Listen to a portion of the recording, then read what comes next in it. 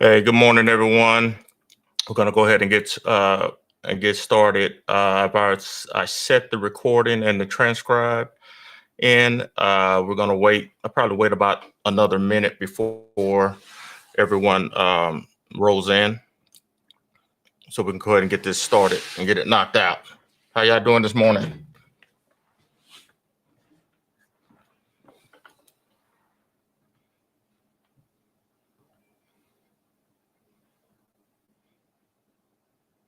Sister Keller, good morning. That's good. Brother Joseph, Henry, Leslie, Marquise, Federica, Bridget, Mike. How y'all doing? All right, this is going to be the last masterclass for this particular topic: business development capitalization, the relationships, administration, execution, and part 8. Um, Before we start moving into the other type of workshops in regards to the administration process, how contracts are formed, how they're forming them against you, and how you can form them against them through the express trust setup that we create for our cooperative members and whatnot. All right, so we got a good enough amount, so we got a minimum of 20, so we're going to go ahead and get started. Uh, all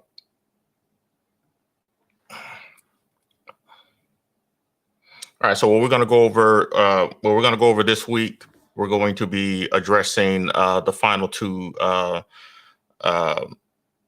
topics within the trust manual that we're dealing with and whatnot. Good morning, Brother Mark.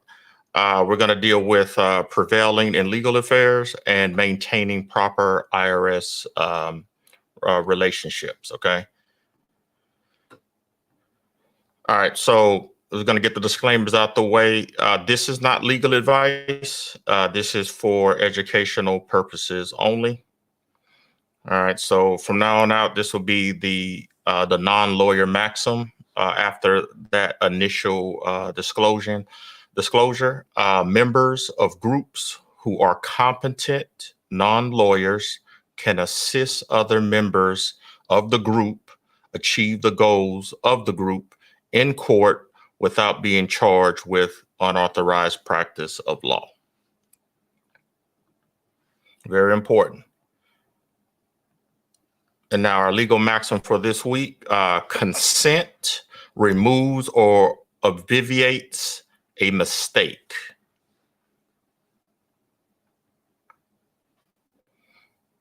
All right, so, okay, here's where we get into legal action. It's a rare instance of public legal affairs, such as defending any type of court action instituted against the trust or the trustee. Okay, it's either a private action against the trust or trustee, etc. Okay, so let's see, as well as the possibility of the necessity of the trustee to take a public. This is real rare. So, or private, most preferable action against an outside party. So there'll be a time where something happens. You might have to take action against a party. The trust may have to, and the trustee may have to initiate it. Of course, in the court of equity, not in their courts. Now you must keep in mind that the chances of an action being taken against a trustee who has properly limited his liability without fail are slim to none. Okay, so if an action is taken against him anyway, such cases don't make it past the critical phase of jurisdiction. So you remember we went over before about jurisdiction, the importance of the jurisdiction, and we'll dive a little bit deeper later down in the slide in regards to the categories of jurisdiction.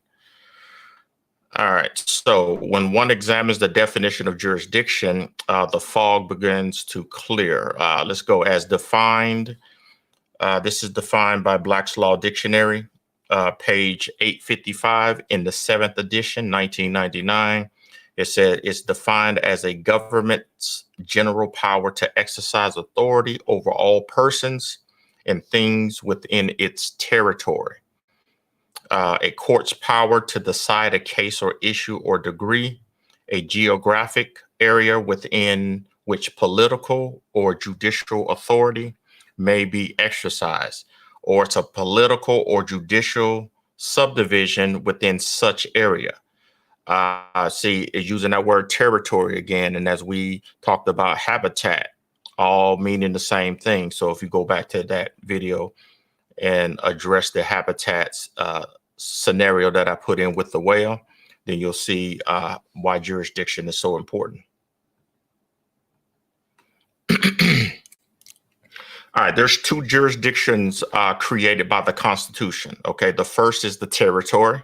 All right, that's a designated portion of the Earth's surface, of course, of extensive real estate holdings of a nation over which all power must be exercised within the strict letter of the Constitution. Article 4, Section 3, Clause 2, in reference to the incorporated union of the states, incorporated under Clause 1 of the same section. The Articles of Confederation, which are also incorporated into the Constitution under Clause 1, and the Union of the States is also incorporated under the Articles of Confederation by reference. Okay. The second is the other property. Okay. Other. A territory that is unincorporated. It's not included. Into the union of the states over which all power may be exercised strictly according to the mere spirit of the Bill of Rights as interpreted by Congress outside the strict letters and guarantees of the constitutions and the Bills of Rights. Now, in the former, the federal government can have no direct control over the people, but by the way of bilateral contracts. But in the latter, the federal government can have full and direct control over the people, subject to its jurisdiction as they see fit for the benefit of public policy, regulations, also known as codes and statutes of this jurisdiction. So going back when we talk about contracts, remember the contracts always have to be, and me and Joe talked about this the other day, contracts need to be bilateral. There need to be obligations, dual obligations for both parties that help supplement the obligation of performance, but two parties to kind of cancel out each other, an obligation for an obligation, a right for a right, and whatnot. So we're going to go, I'm going to give you this case law, O'Donoghue versus the United States, okay, in the U.S. District Court, 1933. This other property, it's in quotations, is known as a territory. Both the territory and other property signify property. Since the language in that section is not the territory or property, the operative word is other. Okay. Therefore, other property must be interpreted to mean a territory, as in a governmental subdivision, which happened to be called a territory, but which could also have been called a province or a colony. It refers to the incomplete state. And you can also see ex parte Morgan. That is also a case. Ex parte means without, their petition to court without notification to the other party. So ex parte Morgan, That's in federal. That's in D.C., Arkansas, and also O'Donoghue versus United States, 1933 as well. So we're gonna go further into this now. We have to understand that most courts currently in business in America are, in fact, by the 1933 change in the operation of law, courts of limited jurisdiction, right? Limited to cases involving subject matter of the 14th Amendment, public trust, the 14th Amendment, remember, is a public trust. Okay, remember that. We talked about that before. So I want you guys to keep that because I'm repeating a lot of these terms and they're all trying to connect them all together. But it becomes clear that whether they are distinguished as federal courts or state courts, such as a distinction without a fundamental difference, they are inherently federal, always. Doesn't matter if it's state or court, it's always federal because of what? The Constitution, the contract. In order to get at how such courts may obtain jurisdiction over a express trust or its trustees in a legal action, the nature of the jurisdiction should be briefly but sufficiently examined. So we're just going to go over this as a just in case or situation that may arise that happens, which we know it won't, but just in case, we'll go over if they did get jurisdiction over our trust, right? Such courts have defined as having jurisdiction that is confined to a particular type of case or that may be exercised only under statutory limits and prescriptions. Also termed special jurisdiction. Black's Law Dictionary, page 856, 7th edition, 1999. Okay, now first, the court, there are three essential things that a court must be able to obtain jurisdiction. Okay, there's three of them. These three things have to one of these three have to take place, right? First, you got to have jurisdiction. They have to have jurisdiction to determine jurisdiction. Okay. Then they have to have jurisdiction over the subject matter of the case. Okay.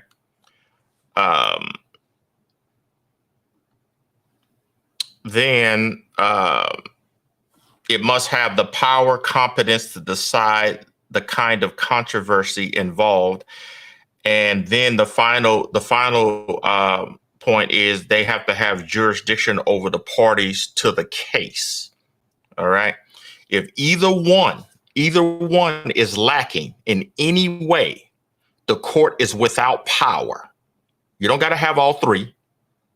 If one is off, all of it is done. You see, they don't have no power to decide a case, right? Let's back that up with case law. Abellera versus District Court of Appeal.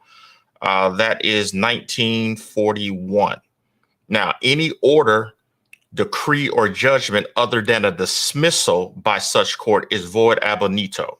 Okay, that's supported by Holstein versus City of Chicago, and also Lubin versus Selective Service System Local, 1972, and also Hobbs versus U.S. Office of Personnel Management.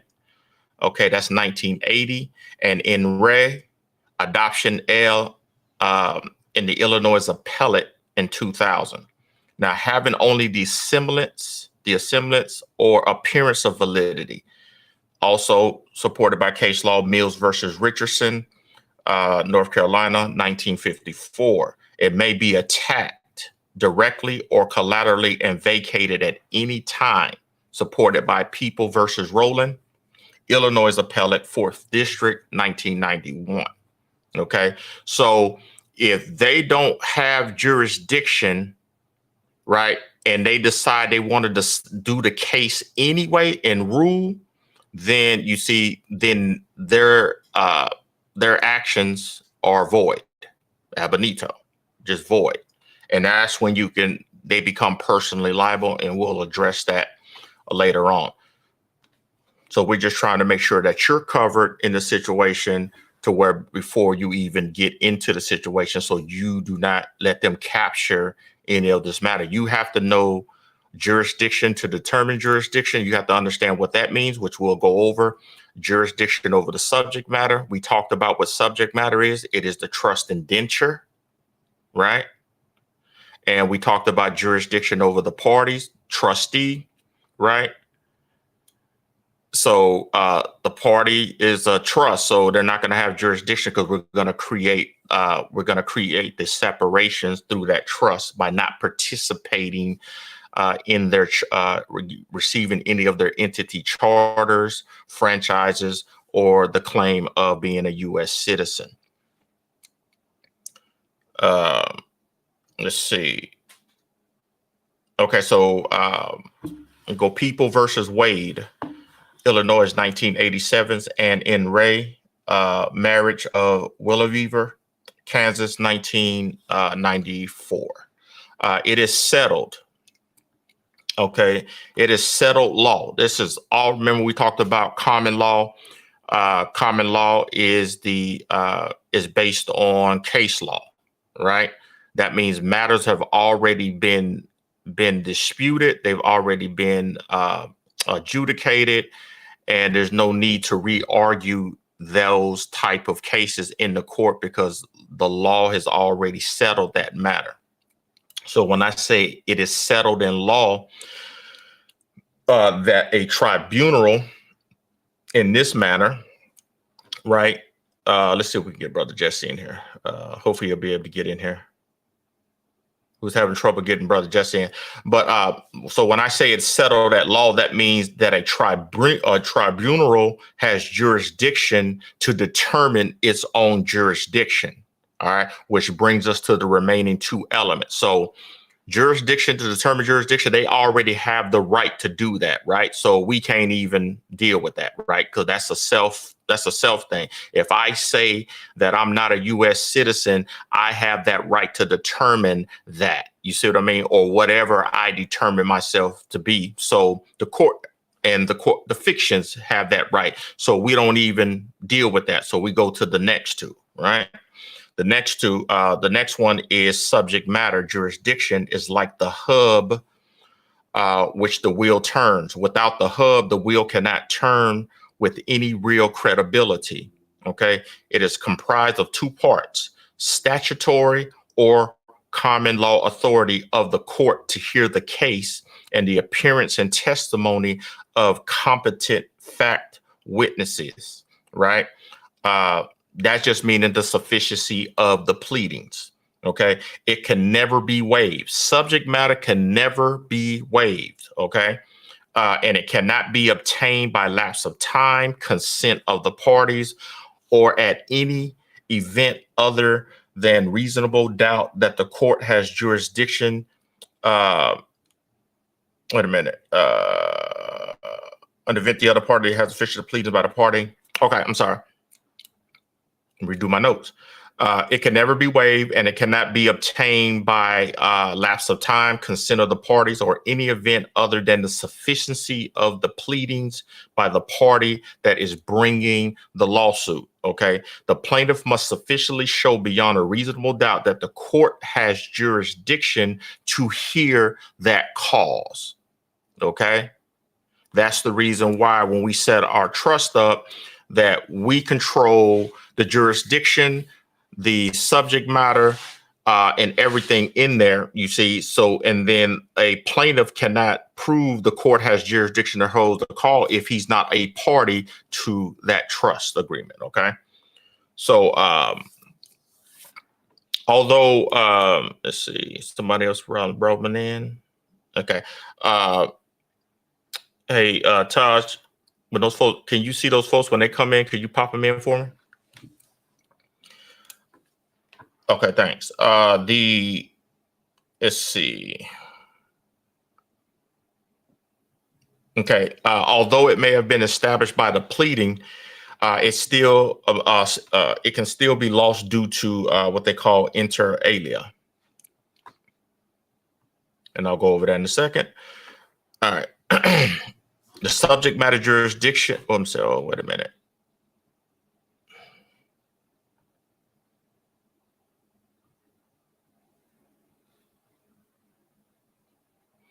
Okay. So however, although I'll say this again, although it may be have established by the pleading, it still can't be not lost due to inter alia. It means among other things. Okay, so fraud upon the court.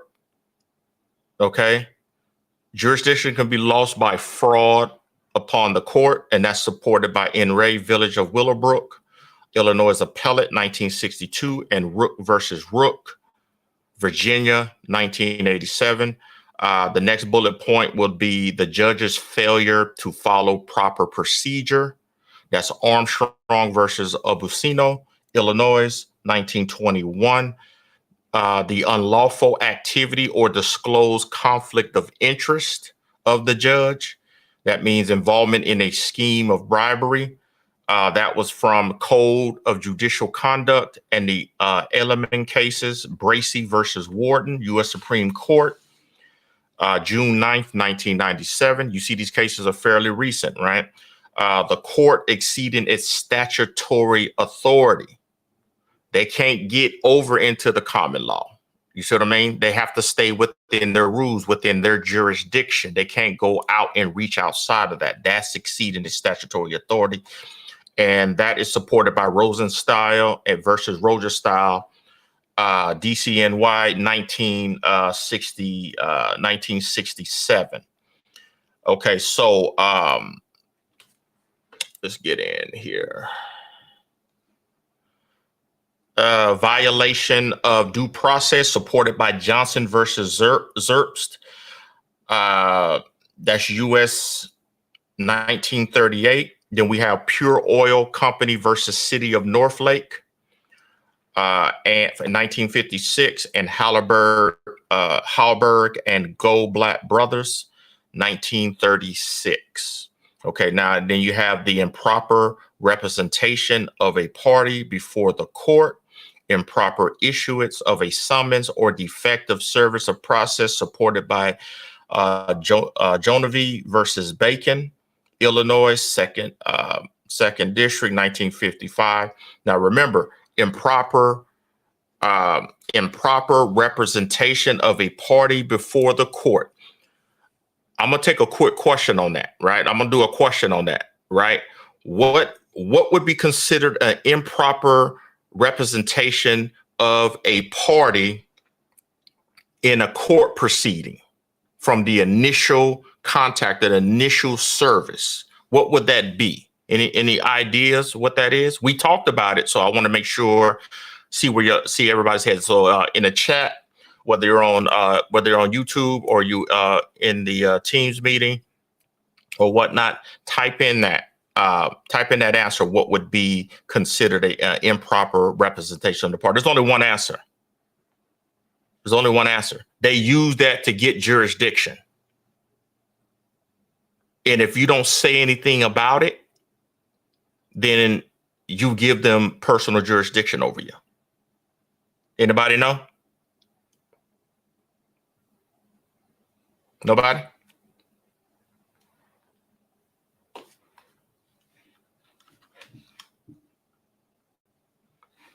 Boy, everybody quiet today.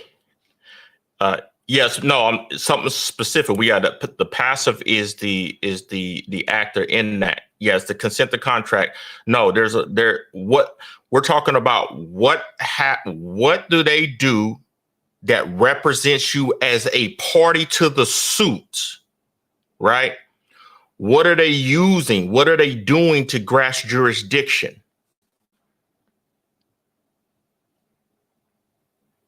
There you go, Tajane. There you go. All caps. When they put your name in all caps, right? That's not proper noun. We didn't grow up learning in school how to write our names in all caps. They said, what is that proper noun? Proper English, right? Proper grammar, right? So when they put your name in all caps, they're making the assumption that you are a fiction. So they put that out there. If you don't challenge jurisdiction in regards to that, then you've passively given them jurisdiction, personal jurisdiction over you. You see what I mean? That's one way, right? And there'll be another way I'm going to break down. So yeah, that's the answer. Good. Okay, Tarzan, that's a good answer.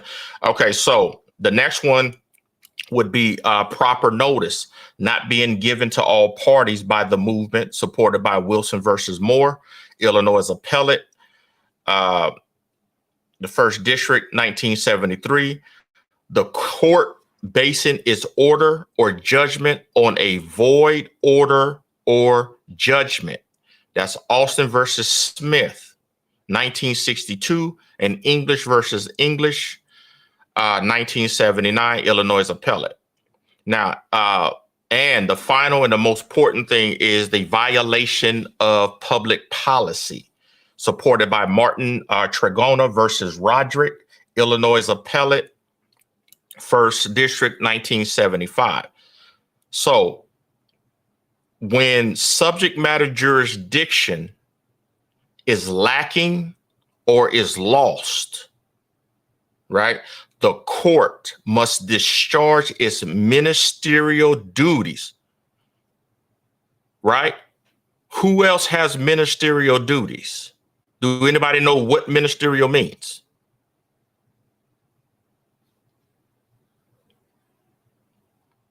No?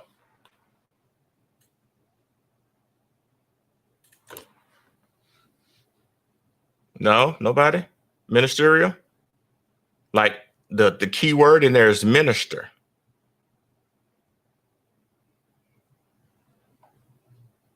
Minister. So they're doing their just like another ministerial duty would be a notary public, is to witness and to discharge his duty as ministerial duty, not as judge or whatever. He becomes a witness of it. So he has to discharge himself by witnessing the fact that they do not have jurisdiction, right? And he has to dismiss on that ground upon its own motion, whether it has personal jurisdiction or not. You see what I mean?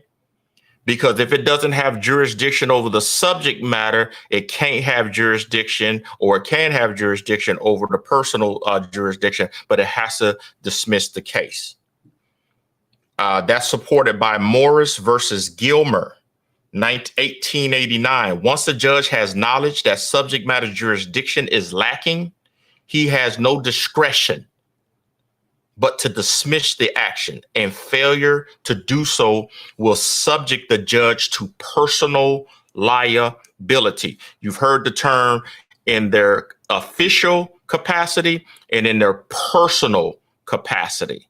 You see, they have no immunity. You understand? Qualified immunity. That's all bullshit.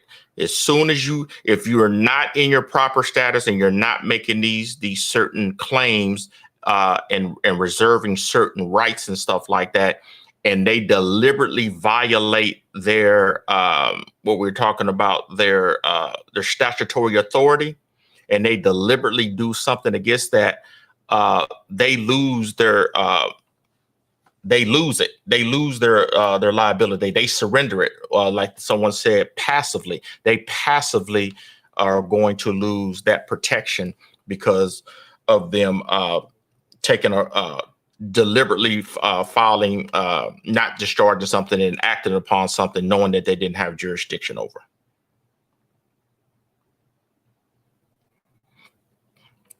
All right, so this chart's going to be this is going to be intensive here. This is going to be kind of long. So I want everybody to make sure that you're paying attention to what's on the screen and follow when I'm speaking about each one of these here, right? Now, and In the preceding sections on the Unincorporated Banking Association under HJR 192 and all of the regarding the other property, which we talked about, the nature of states today, it is easy to see why the courts are ipso facto courts of limited jurisdiction, having no jurisdiction over subject matter in the territory, right? And you hear me always talk about ecosystems, right?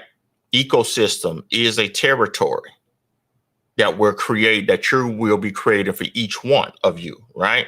Because you're going to operate within that territory, within that ecosystem, other property, okay? But assuming for the sake of explanation, just say subject matter jurisdiction did exist, right? Just say it did, right? Then personal or personal in realm jurisdiction over the trust and the trustees can only be obtained in 4 ways, either by trust or the trustees, right? So now what we're about to go over, this is the hypothetical scenario of if they were to try to get jurisdiction, which they can't, right? Unless you do something wrong as the trustee. So if you do everything that you've done right, they can't get it. But if you did something questionable, these are the 4 things that they would have to try to establish to get jurisdiction over the trust and the trustee. Okay. Now I ain't gonna let that happen to y'all. Okay. So that is to say against the thing. Okay. This is going to be Schaefer versus Heitner. Okay. This is to say against the thing, right? As though it was a person vested with legal rights, as it is the case with proceedings against vessels under Admiralty maritime law. In proceedings in realm, the standards of international shoe regarding the fairness and the substantial justice that govern in personam actions are applicable. Okay, see, of course, that's Schaefer versus Heitner. Now we're going to talk about presence. You see presence on the top of the sheet up there. And then in parentheses, you're going to have, let me mark it here.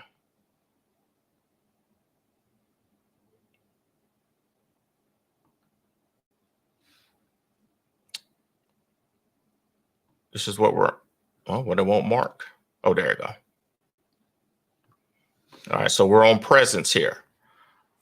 Present is being served with a copy of a summons and complaint while physically present in the forum when the jurisdiction. Okay. So let's go into the case law on that one. Penoyer versus Neff, right? The physical presence of a defendant in a forum is a sufficient basis for acquiring jurisdiction over him, no matter how brief his stay might be, as long as it is served while present. Okay. So watch out for that right there, present. So now let's go over it. We're going to go into, we're going to go here to domicile next. Oops, there we go. We're going to go to domicile next.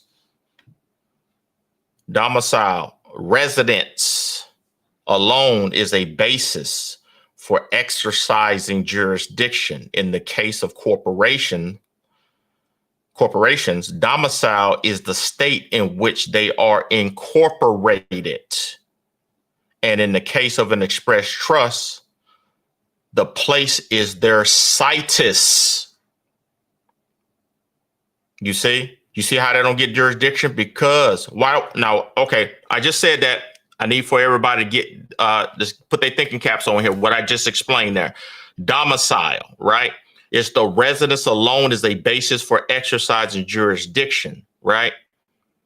Remember, you don't say that you reside in a place, you say you are domiciled, right? So now, if you're a resident within their corporations, you're within and you're using their zip codes or whatnot, you're in their jurisdiction. You see what I mean? This is what it's saying. Residence alone is a basis for exercising jurisdiction. In the case of corporation, domicile is the state in which they are incorporated. Express trusts are not incorporated. They are not a franchise of the state. You see, it does not receive benefits or privileges. You see, and that's why we said, and in case of the express trust, the place of their situs, which is the jurisdiction. Our jurisdiction is established within our indenture, which is the subject matter. That's where they can't get subject matter jurisdiction. As I read earlier, they can't get it. They have to do the ministerial duties to dismiss it by their own motion, because they can't capture subject matter. There needs to be minimum contact. We're going to get to that. All right. So we just went over two types of ways that they can get jurisdiction over the trust: through presence, through domicile, which is residence. Now we're going to go over permission and consent is next. A trustee, either personally or on the behalf of the trust, having not been properly served, can nevertheless give the forum court permission to exercise jurisdiction.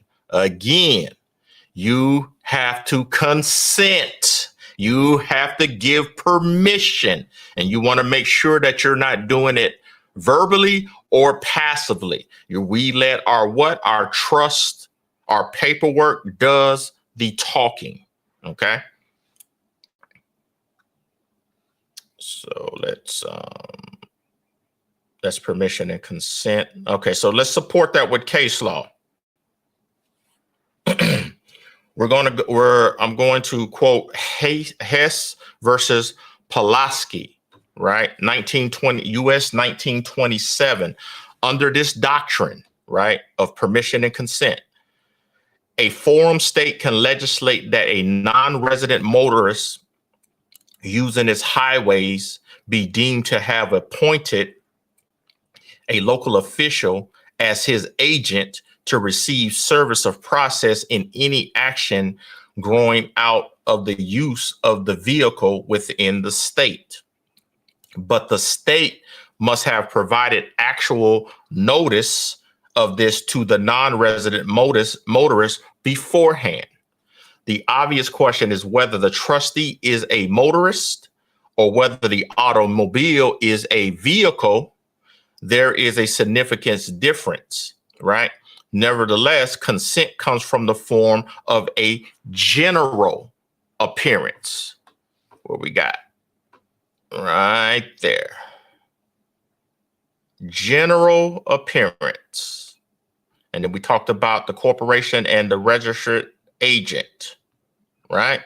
So you all know that when you incorporate an entity within in another state, right, that you're registering as a foreign entity, right? So if you're doing it up under their statute, right, on their codes, right, your entity would need to be would need a registered agent there to be used for the address for service of process in order to gain jurisdiction over that foreign entity within that state, which makes it a franchise. You see what I mean? And I just read the case law is that they have to give notice to you of that fact, and you get notice of that when you try to register your company as a foreign entity to do business within that state. That's the notice, right?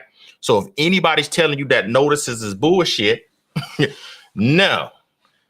Notices are the prerequisites for fraud, right? So if you give notice, that negates fraud. That's the reason why they're doing the notices. They don't want you doing it. So they give you the appearance that, oh, you're not supposed to do that. You can't do that. No, bullshit. You can do that. That we went over that with the trust. The trust, as the trustee, needs to give due notice as the state and the status of the trust and the trustee in regards of, so the person who is trying to attempt the contract with them understand who they are trying to contract with, right?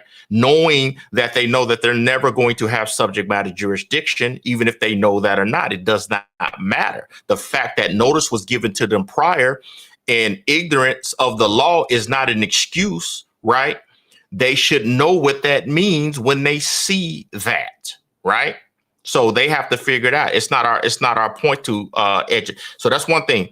Don't try to educate any of these officials or anybody that you're doing when you're the trustee. Don't educate them. That's not you. It's not your job to educate them. You're right. They're already acting in official capacity, so they should be already cognizant of the law. Okay.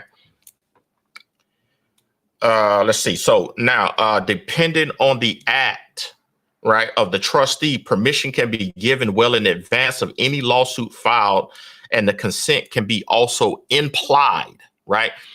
Remember what an express trust is, right? What a declaration is. It's absolute. There's no implications. There's nothing that's implied. It's what it is. I am a natural person. You've already said it through your declaration, through those notices. They already know that they cannot come in. Like I stated earlier, they cannot change who you are in regards to what you've already declared. You see what I mean? To try to get personal jurisdiction or subject matter jurisdiction. They can't change what's already set. You see what I mean? Because what did you do? You already gave them proper notice. Remember when I gave the example about the police pulling you over, right? This solidifies that even more, right? You've already given them the notices. The vehicle is in the express trust name already. Interfacing, right? They've already got notice of that, right? When they ask for your registration, you've already got notice of that. You see? And then when you sign the ticket, if they give you one, you're signing without recourse, authorized representative, or without recourse to the trustee. You've already given them notice. They have no claim. You see? And that's how you're going to deal with them in court. You have to deal with them accordingly. You can't hear this because there's no contact. Where's the contact at? Where's the minimum contact, right? If you lock the trust up like you're supposed to. Okay, so now, like I said, depending on the act of the trustee, permissions can be given well in advance of any lawsuit filed, and consent can also be implied. And minimum contacts having sufficient dealings or affiliations with the forum jurisdiction which make it reasonable to require the trustee to defend the lawsuit brought in the forum state, right? Why don't you have jurisdiction? Are you doing okay? So now you got a driver's license. That's fine, right? Because I'm going to teach you. You don't give up your driver's license, right? You don't do that, right? Because you know you have a you're reserving your rights, right? So you know you're going to use when we create these, your trust, update your, claim your status, your correct status, right? You use your driver's license, just like you use your birth certificate, just like you use your social security card. You use that as evidence. You don't throw that away. That's the evidence of their fraud, right? And what is that fraud? Them turning a right and licensing a privilege. I'm sorry. Let me repeat that. Them giving you a driver's license is them licensing a right, and they can't license a right.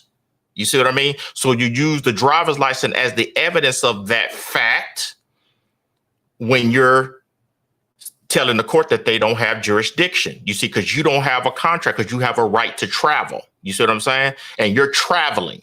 That's why I was telling you, you have to know the difference between a vehicle and an automobile. You see what I mean? And so those are those type of things that we'll be drafting up to make sure those are in those documents, and then you're able to address that accordingly, right? Now we're going to go with that here.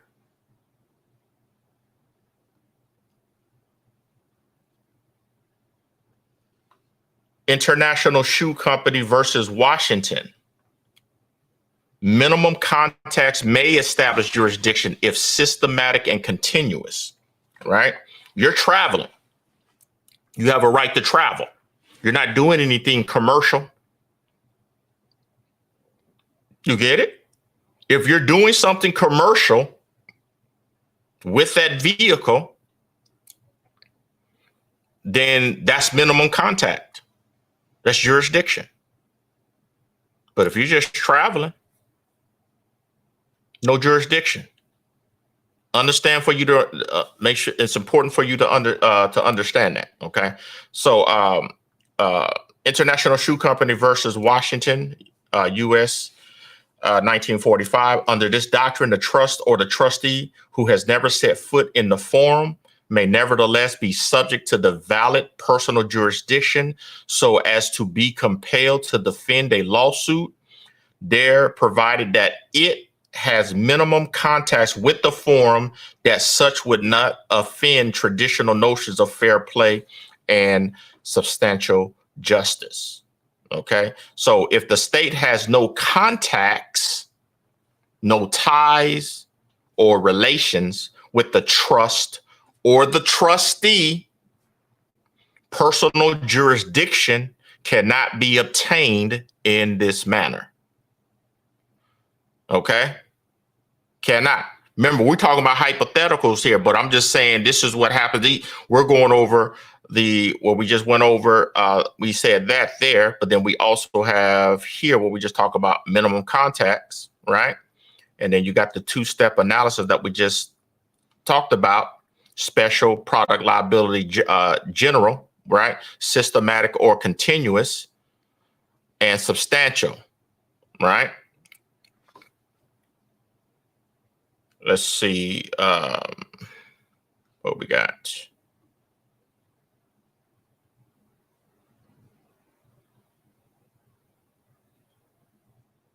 Okay, let's go over the four principles. The four principles that regarding minimum contacts are that minimum contacts must have been had in the form of a purposeful affiliation on the part of the trust or trustee. And this is from Hansen and Dekla, U.S. 1958. 1, the trustee or trustee's activity must be continuous and systematic in the form jurisdiction, and the cause of action must be related to that activity, right? We just said commerce. Traveling doesn't fall up under that first one. You're traveling. You have a right to travel, constitutional. Can't license a right. We'll get to that case law shortly. Sporadic or casual activity of the trust or trustee in the forum jurisdiction does not justify the exercise of jurisdiction in a cause of action unrelated to that activity. Now, if you're driving for DoorDash and you got that trust, your ass in trouble. You see, because you're conducting commerce. You don't conduct commerce in your trust. You see what I mean? With your vehicle that is owned by the trust. You see, that's how you're given jurisdiction. You shouldn't even be doing DoorDash. You shouldn't be doing any of those little corporate things and stuff. Anything that you need to be doing needs to be carefully put together and structured in a way that it doesn't. We have to learn to just stop doing stuff, right? Stop doing stuff without properly putting your stuff together and planning and blueprinting it to make sure that if this situation that we're talking about here, the 4 ways to obtain jurisdiction, that shit's not happening. You see what I mean? Because you carefully put your stuff together and you're not doing no dumb shit. You see, we got to get out of that mindset of doing them silly things, man. Because all of it, they wait for that. They wait in the wind for that to happen, so they can try to get you. All right, and the third is if the trust or trustees' contacts are sufficiently substantial and of such a nature as to make the exercise of jurisdiction reasonable, then general jurisdiction may be exercised by the form over the trust or the trustees, which is the court, whatever, right? Let me define. We're going to go into, where's it at? Where we got minimum contacts here. We're going to support that portion right there with Helicópteros Nacionales de Colombia versus Hall, 1984. This is defined as a court's authority to hear all claims against a defendant at the place of the defendant's domicile or place of service without any showing that a connection exists between the claims and the forum state. Okay, that's from Black's Law Dictionary. Now, here goes the case law. In order for a court to assert general jurisdiction, there must be a substantial form related to the activity on the part of the trust or the trustee. We're talking about commercial. You see? We focusing on common law, not commercial. Commercial is under statutes and codes. Remember, don't reference the codes. Reference the content, the language. Learn the language. Okay? And number 4, the last one here. If the trust or trustees act, let me see. Okay, here it is. Yeah, if the trust or trustees activity is sporadic or consists only of a single act, then specific jurisdiction may be exercised by the forum only. Okay, when the cause of action arises out of that activity or act.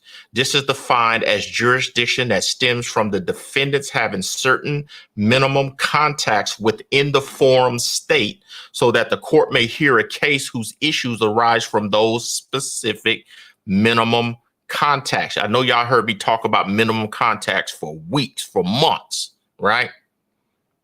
We can't interact with their stuff without having our personal jurisdiction and our stuff together. Okay, so now, unlike subject matter jurisdiction, let me repeat this. Unlike subject matter jurisdiction, right? Once personal jurisdiction is obtained, it can never be lost. So you can't mess up. As soon as you mess up, it's over. You can't get out of that. You see what I mean? So don't give them personal jurisdiction in the first place. And if the trust or trustee permits or makes a general appearance, it cannot be denied later. That's the reason why I am giving you these legal maxims, right? You have to pay attention to these legal maxims. They're very, very important because they're working off of these legal maxims, but they're utilizing them for the statutory and the statutes and their codes. You see what I mean? When they're actually common law. You see what I mean? But they can do that. They can adopt those rules in there, you see, and they're using that to. So in other words, you're getting hit with statutory and you're getting hit with them codes and you're getting hit with that common law altogether. You see what I mean? When you can separate the two in the beginning. Okay. So contrary to the general appearance, which constitutes consent, general appearance constitutes consent. Okay. The trust or the trustee may avoid personal jurisdiction by making a special appearance for the purpose of attacking the forum's court's personal jurisdiction. That's supported by Dixon versus Parker, okay, 1922, and Brown versus Reiner. Okay, so that means if you get sued, or these credit card people or whoever, right? Let's go outside of that because this all goes together. And you got a debt collector, right? They suing you, you get served, right? So we know that presence is already there in the present on the screen, right? The presence right here. So already you got served, right? Because that's what present means, right? So now, if you just take your behind in there, right, and you just go straight in there, right, and you don't file nothing, right, you just made a general appearance and they captured jurisdiction for you, and you're done. You have to enter that before you enter that court. You must file documents, a judicial notice, whatever it may be. We'll talk about that in the training workshops and whatnot. Special appearance. You got to file a judicial notice in regards to a special appearance. That means you're coming in to challenge personal jurisdiction. So they can't rule and do anything until they figure out that they don't have personal or subject matter or whatever. You see what I mean? And they got to get that case dismissed. You got to get that established first, right? If you go in there and you try to argue first, they get jurisdiction over you. You see how they do stuff to pick at you, to get you upset, and to get you to argue. As soon as you argue, you're done. Okay, you're done. That's why when you see me on here, I don't argue with nobody. You understand what I'm saying? I'm not finna give them that power over me, right? We have a difference of opinion, right? But I can support my opinion with logic, with evidence, which proof. Then it doesn't become an opinion because I'm relying on the data, the evidence. You see what I mean? That's very important. Don't go into court getting upset because you say shit that you're not supposed to, and they're waiting for you. Just like that police officer waiting in the bushes while you driving down the freeway or the highway, the road, right? So he can catch you off guard, so he can come and issue you and offer you a contract, which is that ticket. So he can subject you to the codes and the statutes in regards to those traffic laws, which don't apply to you because you're traveling. You have the right to travel. So you have to know this, right? You have to know this. All right, so let's see.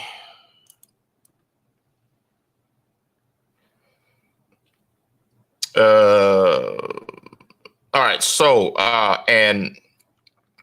the course person's jurisdiction, of course, and you may even attack, so to speak, the subject matter jurisdiction as well. You know, when you make that a special appearance, right? Personal, you can attack, and you may attack subject matter jurisdiction as well. Because generally, a challenge to subject matter jurisdiction, generally, right? When you make a general appearance and then you challenge subject matter jurisdiction, that constitutes consent. You see what I mean? Because you came in generally, remember, you have to know the terms.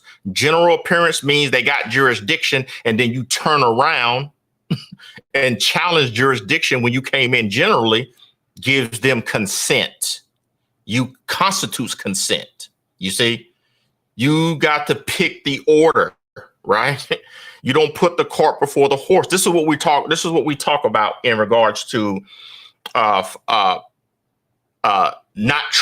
don't be looking at the finish line, y'all, right? Do the work. This is doing the work. You do everything that you need to do, right? So you don't get yourself caught up and doing something in the end, which is going to backfire every time.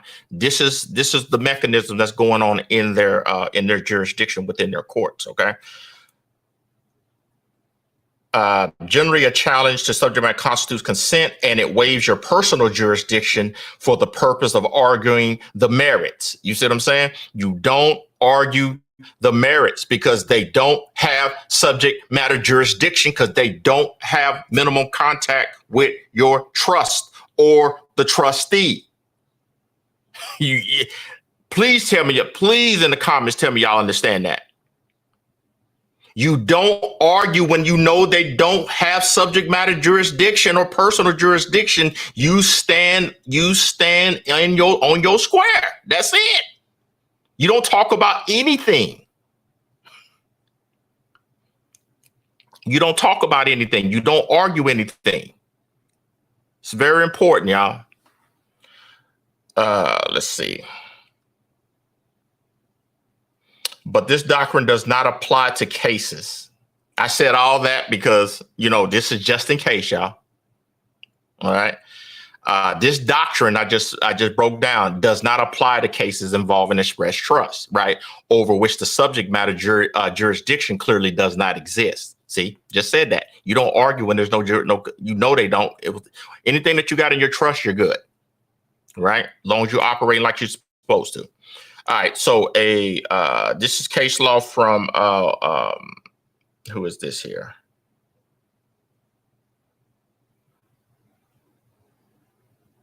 They like to use Goodwine versus Superior Court, 1965, right?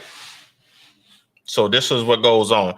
A challenge to the subject matter jurisdiction of the court where it's clear on the face of the record that subject matter jurisdiction is lacking is not inconsistent with a challenge to personal jurisdiction.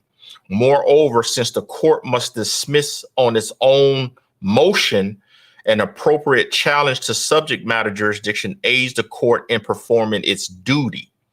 The defendant should therefore be allowed to point out lack of subject matter jurisdiction without making a general appearance. That's Judson versus Superior Court, right? And it is to the contrary, but it's often been criticized, right? And it's always overruled. Okay. Yeah, Khadija, you have to watch it from the beginning because if you just coming in, you're definitely gonna be lost what we're talking about. And you have to watch the other videos as well. Let's see. So with the presence, the trust is created and functioning in the territory. Well, we talked about this, right? The trust is created and functioning in the territory, doing business under the general common law, not the private international law of the unincorporated banking association. Okay.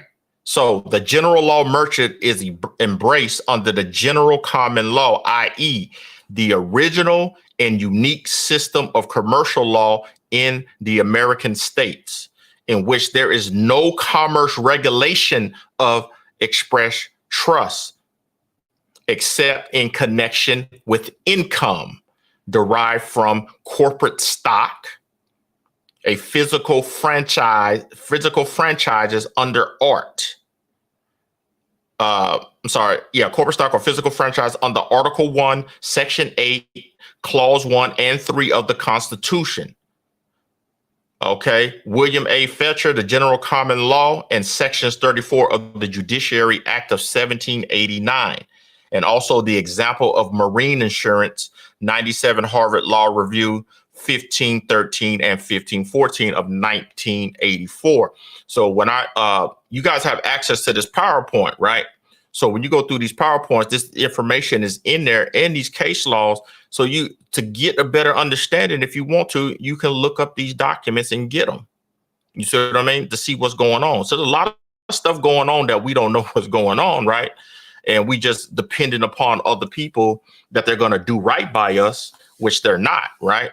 Because it's all they're looking for commercial gain only from us. All right. So now the presence can therefore only be construed to exist where the trust has become a member of the association via residence in a revenue district that's indicated by the zip code, okay, or is engaged in a particular transaction, even then the trust or the trustee must be present by membership or transaction in that particular political subdivision, state, and given notice reasonably certain to reach them. What we talked about, service of process, either via personal or service, substituted service, or constructive service, right? They can't give us service to our stuff because they don't have our stuff. You see what I'm saying? That's the reason why you don't give out. They can't serve us, right? Because if we're doing directly, and if they do try to serve us, they can't do it in those corporation courts. It has to be in a court of equity, y'all. Let's see. Also, as service by a mere publication in the newspaper or of general circulation has been upheld insufficient in some cases. But as a side note, mere physical presence in a courtroom during some phase or proceeding does not constitute an appearance. Okay. With domicile, right here, when we talked about domicile right here, right? We talked about domicile. Here it is for the express trust. The situs of the trust is in the United States of America, designating the territory, the Union of the States, as the land of which the common law is supreme law, unless the trustee on behalf of the trust adopts a principal place in the other property, establishes a residence in a place subject to the federal jurisdiction within the intention to make its domicile. Personal jurisdiction is lacking in this respect. It must purposely establish an address directly in a revenue district via a post office box or street address to be liable in this way. But if the trustee contracts with a private mail service provider or carrier without signing without prejudice, then the personal jurisdiction does not attach. This affects an exclusion of any third-party intervener, overseer, and reserves the obligation to the course of the common law of contracts, which is bilateral contracts, not trilateral contracts, right? You only need two. You don't need a third party in there. All right, so with permission, it seems to, it may seem tricky, but it's rather simple. Any answer to any presentment from a foreign jurisdiction constitutes giving them permission to exercise authority, unless it is specifically a special appearance for the sole purpose of challenging their authority, which is their personal jurisdiction.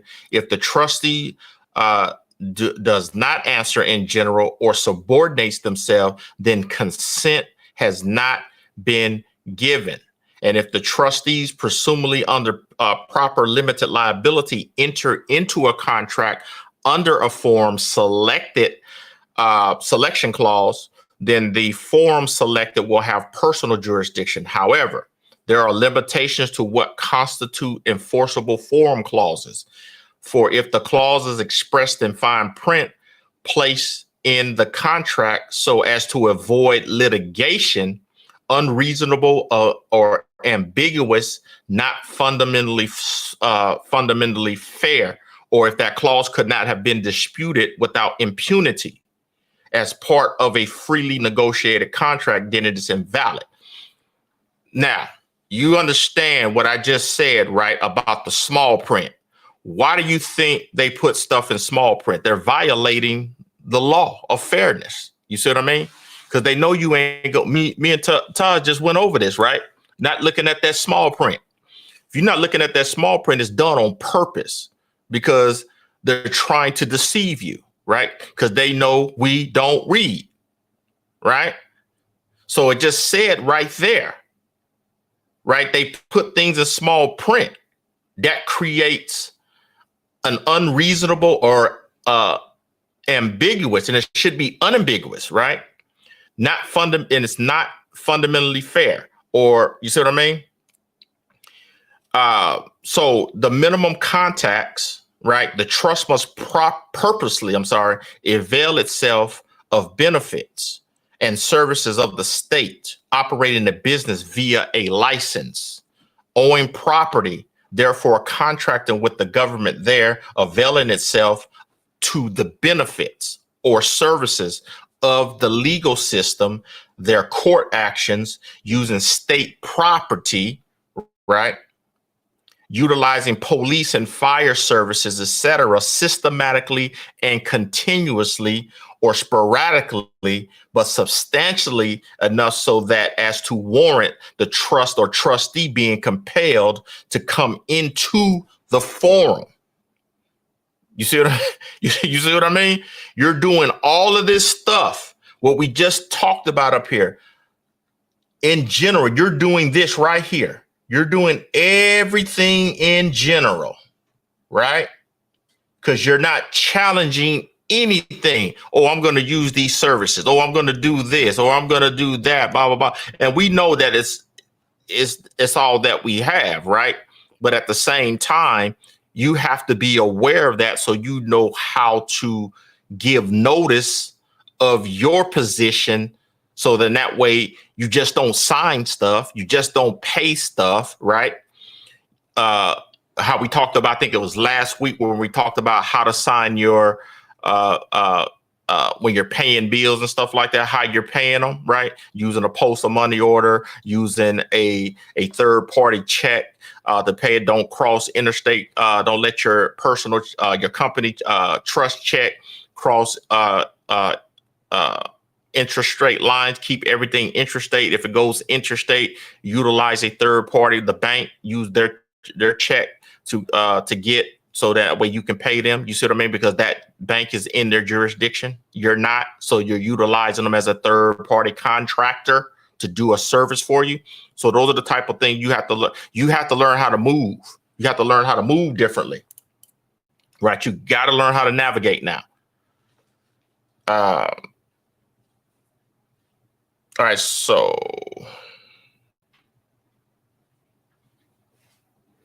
I'm not going to get into diversity of citizenship. No, I'm not going to do that here. Let's see. Now, diversity of citizenship, yeah, it's also wholly important to subject matter jurisdiction in the federal courts. So, for it's highly probable that it would even be necessary to bring up such an action, given the above legal weapons which the express trust is naturally armed with.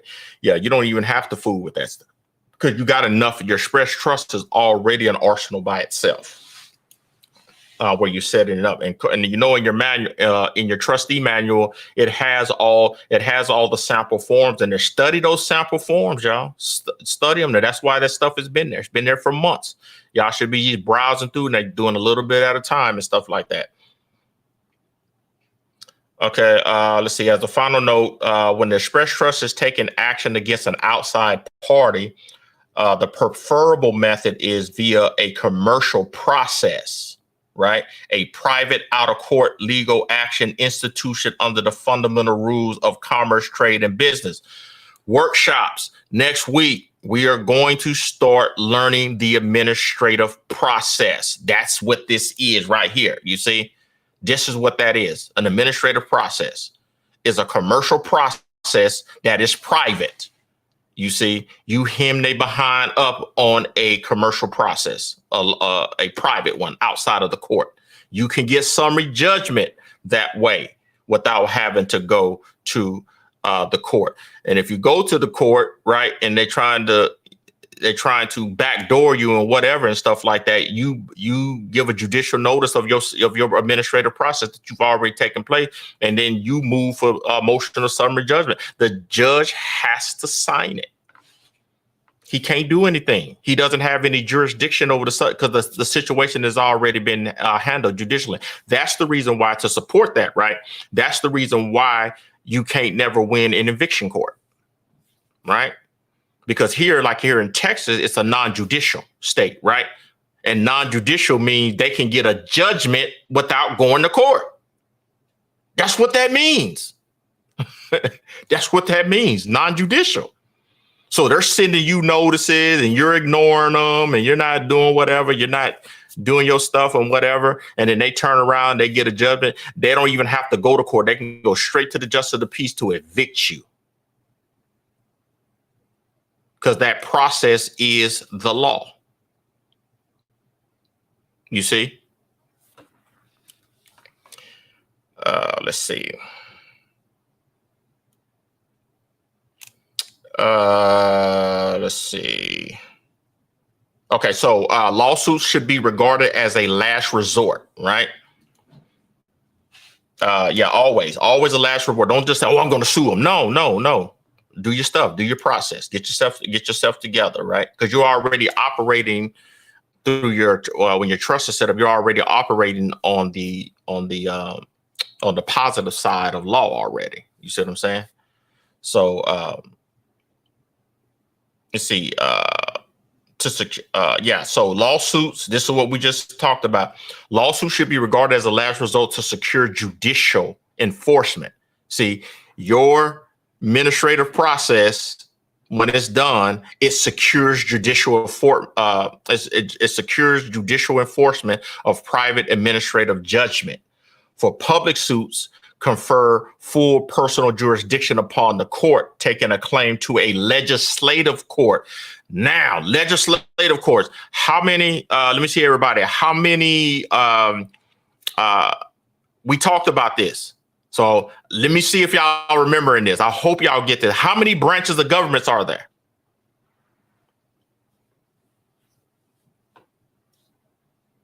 How many branches of government? 3. Very good. Can we name them? Can we name them? Let me see who can name them. Judicial, legislative, and executive, right? So, isn't there a clause in the Constitution that has powers of separation? Power of separation, right? What does that mean? What does that mean when I say powers of separation?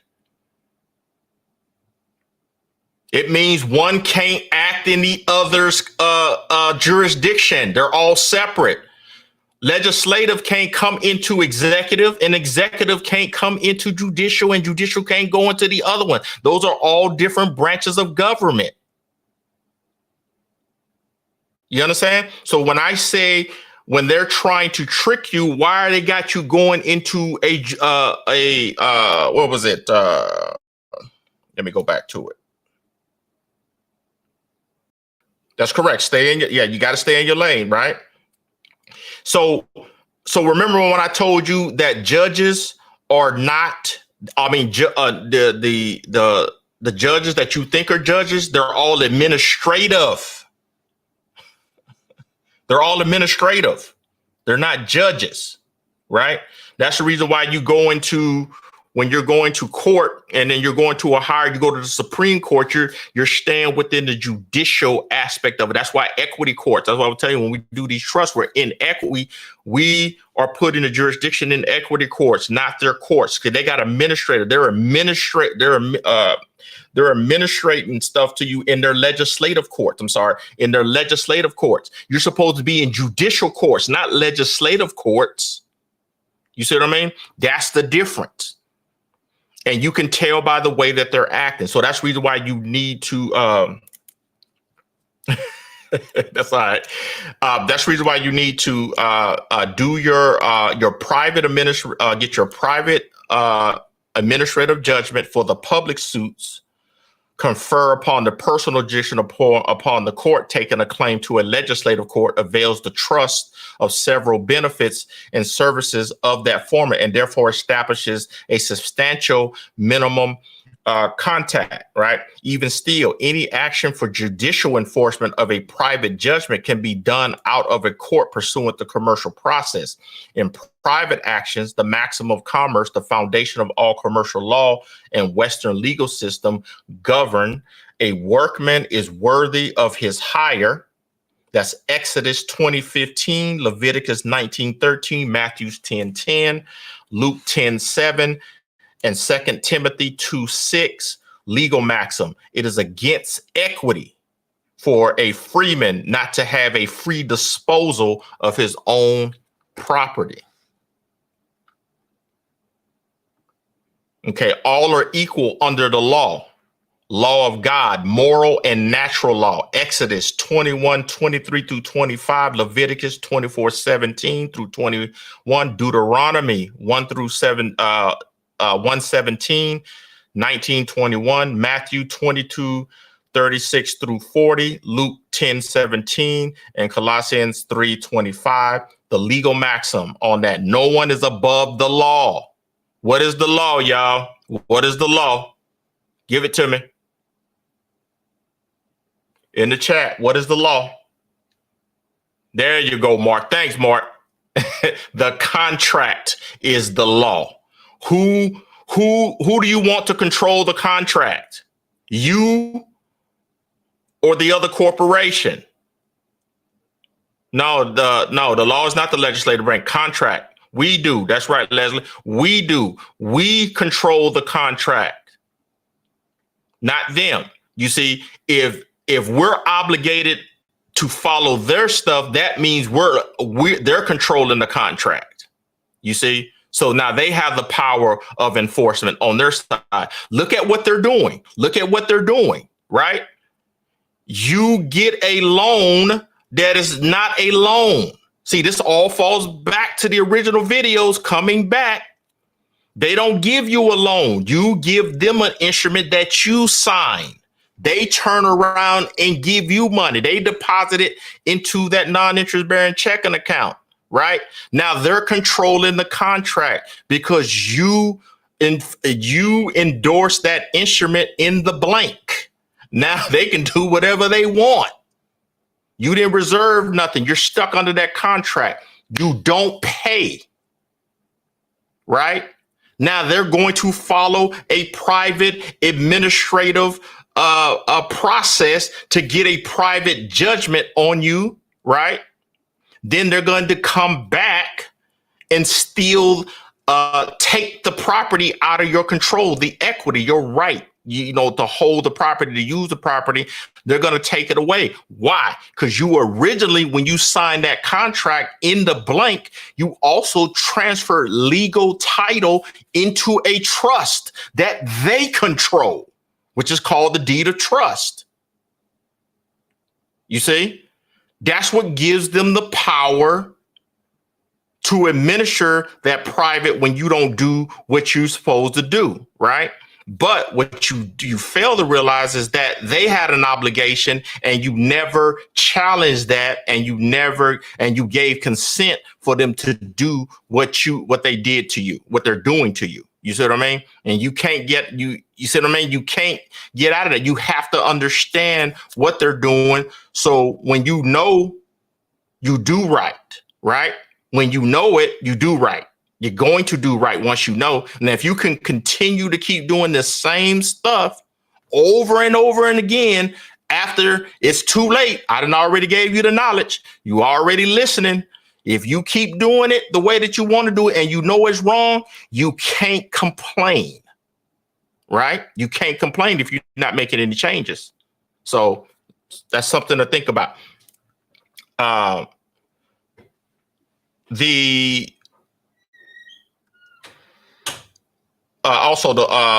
one is above the law. Commerce by the law of nations ought to be common and not to be converted into a monopoly and the private gain of a few. Isn't that what the bank's doing? Isn't that what the bank's doing? Right? But I'm showing you what they're doing already. We're learning that. That's what we're doing. We're learning what they do. So we can't use that as an excuse anymore, right? We can't use that as an excuse. You see, they converted into a monopoly, right? It appears that they converted into a monopoly, but it's documented, right? So the evidence is there for us to utilize it. So it's not a monopoly. It's just the fact that we ain't picked up a book to read or to study to understand that the resources, the remedy is always been in writing for us, right? Never had nobody break it down. Nobody's dedicated their life to studying this and putting this together. Big up to all my people that contributed, and we got together and we did our thing and brought this information about. So we're doing it. I'm doing it for you. I want y'all to have it. You see what I mean? So that way there is no excuse. You can't say that anything's a monopoly anymore. And it's a private game for the few because you have access to the information. Now it's your responsibility to move on it. Do the work. Do the work with me. I've already did majority of it already. Damn near 90% of it. All you have to do is come in and bring yourself up to the 90%. So then we can move the last 10% to where we need to get. Okay. So what y'all think about that? So in commerce, truth is sovereign. Okay. That's Exodus 20:16, right? So when these folks talk about, these sovereign citizens, no, this shit is in the Bible, y'all. It's in there. It's telling you. It's in the law. It's there. Don't make them think that these words like sovereign are scary. You can't be sovereign if you bankrupt. So how's the United States a sovereign nation when they're in debt? They're in the state of bankruptcy. That's the reason why they took us off the gold standard, right? Because of the bankruptcy. The first bankruptcy, 1933. Look it up. They talk about this in Congress. They talk about this in legislature. They talk about all of this, all these decades they've been talking about this, right? But nobody picks it up to read it, to see it. Of course, you don't know where to go. That's the reason why you study and research it. YouTube, this internet stuff, when all of this popped off, this opened up the market for us, right? So now we need to do our part, right? So like I said, in commerce, truth is sovereign. Exodus 20:16, Psalms 117:2, John 8:32, 2 Corinthians 13:8, legal maxim: to lie is to go against the mind. Oriental proverb: of all that is good, sublimity is supreme. The truth is expressed by means of an affidavit, right? Leviticus 5:4-5, Leviticus 6:3-5, Leviticus 19:11-13, Numbers 32, 2, not 32, but 30 plus the number 2, Matthew 5:3, and James 5:12. An unrebutted affidavit stands as truth in commerce. That's 1 Peter 1:25, Hebrews 6:13-15, legal maxim: he who does not deny admits. If you don't deny it, you admit it. You understand? You know how to say, well, I ain't gonna say nothing. No, admit. No, you need to deny. Because if you don't, that's what the sister talked about earlier, passive. If you stay silent, you stay silent, right? So when the officer talking about, you got to, I'm not talking to you. I'm reserving my rights to remain silent. That protects you right there. Those are all commercial terms. You see what I'm saying? You be silent after you make your what? Your due notice. You got to give due notice, right? What's your due notice? I'm exercising my right to remain silent. You see, that's your due notice. So they can't get you any other way. You see, always works in commerce that way. All right. So,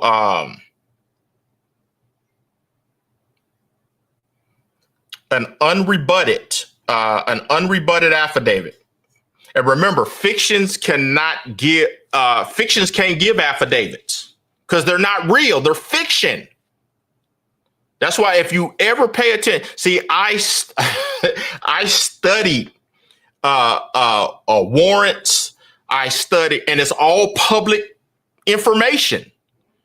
I studied warrants. I studied their affidavits. I studied all of that. And the one thing that they always do is always based on, it's not based on personal, not, it's based on belief. That's not an affidavit, y'all, because a fiction cannot say anything. They don't have personal knowledge. It's all based on belief. If you pay attention to that, well, it's our belief. Well, belief don't hold water.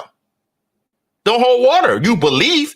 It's either it is or it's not. What is it? See, they're liars. They're all liars, y'all. And you can tell that by listening and looking at their words and the way that they speak. They speak like an avoidance, right? To get you to contribute so they can draw you into their jurisdiction. You see, that they do that purposely to try to get you to argue, right? And that's what you don't want to do. An unrebutted affidavit becomes the judgment in commerce. That's Hebrews 6:16 through 17. Any proceedings in a court, tribunal, or arbitration forum consist of a contest or a duel, of commercial affidavits wherein the points remaining unrebutted in the end stand as truth and the matters to which the judgment of the law is applied. We got to get in the right courts, and we got to make sure we got to form our contracts and make sure that our contracts are in a particular status and set up properly so we can operate in the manner that we need to operate outside of the statutory and the codes, right? Their jurisdiction, right? And remember, don't let these fools tell you jurisdiction don't matter. It do matter. They tell you that so you don't challenge. And then when you don't deny, you admit. You see? As a matter must be expressed to be resolved. A matter must be expressed to be resolved. There's that word express, right? Express trust. You see what I'm saying? You're expressing it. Hebrew 4:16. What was that? Philippians 4:6. Joe, what is that? Philippians? I got it abbreviated. You there, Joe? Thank you, Leslie. Philippians. Okay. I don't put the abbreviation and then even. I got the abbreviation right. And then Ephesians, I think that's Ephesians 6:19 through 21, legal maxim. He who fails to assert his rights has none. He who fails to assert his rights has none. Remember that. Don't argue, just assert your rights. You see, because arguing, no one has no basis. Right. But when you assert your rights, that's solidified in the Constitution. You see, so always remember that. Let's see. He who leaves the field of the battle first loses by default. That's Book of Job and Matthew 10:22. Legal maxim. He who does not repel a wrong when he can occasions it. Sacrifice is the measure of credibility. One who is not damaged, put at risk, or willing to swear an oath on his commercial liability for the truth of his statements and legitimacy of his actions has no basis to assert claims or charges and forfeits all credibility and the right to claim authority. That's Acts 7. Life and death of Stephen. Legal maxim. He who bears the burden ought also to derive the benefit. He who bears the burden ought also to derive the benefit. Okay. A lien or a claim can be satisfied only through rebuttal by counter affidavit, point by point. If they're making several claims, you rebut all 7 claims. If you want to rebut 5, you just said 2 of you by your silence. You just said 2 were true. You see? So you got to make sure that you stay accurate on that. That's the way, same thing what we're doing here. follow the chain, follow the process, follow the blueprint, step by step. You can't go from 2 to 10 on what we're doing. You need to understand 1, 2, 3, 4, 5, 6, 7, 8, 9, 10. You need to understand all steps, all levels, right? Because you're doing yourself an injustice if you're not. We can't be peace flossing. If you're gonna floss all 10 levels. You see what I mean?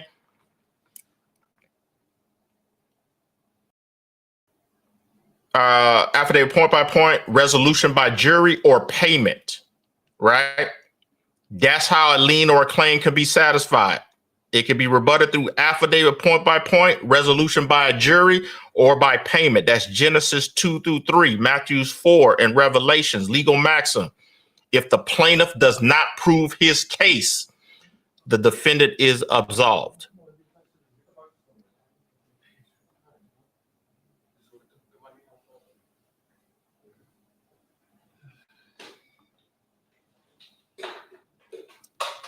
All right, here we go.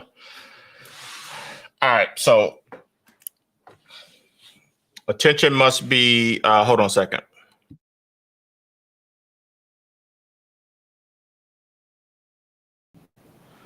All right, so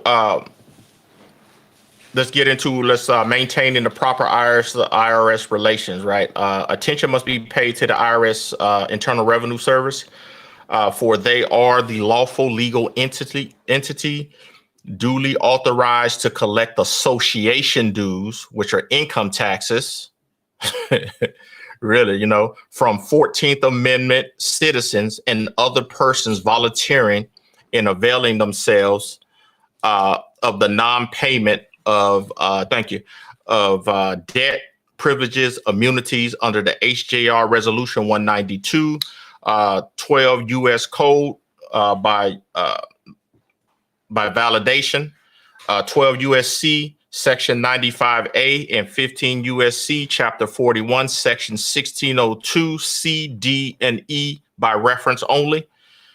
They are considered as a debtor, creditor in a Social Security association, which is unchartered, unincorporated commune, whereas each person insures everybody else in the association by agreeing never to demand payments for debts, right? That's because of HJR 192. It is under this volunteer agreement that these persons that become primarily a U.S. citizen, secondarily a state citizen, subject to Clause 1 of the 14th Amendment, while the literal 10th Amendment rights are forfeited.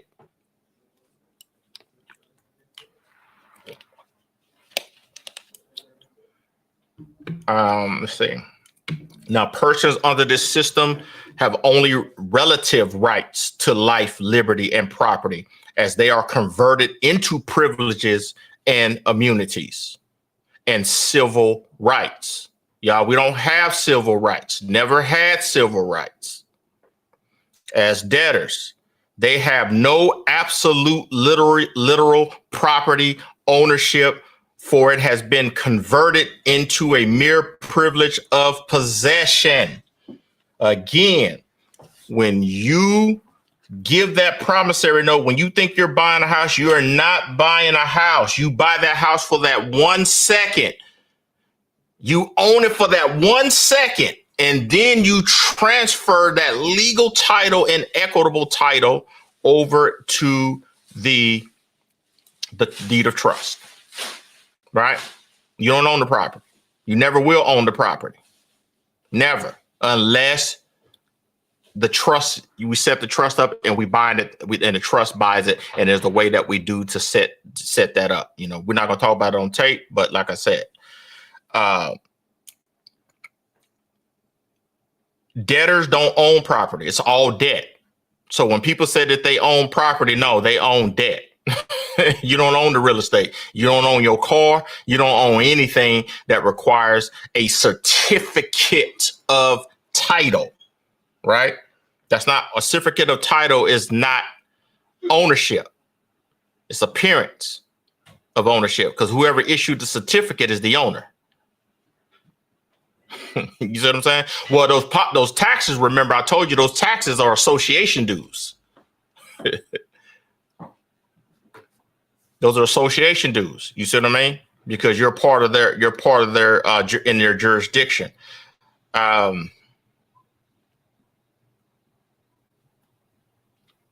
Let's get into okay. So this is a quote from case law. Debts are not the property of the debtors. Case law. They are obligations of the debtor. The property is not the property of the debtors.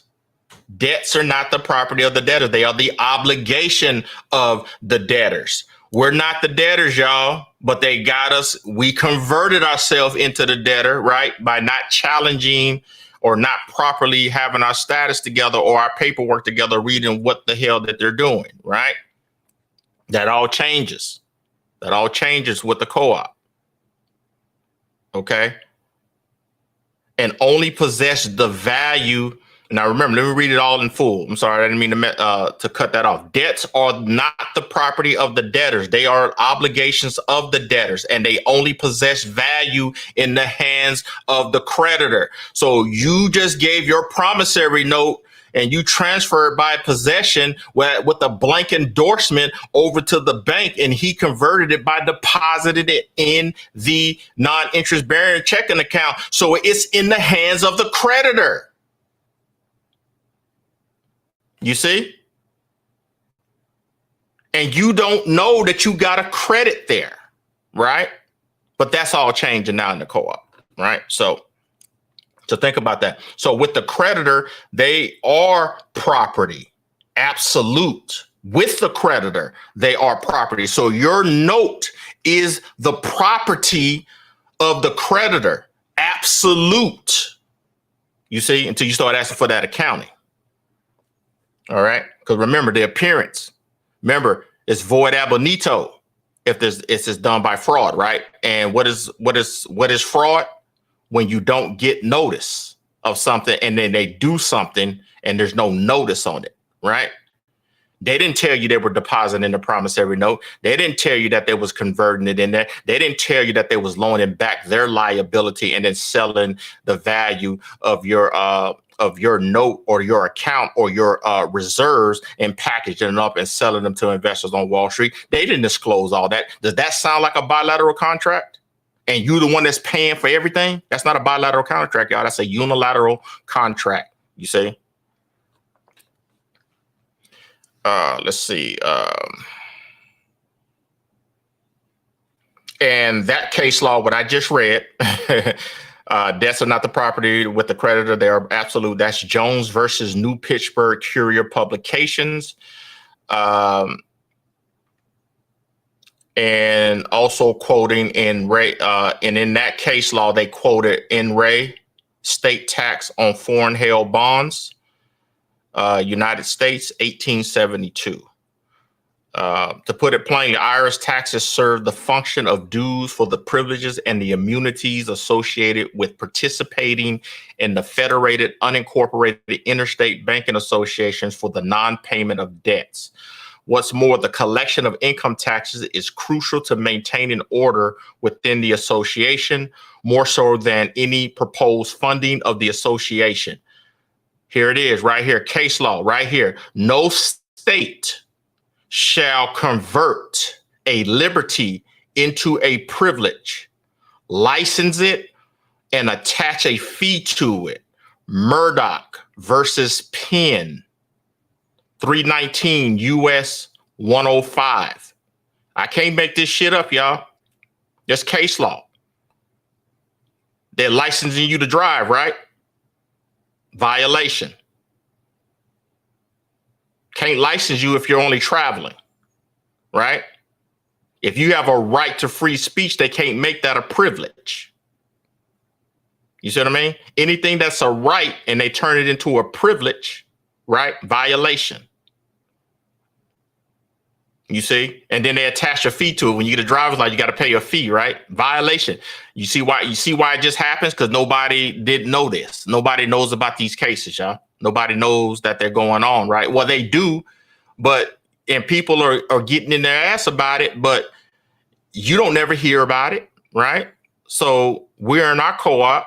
So these are the things that we're going to learn. These are the things that you're going to perfect and stuff like that. And this is what you stand on. You stand on something that's already pre-existed in common law. It's already law. Remember, I told you common law is already pre-existing case law that are of claims that have already been adjudicated and can be used as a matter of absolute matter. It's yours. That's what you use it for under the Constitution. Okay. But like I said, that doesn't have any bearing on the properly created and administrated. None of this stuff has no bearing on the properly created administrative trust, right? It is well settled that a trust, well settled, y'all, case law, again. I know y'all gonna sick of me saying case law because I'm showing you the authority behind everything that I'm saying. I'm not just on here talking shit. I'm talking and telling you and then providing the authority that makes it lawful under the Constitution. None of the courts can dispute none of this. They can't. There's nothing to argue. You see what I mean? When you stay within the Constitution and you don't refer to the statutes and the codes because they don't have jurisdiction, because the three instances of jurisdiction that they have to establish. Well, of course, they can say they have jurisdiction. They can say that, but then you got that subject matter. Then you got that personal jurisdiction. They don't grasp that. Boom, they're out of that. The Constitution, using this case law under the common law, that eliminates anything that they're trying to do. But you got to be well suited in it and know what it is and apply it to when it needs to be applied and stand on your square. And for y'all and whoever the audience, when I say stand on the square, y'all should know, certain people should know what that means.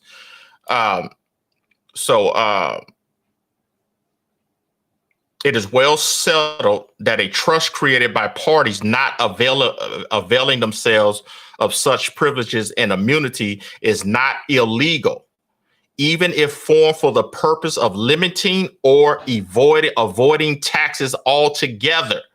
That's Weeks versus Sibley and Phillips versus Blanchford. Okay? It's in there, right? So when they talk about Donald Trump, oh, he's avoiding tax. He's not breaking the law, y'all.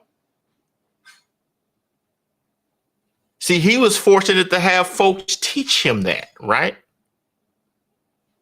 All this stuff is all he's doing because he's over in the political side. They're doing all this other stuff, blah, blah, blah, this and that. And I don't condone none of the shit that he's doing, but I'm just talking about take the bullshit and put it to the side, right? And listen to what they're saying, right? Forget about Donald Trump. Listen to the verbiage, y'all. Oh, he's avoiding taxes. I'm using case law verbiage. It's not illegal to avoid taxes or limit your taxes. That's not illegal, y'all. Never has been. Never has been. All right, so let's see.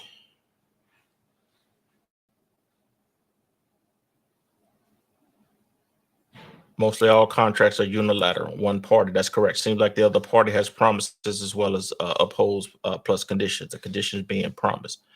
That's correct. And when we get into the questions, Alicia, bring that up again, and we'll go into that. I'm gonna go ahead and finish this up.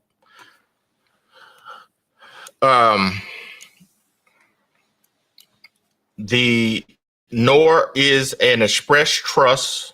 It's not taxable merely because it possesses all the accessory powers possessed by corporations.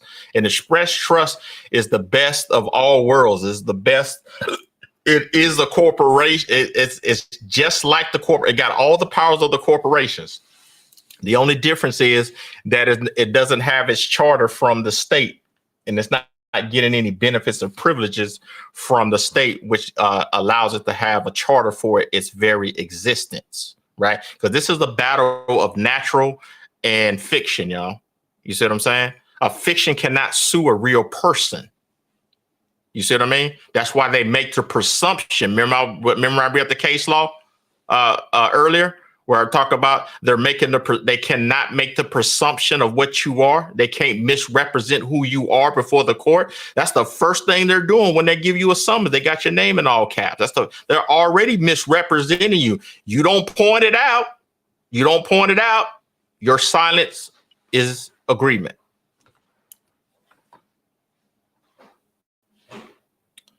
Let's see.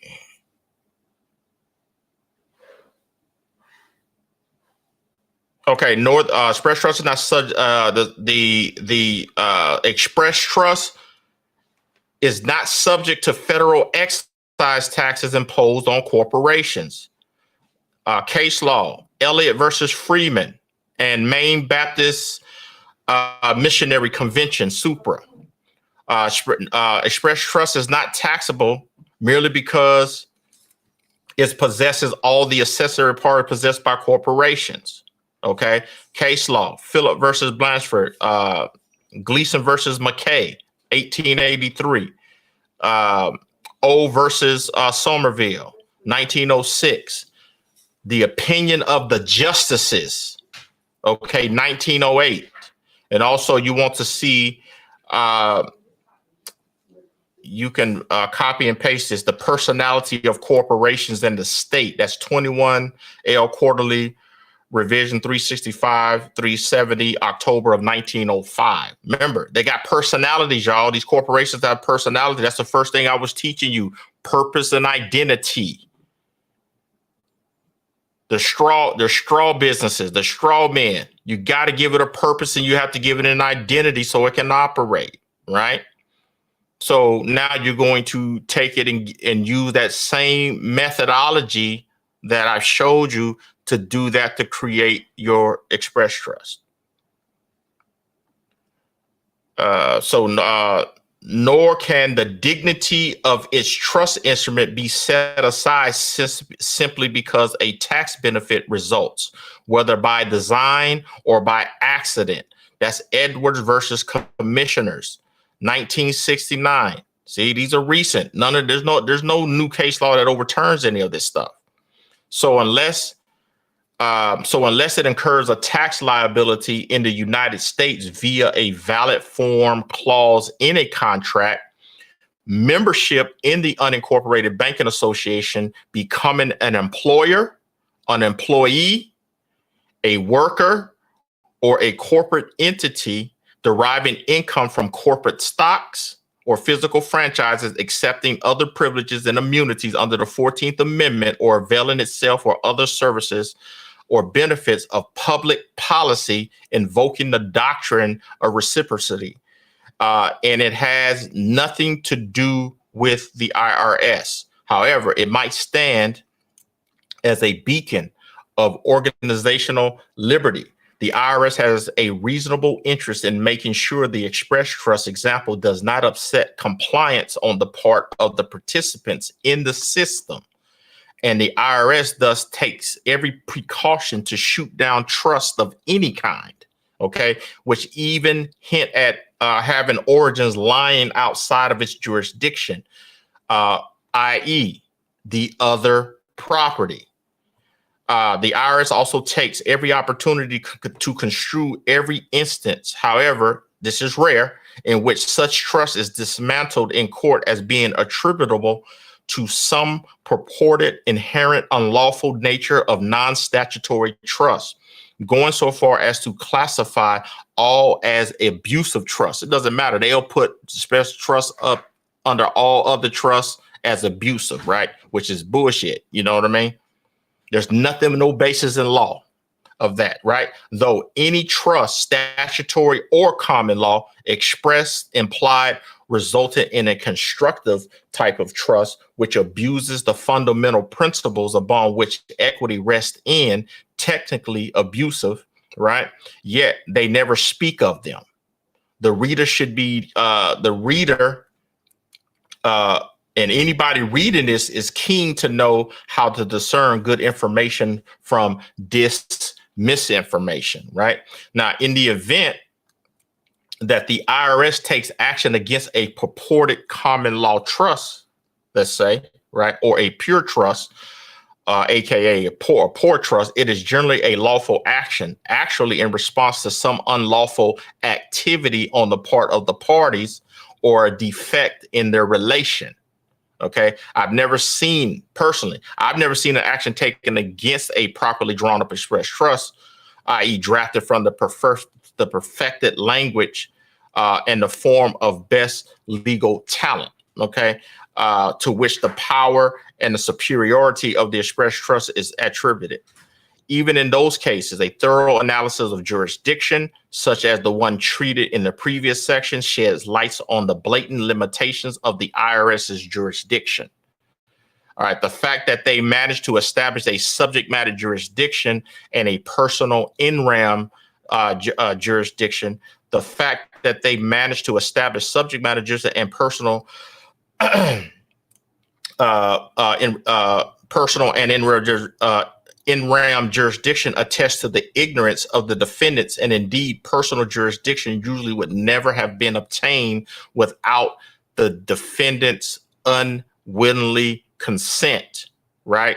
So this is from Judge Robert H. Bork, and I quote, from whose name the phrase "borked" in the Senate was derived, is reported to have openly acknowledged during one of his Senate confirmation hearings that every prisoner in America today is there because they gave permission to be in prison. Did we not say that, right? But I told you it takes 3 people to send somebody to jail, send somebody to prison. It takes 3. And and that prisoner got to be one of them.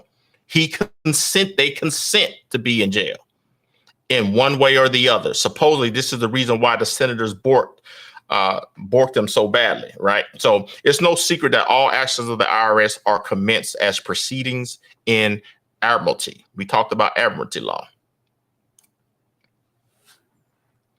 All right, so in closing, hold on a sec.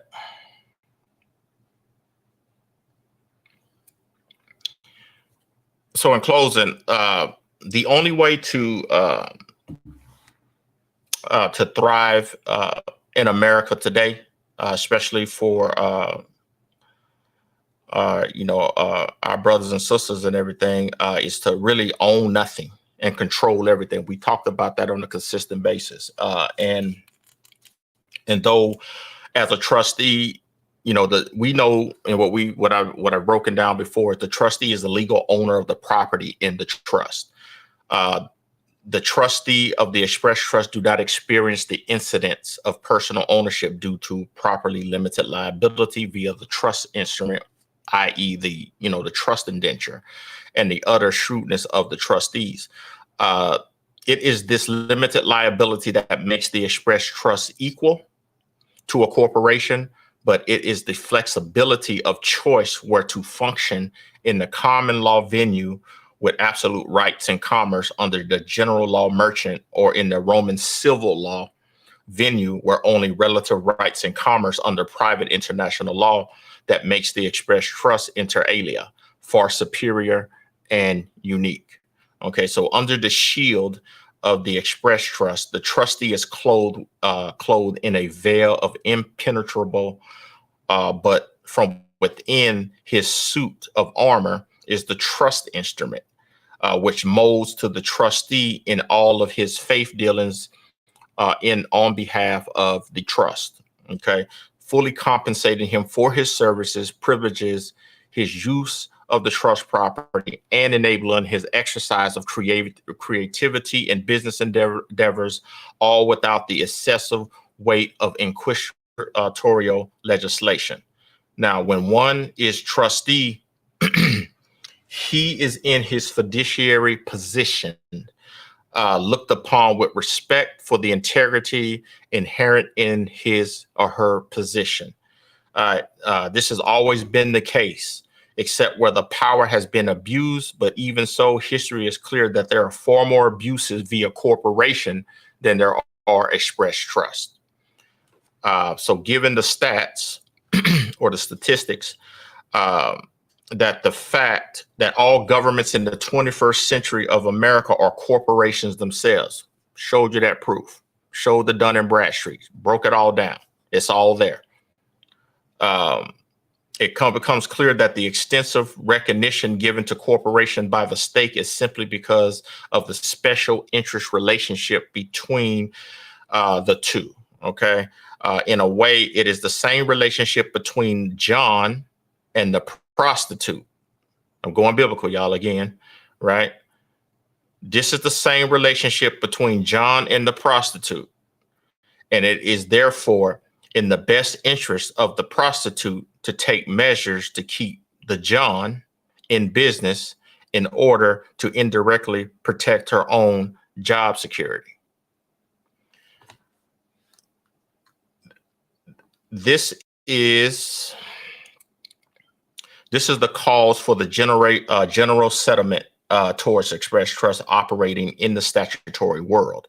It is this relationship that has bred the irrational view that some trusts have been created independent of the statute. Some non-statutory trusts are said to have done harm. Therefore, public policy demands that hereafter all trusts shall be regulated. Right. The irrationality of this line of reasoning will be more apparent in the conclusion.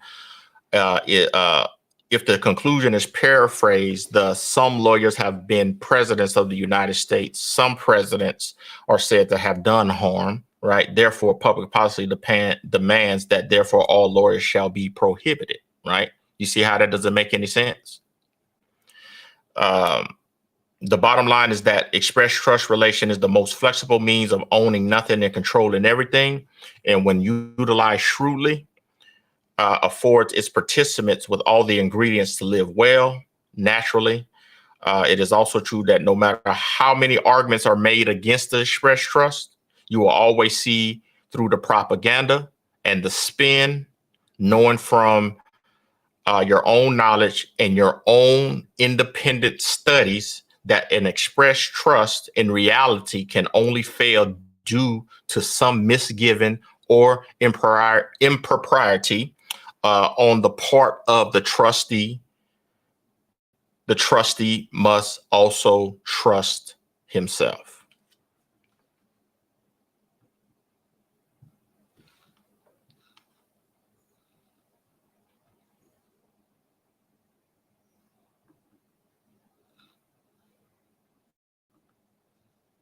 All right.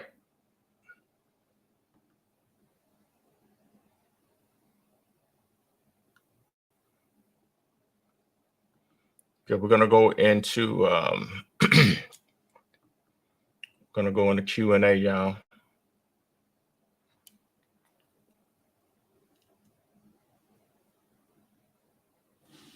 And before we get into hey, hey Todd, you want to put up a couple of those let's do one Q&A at a time, questions to see where everybody's at while I prep for the Q&A portion of this.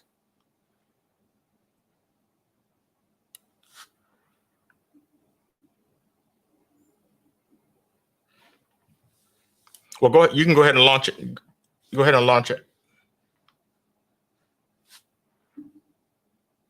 If it'll launch.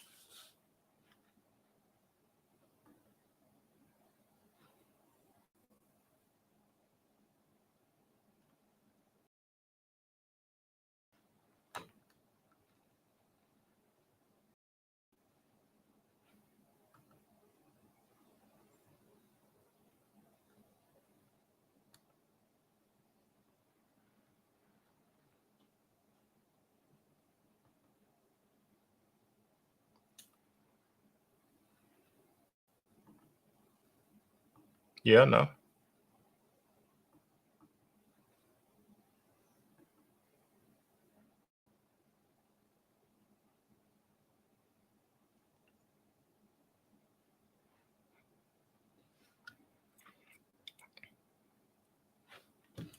All right. I didn't see it pop up. Did it go in the chat? It's in the chat. No, I don't see it.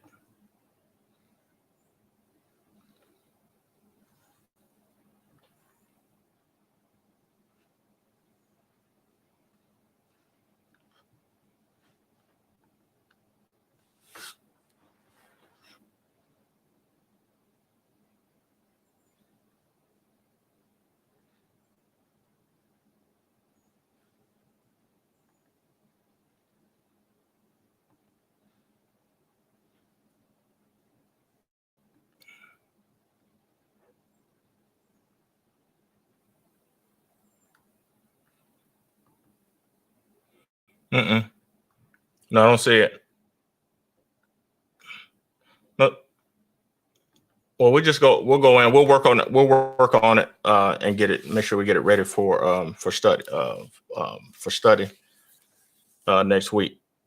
That's all right. So anybody that has any questions, come on up, please.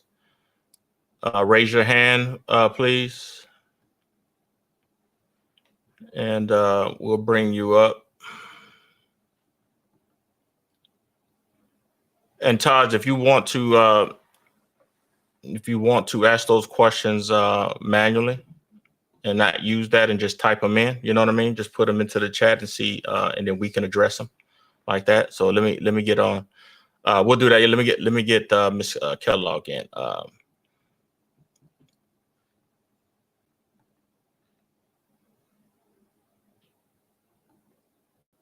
Who, me? Oh, okay. Okay, so yeah, so everybody at the top of your thing, hold on, you for the questions for those individuals that I pulled up. Okay, yeah, hit the Q&A button on the top of y'all screen up there. You should see Q&A up there.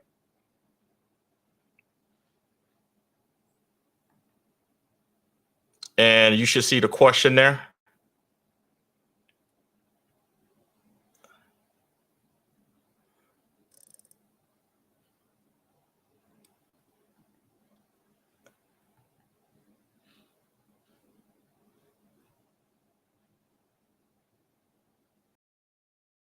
I guess Moore was the only one that could see it.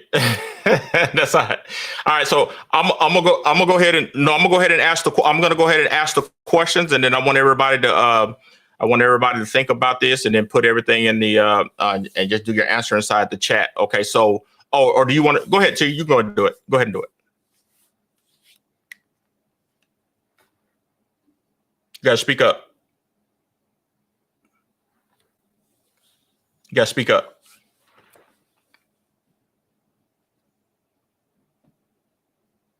Yeah, there you go. Mm-hmm.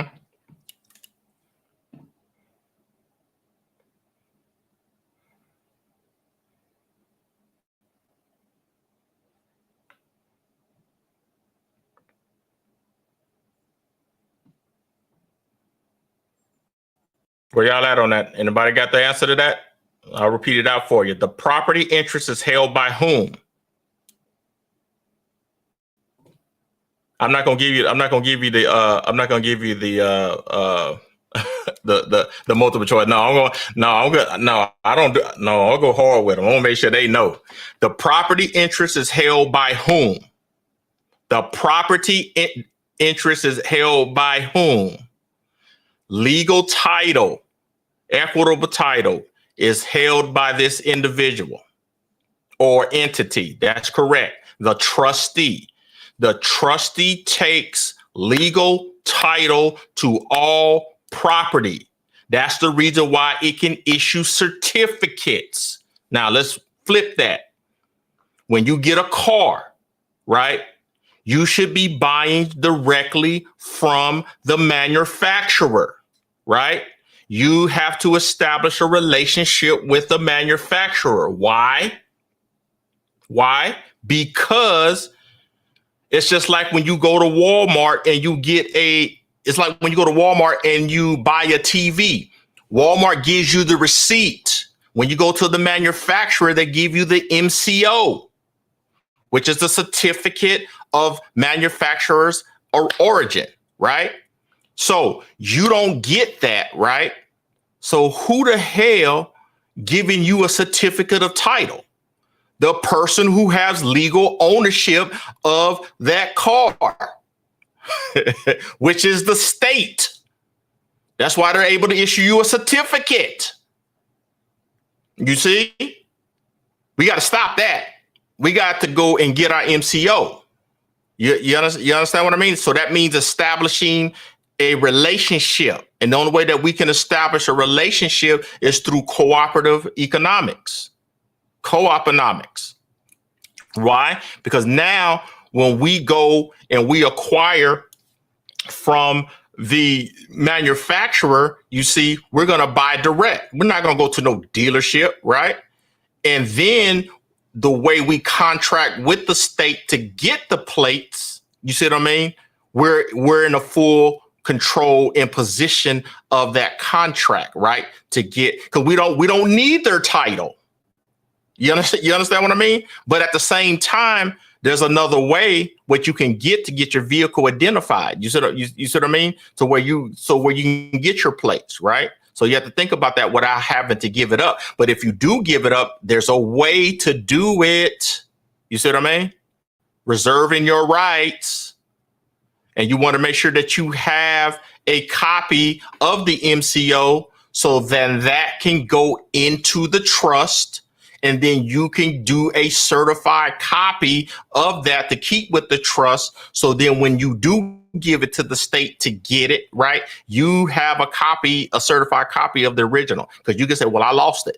You see, but you got the certified copy of your MCO. You see, you have legal title to it. You see what I mean?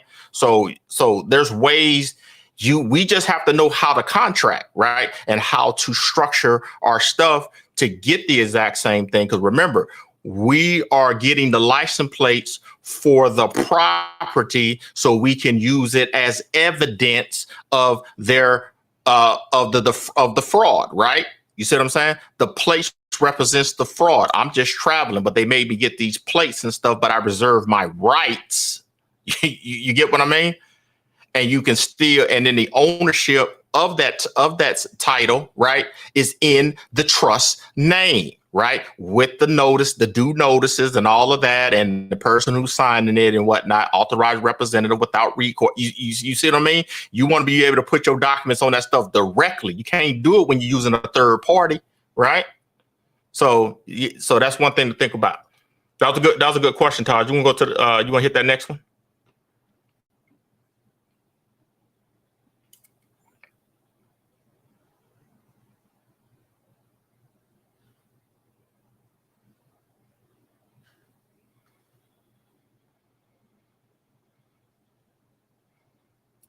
Where did you put that in?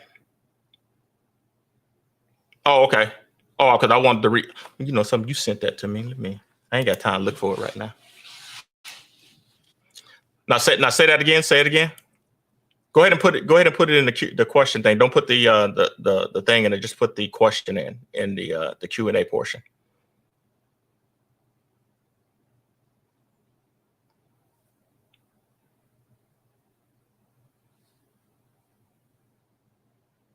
The PowerPoints will be in Teams, Ms. Kellogg.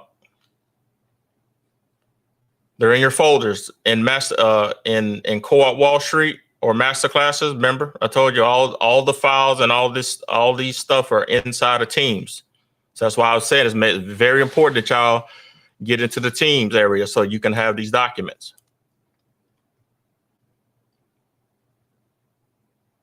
So that way y'all not having to re-look up stuff. Everything is laid out for you. And I'll show you. I'll do a screen thing to show you where it's at. Well, you should know when you get in your Teams dashboard, just go to Co-op Wall Street or Masterclasses. Oh, I think it's a Masterclass. Go to Masterclasses, go into the files, and you'll be able to get it there.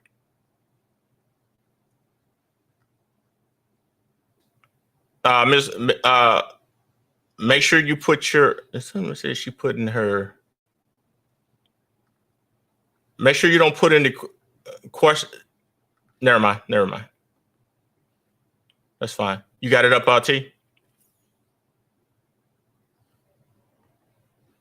Okay, I'm trying to find it.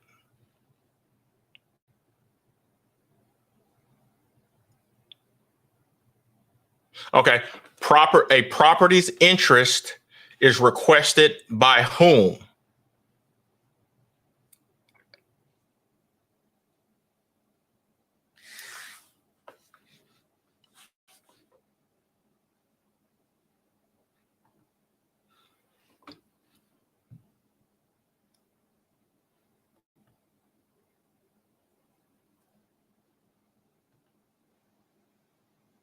Okay, they rocking. Let me see what they got.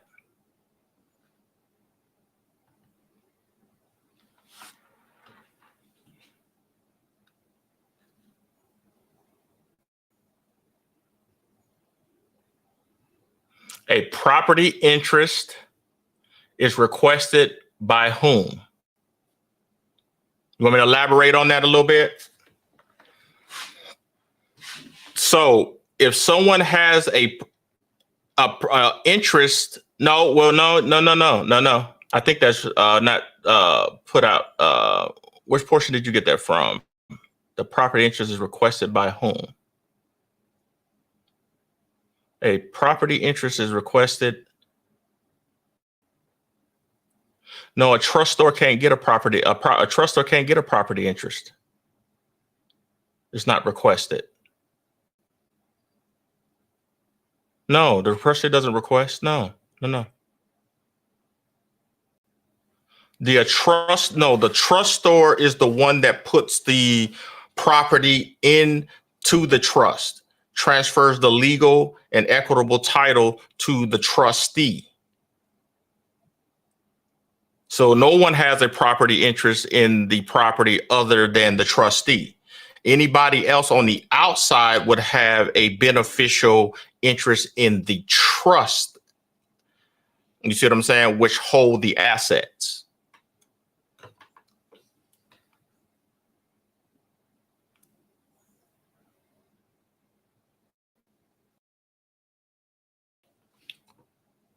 Which page you found it yet?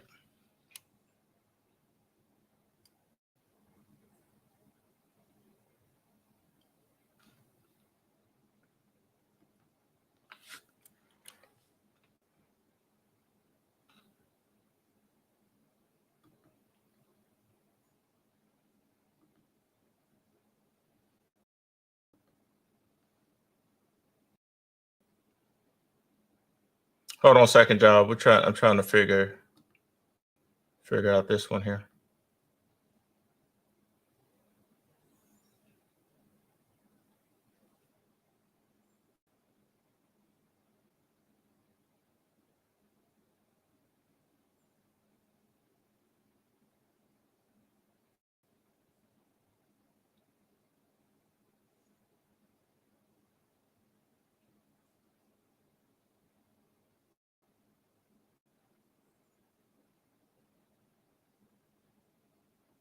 Okay, let me go to questions until we figure that out. Let me get over there. Miss Keller.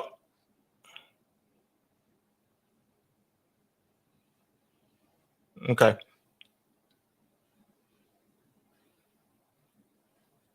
The settler. Yeah, the settler.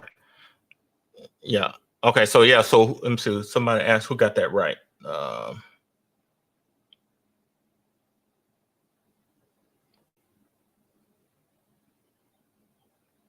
Let's see. So go ahead, Miss Kellogg. Your mic's hot. Go ahead.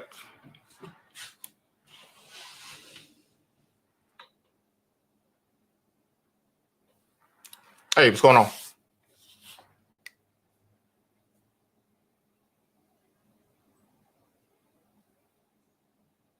Mm-hmm. Mm-hmm.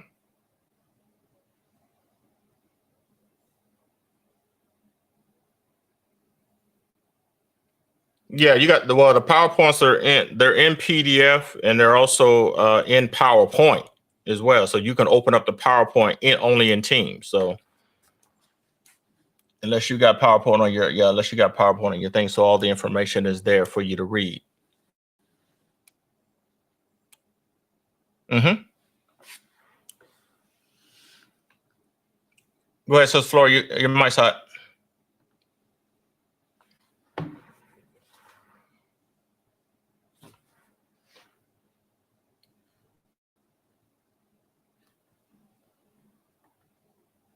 So Flora, you can unmute your mic.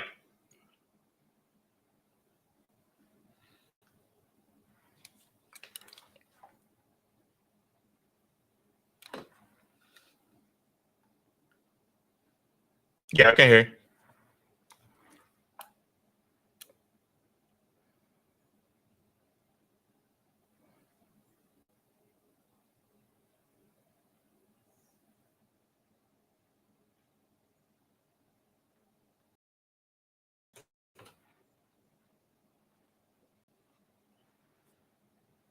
Mm-hmm.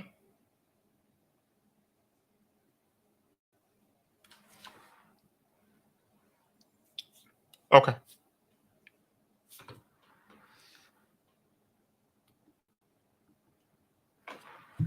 Let's see the. Hey, hey, Tajane, the trustor and the seller are the same person. Tajane.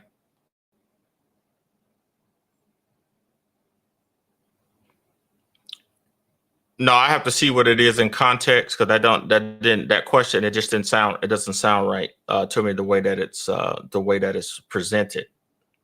You know what I mean? I gotta get additional context around it because the trustor and the seller are the same person. They can be called the seller or they can be called the trustor. They mean the same thing. This is just some people use one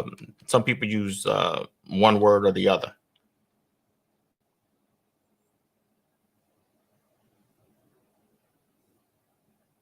Mm-hmm.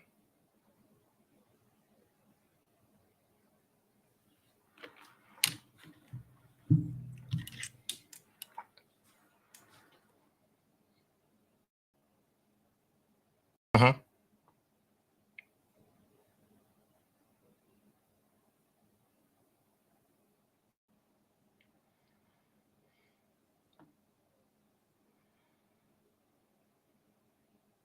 Mm-hmm.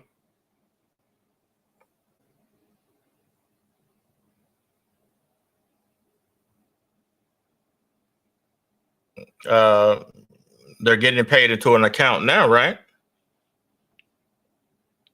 So that's probably a non-interest bearing checking account, right? Or no?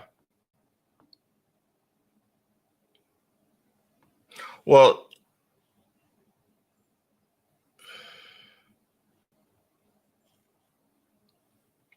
mm-hmm. Mm-hmm. Mm-hmm.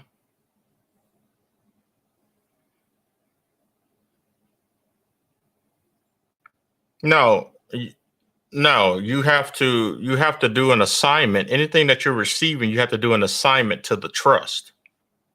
And then the trust, and then so it's just like if you get in a paycheck and I gave you this example last week. I said if you get $1,000, oh, you're welcome, brother Demi, Edward, and you want 90% of your paycheck uh, through assignment to go to the trust, right?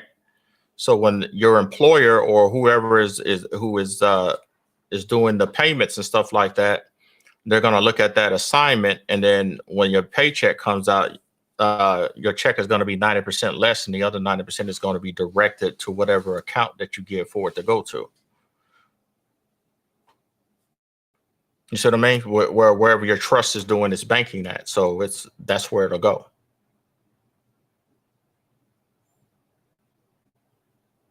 Yeah, it doesn't matter where it's coming from because that's not, you know what I mean? It doesn't matter. It's just you're setting up. It's all where the money goes all afterwards. Because you got to remember, if we get to a situation to where we're public, you're able to access that value, right? So just say there's going to be a tax liability on it, which there most likely there is, right? But we got ways to deal with that. But at the same time, so once it's taxed, it can't re-taxed. You understand? You understand that?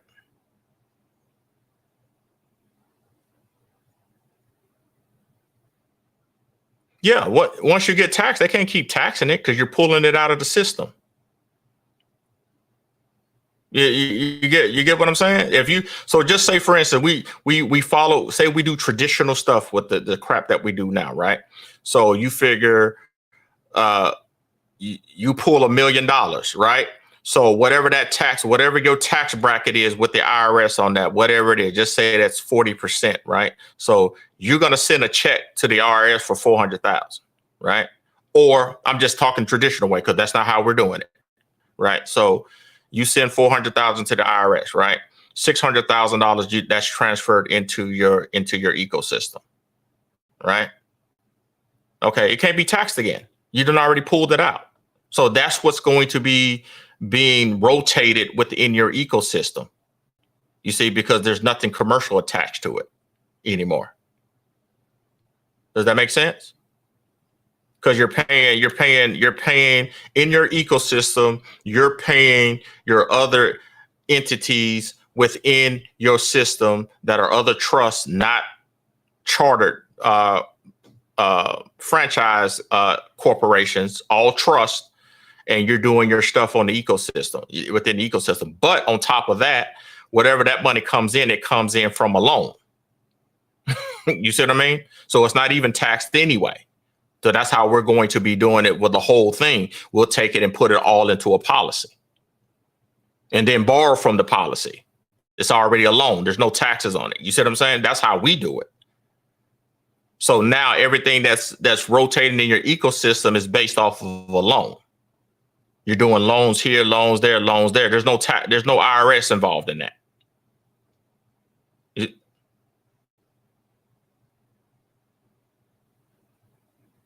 Yeah, you're set. Everything is a loan. Everything is a loan. We're going to go over that. We're going to go into that in the workshop next week, and the administrative process. Start with that, and then we'll set time out to where we're going to go over breaking down each one of the trusts individually, because you got to create. I primed it for you guys to understand, to go back and look at the videos, and I primed it when I was telling you about the relationships. When you have that, how you're going to create the relation, what's going to go on. We're going to go deeper into what those relationships are.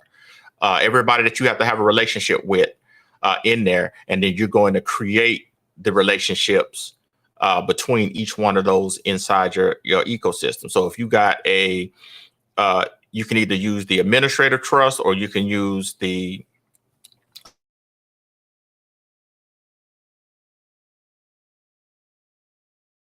loans to your finance trust that provides loans to your holding trust, your real estate holding trust, your vehicle trust, or whatever, anything that's fitting to bring something on the outside property in through that portal on that side. You see what I mean? So all of that's going to be a loan. So all the legal title that normally goes to the state, that's all going to come over into the trust, the holding trust. You see what I'm saying?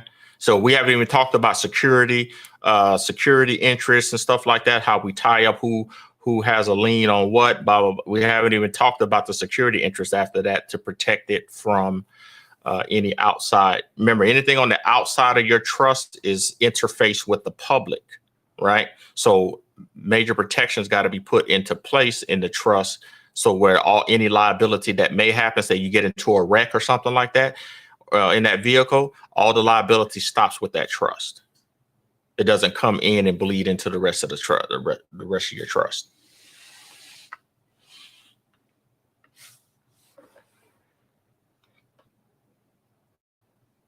Mm-hmm. Who's speaking? Oh, what's up, T? What's going on?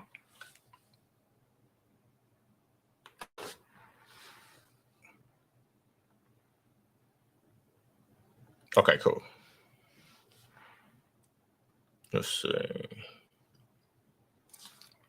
I said this person understood that regardless of the many designation applies to them, it's basically the property interest held by one person, which is the trustee, at the request of the other. Yeah, see I see. That's what I thought it was. The question was just the question was off. Okay, so let me read that last thing that we just that we just went over. That last question here about the trustee and stuff. Okay, so it first be must understood that any trust, okay, regardless of how many designations apply to them, in the most basic sense, a property interest held by one person, which is the trustee. The property interest is held by the trustee, okay, at the request of another, which is the settlor or the trustor. So that means the trustor is requesting that the trustee hold the property. They're going to hold the title, the legal title, and the equitable title to the property for the benefit of the third party, which is the beneficiary. You see what I mean? So the classification applied to a trust is based primarily upon the mode of creation in which it may be created either by an act of a party or by operation of law. In the case of the former, trusts are divided into two types: express and implied. See, we don't want to do an implied trust. We want to do an express trust because the express trust holds the declaration. Remember we talked about what declaration is. Declaration is it's absolute. This is what it is. It's nothing else. You see what I mean? So that's what that is. The trustor designates a property interest to be held by the trustee for the benefit of the third party. So so going back to that question, right?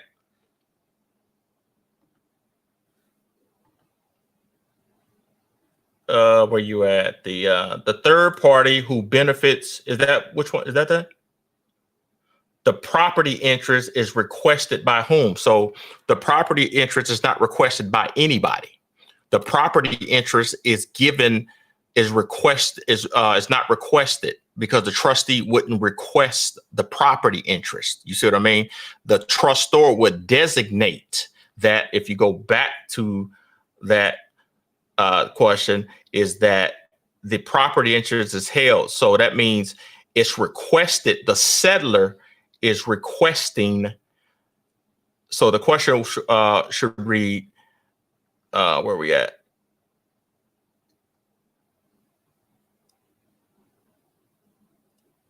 So a property interest is requested by whom to who?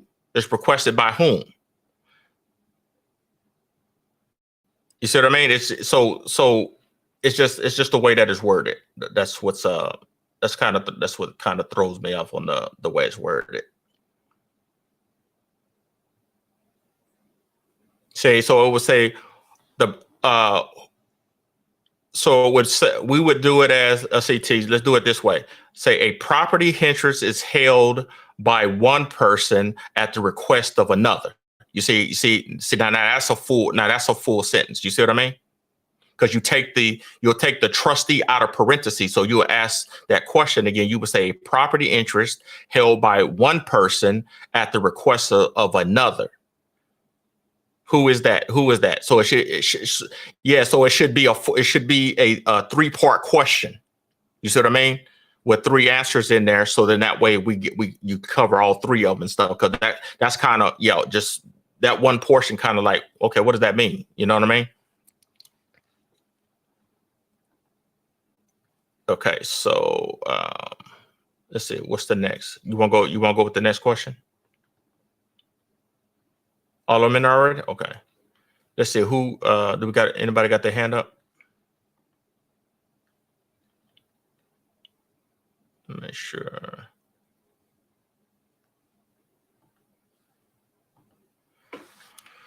All right. Let's see the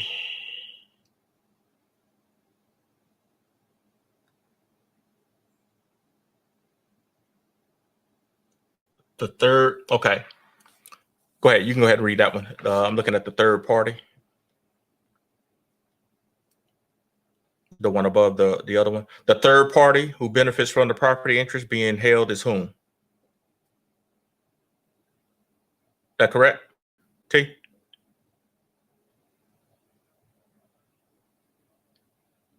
Are you there?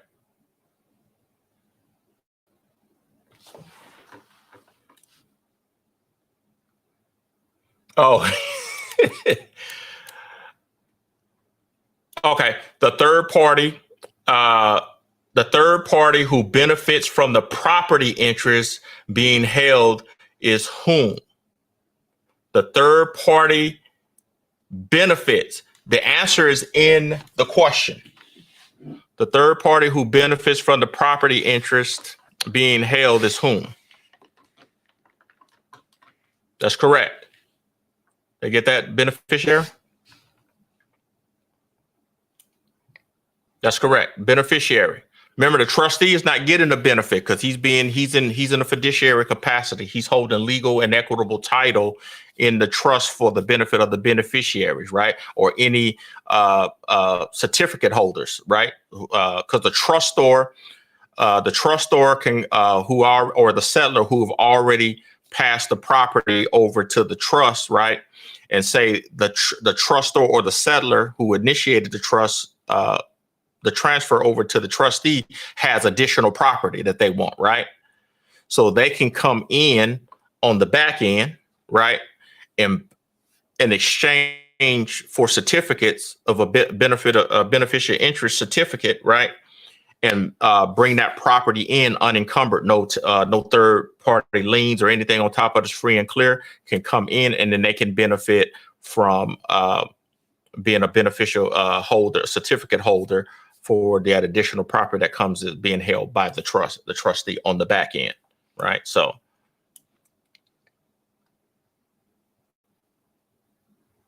all right, you got what is the difference? And go ahead and answer it because I don't see your sheet, Taj, when they answered it. What is the difference between express and an implied trust?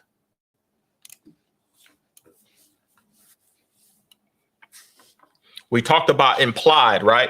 So we're looking at, we know what express is, right? We know that's absolute. We know that's a declaration of what it is, and it can't be anything else because it's been expressed, right? It can't be implied. So implied would mean what? The opposite, correct? And see where your mind's at. See where y'all at.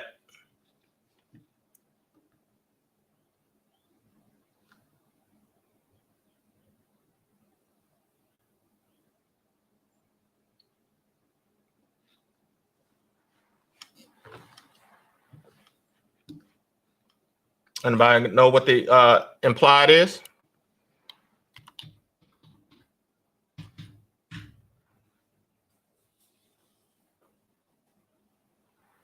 This is how they get jurisdiction, y'all. This is how they get jurisdiction when it's implied, right? So an implied trust is a trust that is not directly expressed. You see what I mean? It's not expressed. It's the opposite.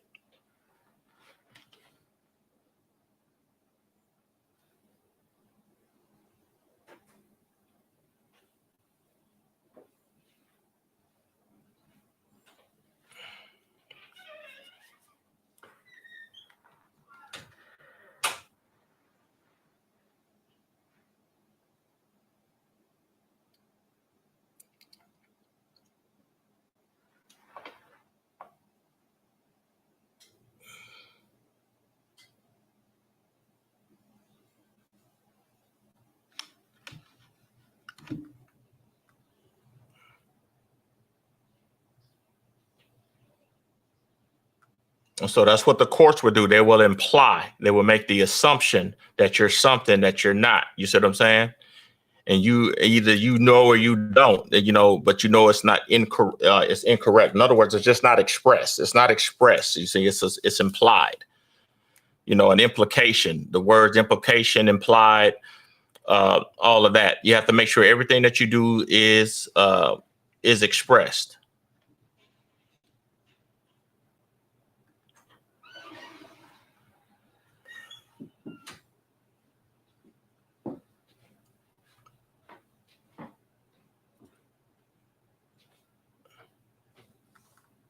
Okay, so let's see. All right, we'll go to the last one here. This is a 2-pie. Okay, so this is a 2-part. Okay, what is the let me see. Y'all put your answers in the chat. What is the benefit of creating a trust? This is a 2-part question. And why is it so important to be purely sui juris?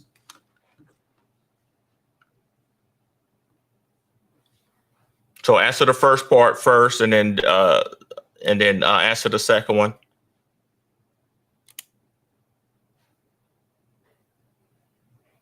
Mm-hmm. you gotta keep them. Gotta keep them in there. Keep them going.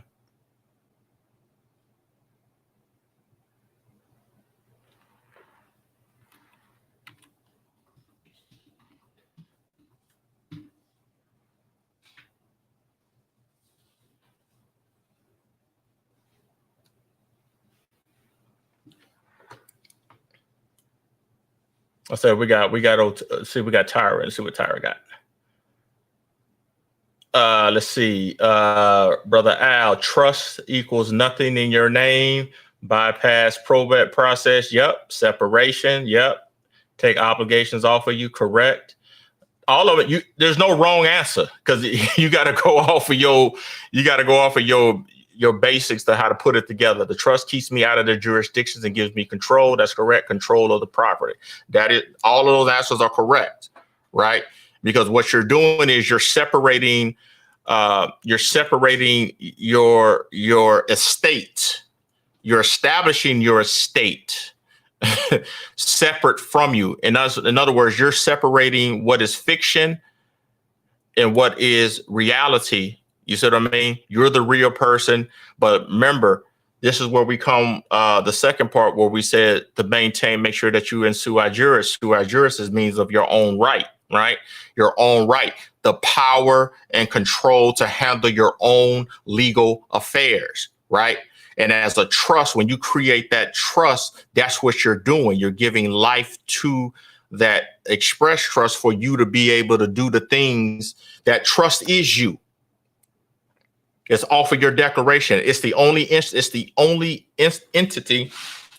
that is not a part of the statutory where it can operate in the capacity of you, because it's based off of your declaration. You see what I mean? And then you can control everything. Yeah, it's not. Yeah, you're not owning anything. Nothing is owning anything, right? So what we talked about before in regards to, and we'll go deeper into in study groups and stuff like that in there, and make sure that y'all have these questions and stuff. Is that you think about the trust, right? So you don't lump everything all into one trust, right? You need to have a house trust. You need to have a car trust. You need to have a furniture trust. You need to have an insurance trust separate. You see what I'm saying? You got to have health insurance, all these different things that you need to have to where you are not getting a benefit or a privilege from a third party, because it's kind of hard not to be able to get a privilege from a true one-on-one bilateral contract with third parties, because they're under contract with the federal corporations, or they have a charter that they set up their company with. So there are benefits and privileges attached to that. So when you enter into an agreement with that, right, they're going to go everything based off of their contract. So to give you an example of that would be, let's see, not necessarily because you own the trust at the end of the day. No, you don't own the trust, you control the trust. We can't use own. You know what I mean? But so to give you an example of like the hospital, right? So the hospital receives benefits and privileges, right, through grants and funding from federal and the state, right, to operate. And then they may be chartered in a particular type of state, which makes them also a franchise subject to the IRS, franchise taxes and whatnot, right? So so you go there to do business with them because you need a service. Say a good example would be having a baby, right? So you come in and you're supposed to be sui juris, right? And you trying to exercise your right. Oh, no, I don't need that birth certificate. I don't blah, this and that and all of this, right? But since they're contracted and receiving federal funding and stuff like that, they're going to see, we don't know the terms, but we can tell by the way that they move. They're going to try to get you Social Security. They're going to have you fill out all this information. See, when you're filling out that application is setting the stage for you volunteering certain things, you know what I mean, to get certain things. So they're going to process it in a way, oh, I'm gonna get the birth certificate, know about this. So they're pulling your child into that jurisdiction, and they're pulling you into that jurisdiction because of that funding. So that's what we call, I said earlier, that's what you call a trilateral contract, right? You got three parties to this contract, and one is and you're putting yourself in a jurisdiction. So you want to be able to make sure, what we want to make sure is when we set everything up and get everything going like we're supposed to, we start creating bilateral contracts where we're not receiving any grants or whatever from the federal government or the state or any type of benefits or privileges and stuff. So then that we create our own process for the benefit of maintaining our status or any of our future generations coming in, and that we control that. Because if you go to a hospital, if you don't go to the hospital, see, our new generation don't have to apply for Social Security. They don't have to get a Social Security number. It's not required. You see what I mean? Because under the rules that we put in, you see what I mean? Because the benefit and privileges are not there, right? We provide for that because when that baby comes in through that hospital, it automatically goes into the trust of the parents. You see, we control the inception of everything. You see what I mean? Because if you don't do that, it falls right into their jurisdiction. You see what I mean? And then they don't have they can't assert subject matter. They can't insert personal jurisdiction. You see what I'm saying? Because we receive nothing, no facilities, no nothing. Everything is self-funded by us, and we're not receiving anything for them. So there is no minimum contact there. You see, so that's the importance of being having the trust and being sui juris, the way you're handling your own affairs, and you're not subject to another particular type of entity or their jurisdiction.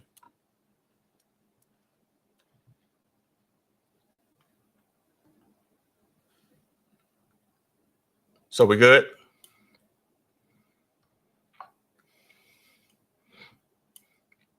Any questions on that? And please, if you have questions on what I just said, yeah, please ask that, because I know that was let me know if you understood that, why that's important. It's just as long it's at the end of the day, it's contracts. At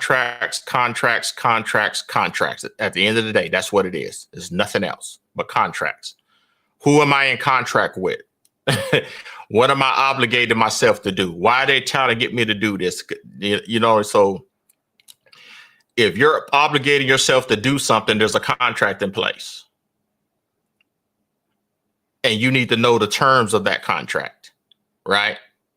At all times. So you always have to be, I know it's kind of hard that you got to be aware of everything that you're doing at all times, right? You got to be aware at all times.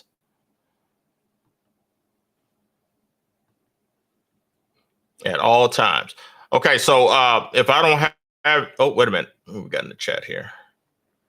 Oh, understood. Okay, so if no one has any more questions, I'm going to go ahead and start shutting this down. I'm going to get to the last, what you got?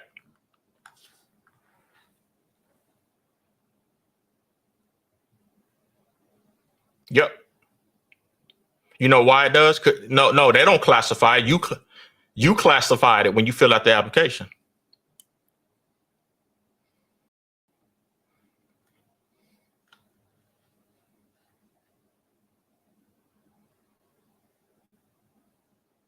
No, that's not, no, that wouldn't be true. You didn't know. You didn't know. So if you didn't know when you signed out the contract that you were giving up some right because they didn't disclose it, right? That's a contract violation, y'all. So you have a right to rescind a contract. That's the remedy. Exactly. You have a right to rescind it. So, and when you rescind it, that's when you correct your status. So now, if you get back into the license, right, then you sign it the correct way. without recourse. You see what I'm saying? Because you don't want to get rid of your license because you need that to show. Remember, that's evidence, right? So when I say evidence, think about that, right? It's the evidence of the fraud, right? So, uh, so you don't get rid of your driver's license. You don't get rid of your social security card, right? You just rescind the contract, right? And you don't use it. You see, that's one that you do, right? So, so don't look at it as if you keep your driver's license and you're using it. No, you're keeping that as the element of the fraud, right? Because I just showed you the Constitution. It showed you that you have a right to travel, right? So you're keeping a driver's license as the evidence of that, and then you get your nationality card or created through where I'm gonna show y'all where to get them from, right? And then you have your travel card, right? And you show your travel card along with your driver's license too, right? You give them both of them. Why? Because there's only one thing valid, right? There's only one identification that's valid right there, your travel card. That's only one thing valid, right? That's under the Constitution. The other one is under the statute, which is a violation of the Constitution, where they turn a right into a privilege and a license. So when you go into court, if you get a ticket, you don't go in by general appearance, you go in by special appearance to challenge jurisdiction based on Constitution, right? Constitution would be what? Oh, I got a right to travel. I wasn't doing anything commercial. The court don't have subject matter jurisdiction. You move for them to dismiss it. Make sense?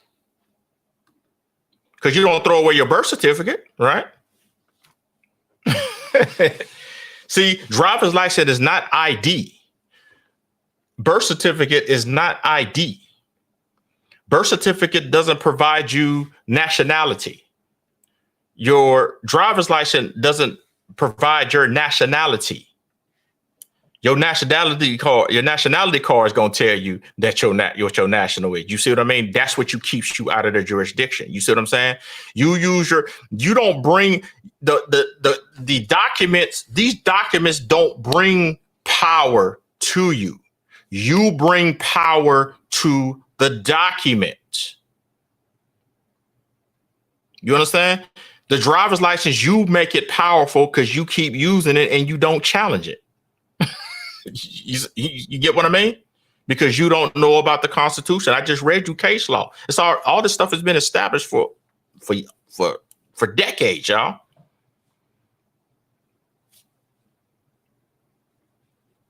So that's something we want to pay attention to, focus on.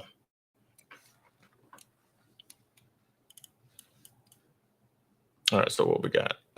Let's see, Sister Bridget, using the hospital design makes a great case for home births, midwives, doulas in our group. That's correct. Exactly.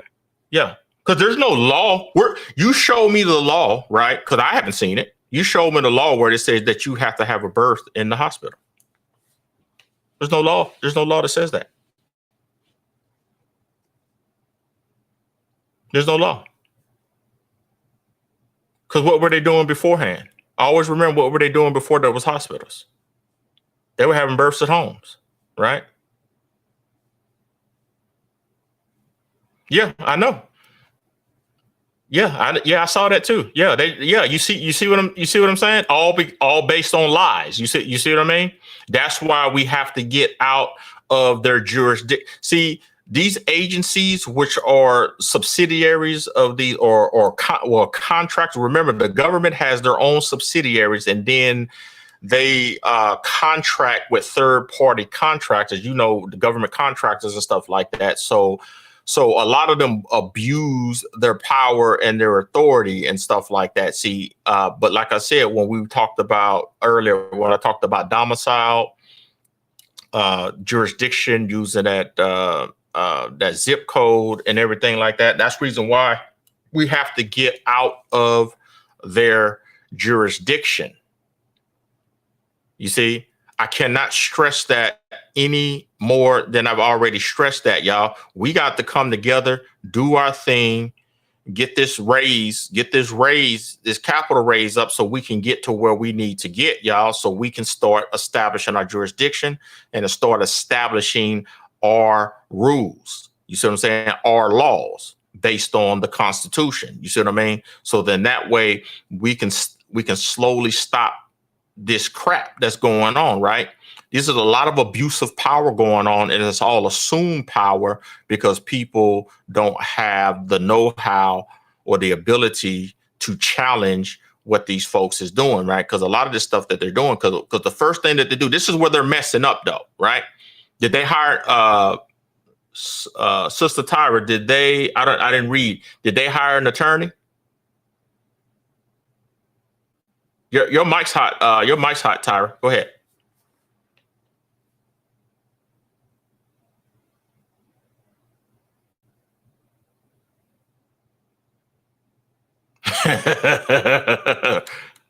Wrong. Exactly. You see, and I'm pretty sure what they did was went and got them a birth certificate behind their back because you see what I'm saying? You see how they'll try to stop.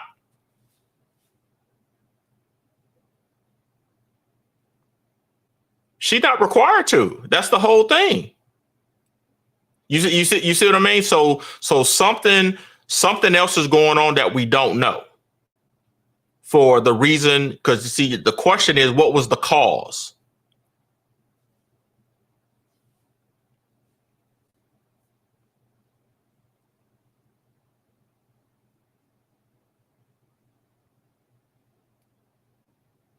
Yeah, of course.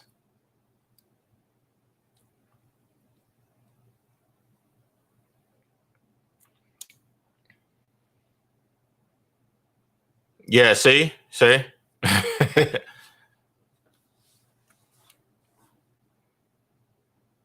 Yeah, see, that's abuse of discretion. You see what I mean? So see, that's the type of stuff that a lot of our people deal with, right? And that's what we're trying to stop. And the only way to stop that is to get out of their boundaries of their fucking jurisdiction. That's the only that is the only remedy, y'all. Nothing else. I don't care how much money you have, and you still want to stay in. They want to stay in there. No, you got to get out of their shit. You got to get out. You see? So they can't come in. You see what I mean? Because we have a right to contract and live our life any way that we want to without their interference, right? But if you over here got 1 foot in, 1 foot out, you see what I'm saying? You playing with fire, right? Let's see. Exactly. She's not a ward with, you know why she's not a ward of the state? Because there's no contract. And that's what they're trying to do. Exactly. They use fear. Fear is one of the weapons that they use. And and that's why I was telling you have to use your logic. You can't argue.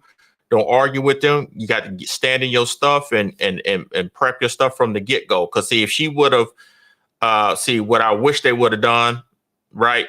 They should have already had their trust, everything together first. As soon as that baby was born, boop, there wouldn't have been no drama.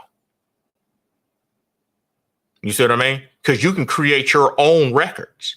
There's no law that's saying you can't keep your own record. Does anybody know what was the original way that they kept records on births back in the day? Does anybody know?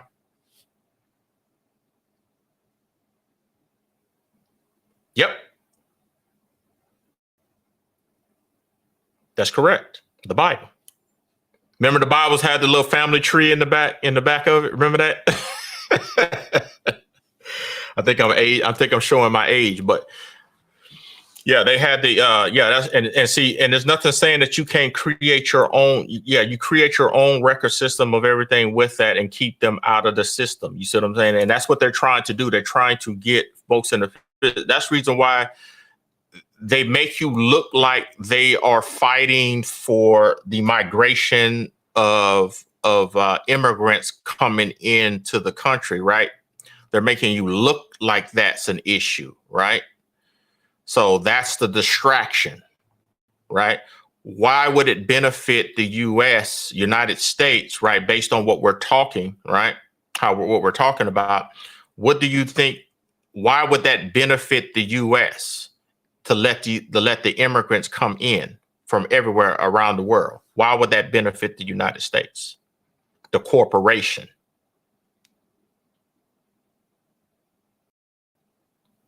Anybody know why? Why does it benefit it? Why does it benefit it? Remember the hierarchy. No, remember the hierarchy. Remember the hierarchy chart. Yeah, those, yeah, but I'm looking for something specific.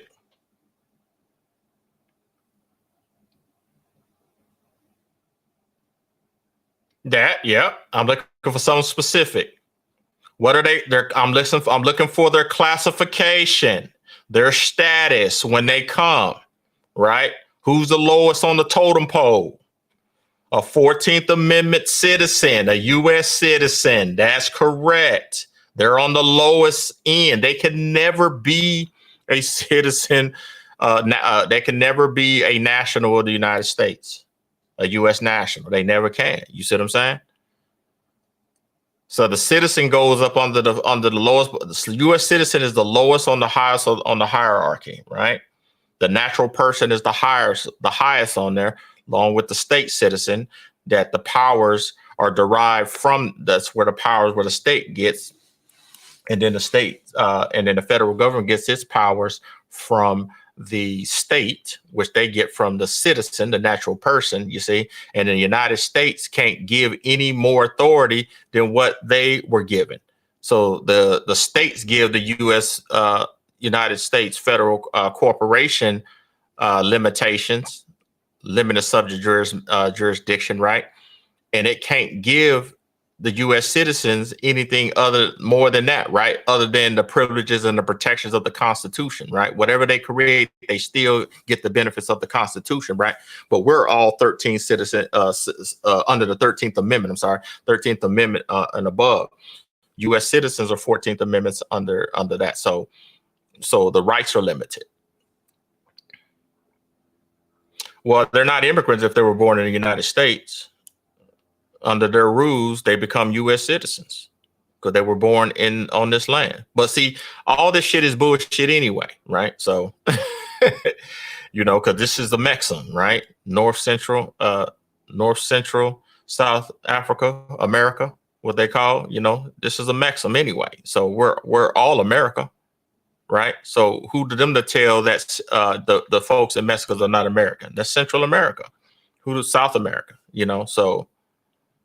So, but like I said, we need to operate to where we operate under our rules, but we have to be funded, right? And the only way that you fund this is us accessing Wall Street. You see what I mean? And pull ourselves out of their stuff. We ain't got to do what they do. Let them. We don't give a damn what they do, right? Don't encroach upon our liberties. You see what I mean? So, and what we do, right? And a lot of people that's sitting up here saying, "Oh, yeah, well, we're going to do this and we're going to do that," but you can't separate. Like, I'm not even going to say folks' names. I'm not even going to say organizational names, but y'all know the organizations. Y'all know them all, right? All of them are they're too busy claiming black. They're too busy claiming slavery, right? They're too busy trying to get benefits from the government in the funds of grants and all of this and stuff like that. Those are all privileges, right? The approach is, I have y'all, I'm teaching y'all, we fund by pooling our resources together, and it in turn creates the value because I give you equity in exchange for the capital, right? We bring value to the stock, we register the stock, you see, now we have a traded valuable asset, right? That comes from us. We don't take any money from anybody, you see, because the money is pooled within our ecosystem, right? So we owe no allegiance. We owe nothing to nobody. You see what I mean? so we can move and operate like we need to. So yeah, go ahead. Go ahead, Sister K. Go ahead. Yeah, go ahead. Sister Kellogg, yeah, you good.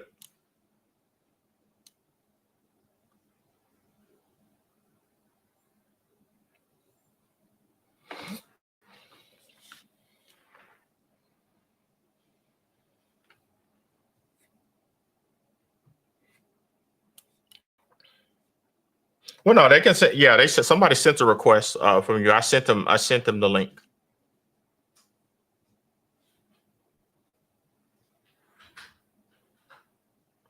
On which one? Yeah, you can. Their videos are there for them to. Yeah, the videos are there. Well, their teams things ain't set up yet. You see what I'm saying? New. Yeah, here you go. Thanks. Yeah, new members. Yeah, their teams are not set up. So the teams is whatever. Everything that happened afterwards. No, it's not set up yet.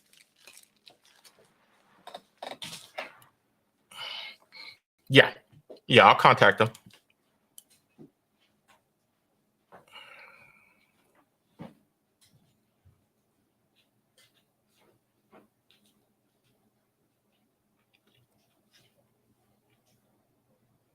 No. Yeah, you can. Yeah, yeah. No, there's no. Don't worry about it closing because like I said, we've already we almost have over 10,000 raised already. So yeah, I don't see that. So we're going through So I'm not going to mention the milestones. See, I'm not going to mention. I only mentioned to you. I'm just going to say it now because you asked me. But milestones is 0.5%, 1%, and 10%. Those are that's when I'll say something about the milestones, right? So we've already reached the first milestone, which was 5,000, right?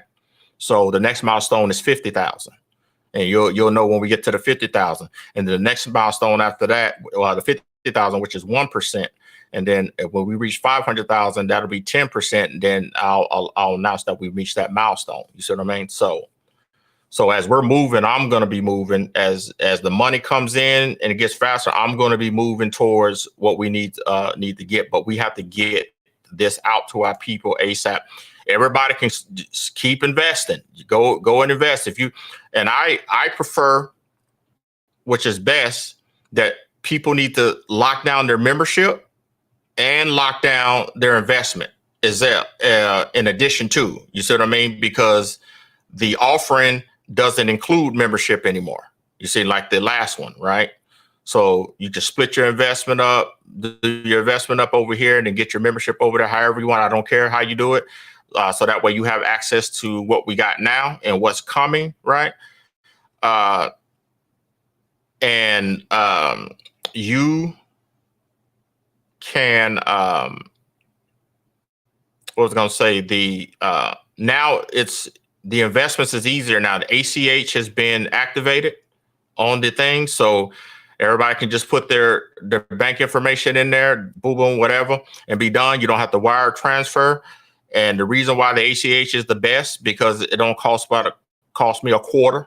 You know what I mean? Because I'm paying attention to expenses, for the offering, because that's what I do. I'm watching everything. ACH is going to be simple. It don't cost you anything. It just costs me 25 to do it, that 25 cents, and that's fine.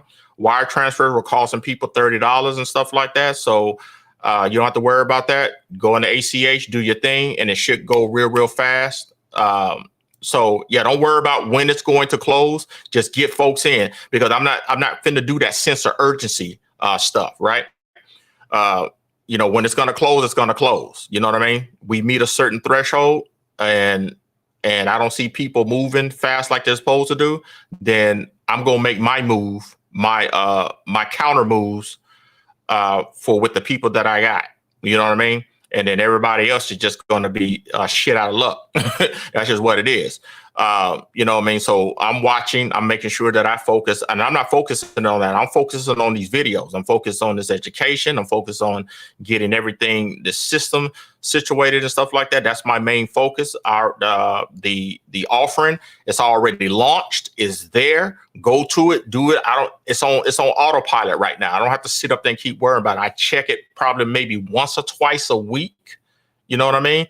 To make sure that I update with the broker dealer, make sure the broker dealer is making sure stuff is cleared in the escrow account, and that's the extent of it. The rest of it is studying, doing these videos, communicating with everybody, answering their questions, making sure everything gets launched. That's so. So try not to focus on that. Just focus on getting them in there, getting it in, and they got questions, bring their butt on in here to get those questions answered. You know, so.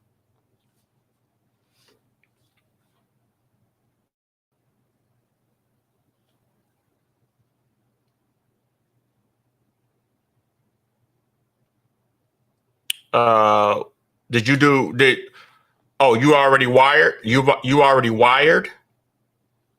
Okay, if you already did, yeah, it probably already set. It just haven't cleared. Yeah, that's what the broker dealer does. They clear it. You know, I can see everything happening live. So I'll see if anything, if it's a KY issue, I'll see it. And if it is, I'll alert them. But if you haven't got anything from me, everything is fine. And they'll send you an email if there's an issue, right? On my back end, I see what's clear and what's not. So I don't remember seeing your name is not clear. So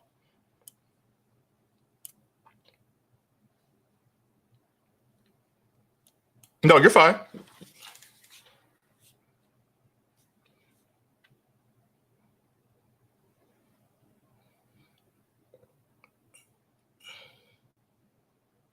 Wait, what do you mean your back office? You talking about into your membership account? No, you can't do that. I sent you an email.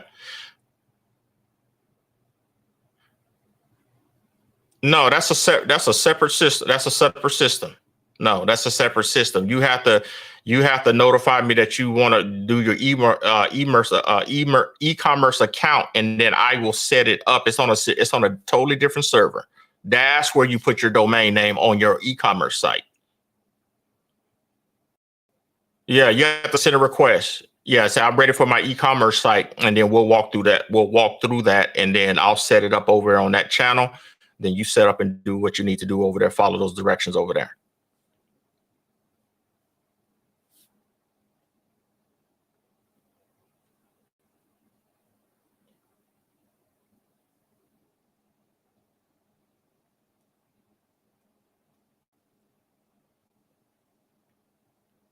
No, not anymore.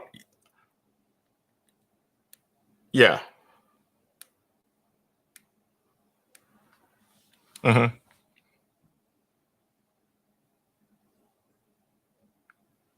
No, not anymore. Because when I remember I switched it off of that when I took away the monthly and the in the 6 months, right? So you only see three options in there. Yeah, the credit is for that's credit is for like for classes, like for discounts for clothing and whatever that we doing. You get and also for you to be able to convert. You earn those to convert those into the other classes of shares. Yeah, exactly. You can do them however you want. That's the main thing for them. So so if you get so say for instance you get 10,000 credits in there, you earn 10,000 credits, right?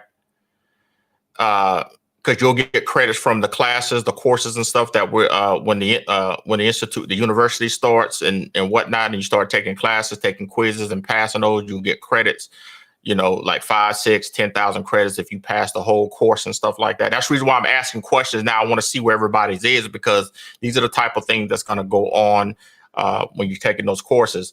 So in other words, there's a conversion rate.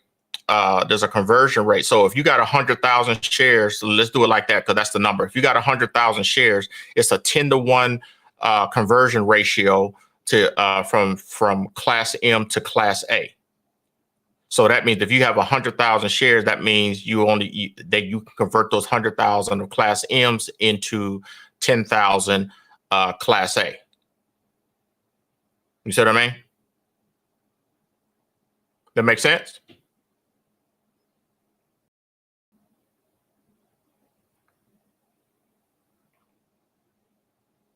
Yeah, that's what I'm saying. Yeah, we're talking about the same thing. Yeah. Your account. No, no, no. I was giving you an example. You can build it up to that much. That's what I'm saying. If it builds up, then you would tell me. So in other words, if you build up 100,000 in your MCA account, right, through learning, doing whatever and stuff like that, and you're getting credits in there, right? You got 100,000 sitting in there. You'll contact me. So, well, Tanner, could you go over and transfer these over to the over into Core Connects, right? Because it qualifies, because you got to have a minimum of 10,000 in there for you or more to be able to transfer over to the Class M's, or they'll just sit in the account on the membership side. You see what I mean? Mm-hmm.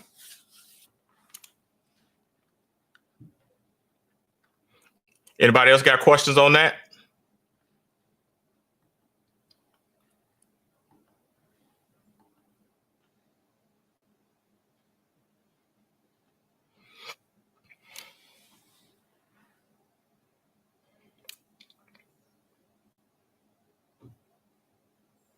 No, you can't automatically. No, you can't, because you have to qualify. And I'm always looking back there, looking for. I get alerts if they once y'all qualify in the account. If y'all reach 10,000, I know, because the minimum you got to have to start the conversion is 5,000 in there.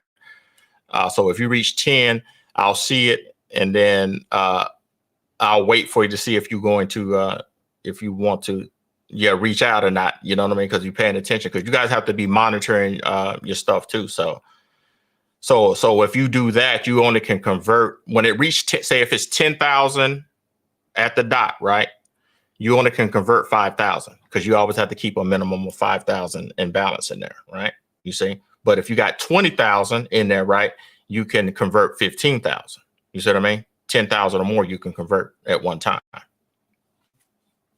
That's in a video. That's in a video too, where we break that down, if you want to go over it. Okay.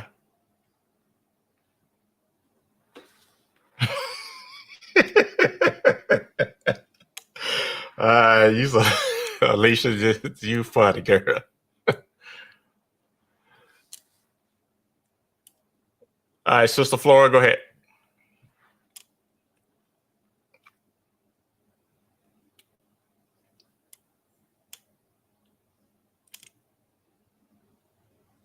Yeah, that is. Yeah.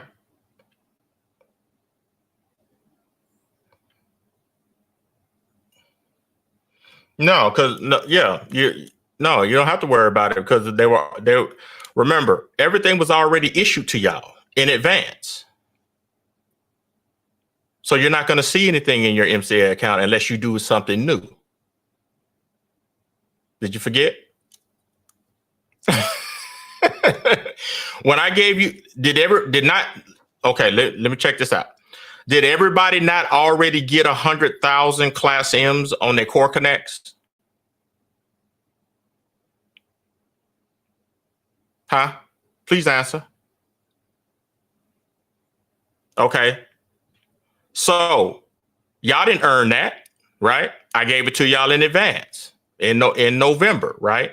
In anticipation. Well, they'll come to the class. Let me just go in and throw that in, so I don't want to have to put, because I was still working on the MCA aspect of it. So you already got everything for the whole year for what you know what I mean. That I just threw a number out there, arbitrarily just put 100,000 in there, right? And then you got preferred shares as well. You see, and ain't nobody. Those were all gifted. You see what I mean? So then that way, y'all not sitting focusing on that, right? I do things so you guys don't have to focus on those things. Just focus on the work, right? Because I'm gonna make sure y'all are fine. You know what I mean? So I have to make sure that y'all are getting this information, so that way no one's distracted thinking about all this other stuff. And like, well, wait a minute, he already gave us the stuff. I didn't put a set mark on that. That could have been a year, 2 years worth. I didn't think about it. I just put it on there so that way everybody is good, so they can focus on the information and learning and making sure that that they're properly prep and set for when it's time to move. Everybody is pretty much ready to move, right? So.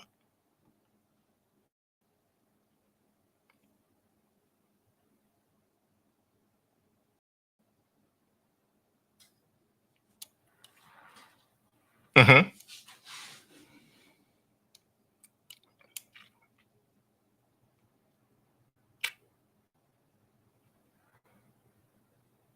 Hmm.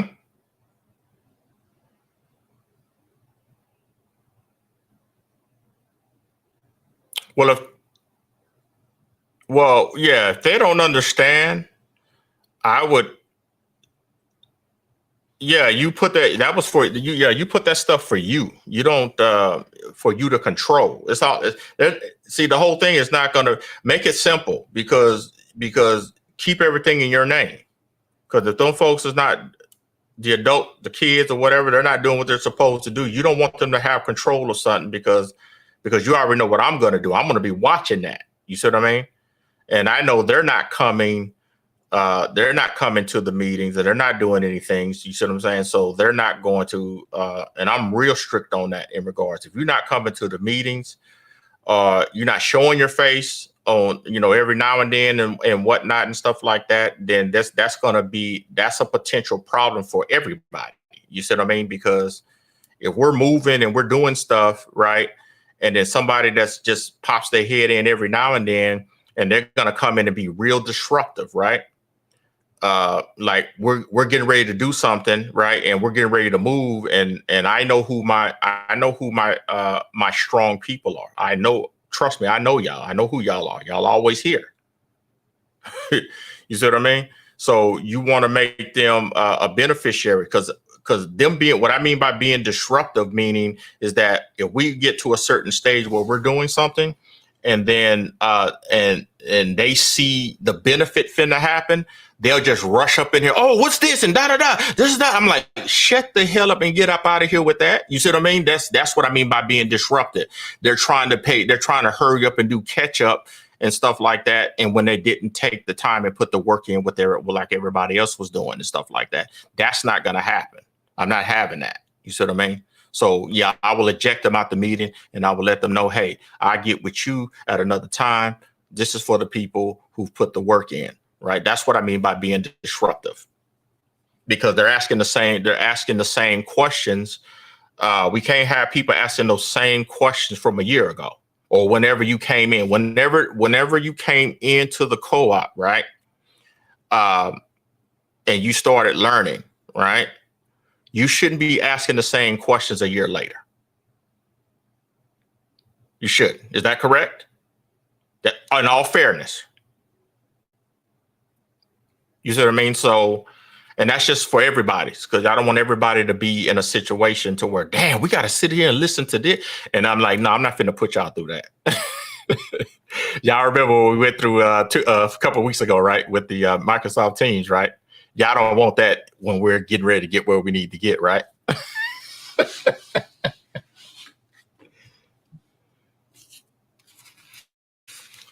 So we got, yeah, they're gonna drag it. Yeah, they're gonna drag everybody. Yeah, they're gonna drag everybody, and we got to be fair. So and I'm very fair when it comes to that, right? So whoever y'all, like I said, y'all know who y'all are, right? So when I reach out to y'all and I got you in a certain group, now I'm gonna segment you, not isolate you in a sense of that you're better than anyone else. You're isolated and segregated based on your effort, right? So I can you're in that group, and then the people that are a little bit not there, I put them in a certain group right there, you know what I mean? In the stages, it's just like in class, right? I need to see where you're at class wise. That's why when we get the school going, I'll know who is going to be where based on who is doing the work and who's passing the quizzes and doing all that and following the curriculum. That's how I'm going to be able to determine that on that administrative level, right? Versus me just spot checking right now through the back office. So that's what the school's for, to make sure, okay, trusting them, because I might need y'all to come in. Hey, come on, help me here. You know, help me with these folks over here. Do something. They'll put in some extra work for me to help bring all these other people up. You know what I mean? So we have to think about that, helping one another. If you have someone older, take care of them, make sure that they're good and stuff like that. And I mean, they don't got to be perfect, y'all. Just think about that. You don't have to be perfect. Just like how you know how to drive a car, right? You don't need to know how the engine works and all of that and stuff like that. If you can drive the car and know how to change the oil, make sure the fluids is good, you're good. That's this situation. I don't need you to take the car apart and whatnot and this and that. No, you don't need to do all that. But just get the basics down. That's all.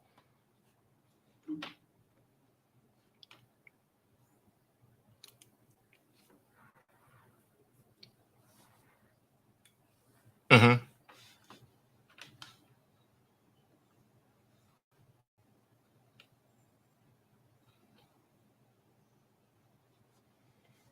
You talking about on the class? You talking which offering you're talking about? You're not talking about the membership side. Remember, there's two sides. Exactly.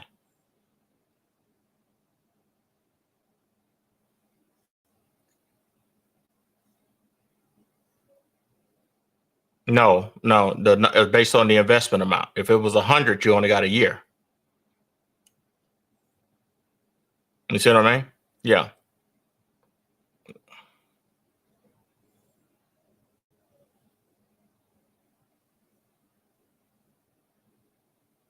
Mm-hmm. They're just investors. Yeah, they get Class A. That's it. They don't get membership. They have to go onto the membership side to do that if they want it. Yeah, exactly. So you see why I did that, right? I'm not gonna give you shit if you don't want it. You got to show me you want it. You see what I mean? Because I gave over 600 memberships, right, for free. They just shitted on them. You see? So I'm like, okay. They didn't see any value in it, so I don't see any value in them. Exactly. Yeah, they get to keep their shares. That's fine. That's a gift. I mean, that went to that didn't cost me nothing. That cost me equity. That's my marketing.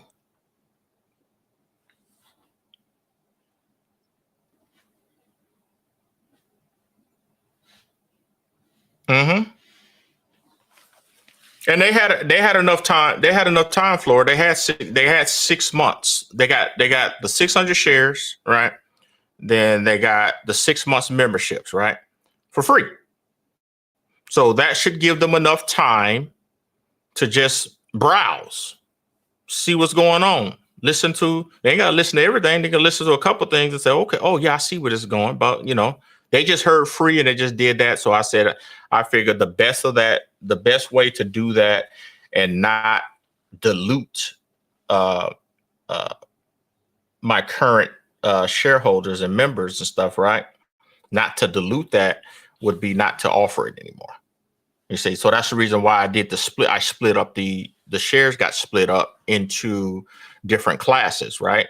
The most powerful memberships that you can have are the Class M's, or the membership shares. Those are the most powerful shares out of the whole portfolio of stock, right? Those are the most important. Why? Why are they? Could anybody tell me why that the memberships that you think why they're the most important?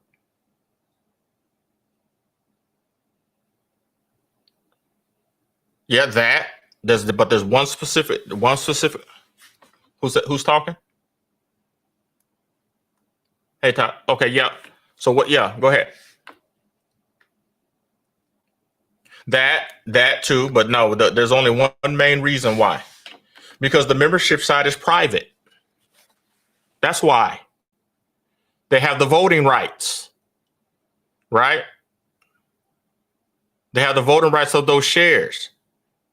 And the private side is where we're creating the express trust. You see? The Class A shares on the offering side, that's the public side. We get the public value, and then what are we doing? We're transferring the value into where? Transferring into the private. Yes. We got to pull. It's like we're pulling the fish out the sea to put it on the boat. Once you do that, you don't have to put the fish back in the water. It's on the boat. It's private now. That's the reason why I separated the private and the public side with this. Because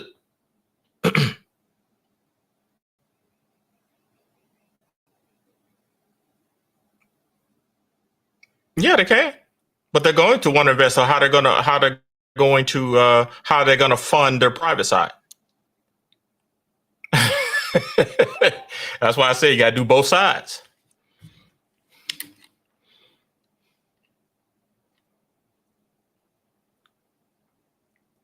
That's correct. Yeah. And if you just see, and then the people that don't want to be members and they want to do the old school way and just invest, they just invest and see, and I'm not going to bother them. They'll just get their Core Connects will be their only interface. Yep. That's the only thing. See how we separate. We've been talking about this before we, how we were setting all this up, how this was going to happen. We talked about this already. So, and everybody watched it happen live. Right? Everybody that's on here, that's been here, y'all watched this transformation live. You watch how the value increased. We're doing some stuff, man. We're doing it. See, we're doing it our way, right? We're doing it our way, right? And by doing it our way, we don't owe nobody nothing. My obligation is only to the co-op and its members. That's my only obligation. That's it. And you don't need to be a trust in that. The co-op by itself is really a trust, you see? So just give it time, right? But we need a public entity, right? So, because when I first thought, I said, man, I said, let me try to make this company a private, not the way that we're talking about it now. But I'm like, no, we got to interface it, right? This needs to be the public interface because we need access to the public markets. Only way to get that is through the stock, offering a stock or offering bond. Because we're going to be going into bonds later, you know what I mean? But like I said, that's all within our ecosystems only. So.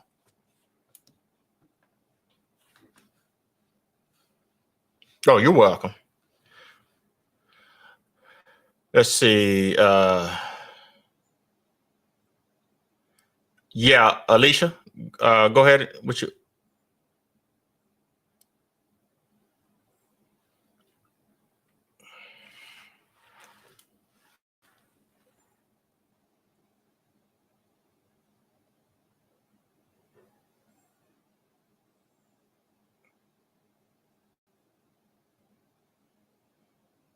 Mm-hmm.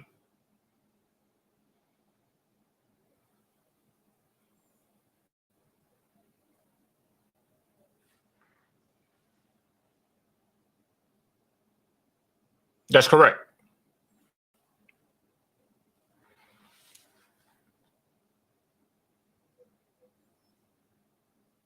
Yeah. Yeah, they'll only have access to what we put in the video library, and that's from all the posts from all the members and stuff. That's all they'll be able to see. And I might throw something free in there every now and then. That's about it. But no, they can't. Yeah, they ain't gonna access nothing in there because people steal.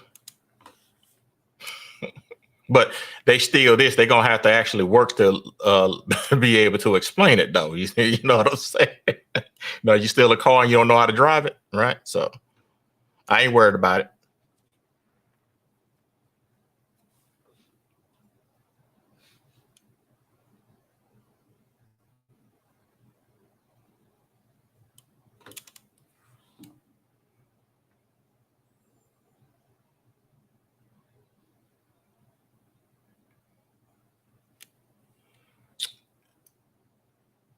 Is Brother Al gone? Let me see.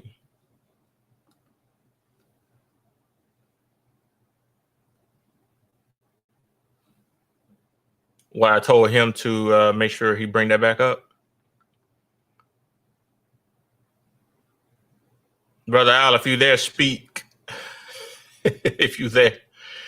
You remember that comment we just talked about that you made earlier that we said we were going to talk about that again? We're going to elaborate on that. Remember that comment you made?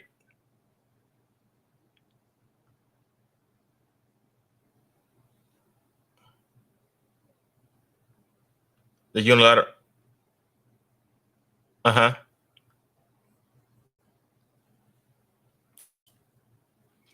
Yeah. Yeah, we'll be getting that. We'll be getting deeper into that, but I could be brief with it. But yeah, remember, a contract always has dual obligations, right? And the study group we did, I think, Taj, we were supposed to just do this. We were just doing the preliminary of the study group, right? That day, right? And it ended up turning into a 3-hour actual study group discussion, and I didn't record it. So, but the contracts, all contracts, remember, contracts have an obligation for an obligation, right? Because that's what offsets it, right? I'm buying a car from you. It's worth $500. I'm going to give you $500. That means that you offer to sell me the car. That's the offer, right? Because anything in a contract is always, with that contract, there is an offer, right? So everybody familiar with an offer, correct? Everything's an offer, right?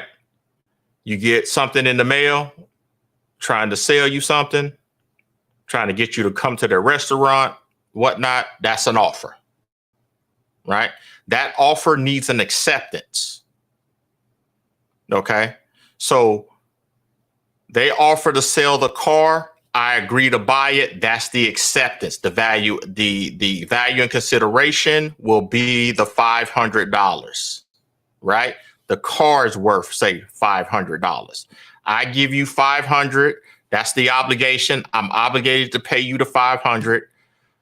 The person who's selling the car, they're obligated to deliver the vehicle. There's no more obligations, right? And that should zero out the contract, right? It's complete, correct? Value for value was received, right? Yes? No? Oh God. What you don't see.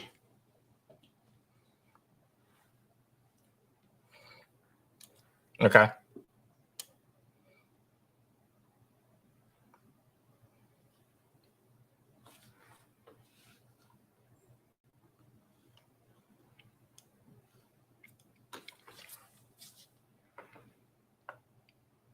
Why is it a continuation? Are you adding a bank loan in there? Because you can't add a bank loan.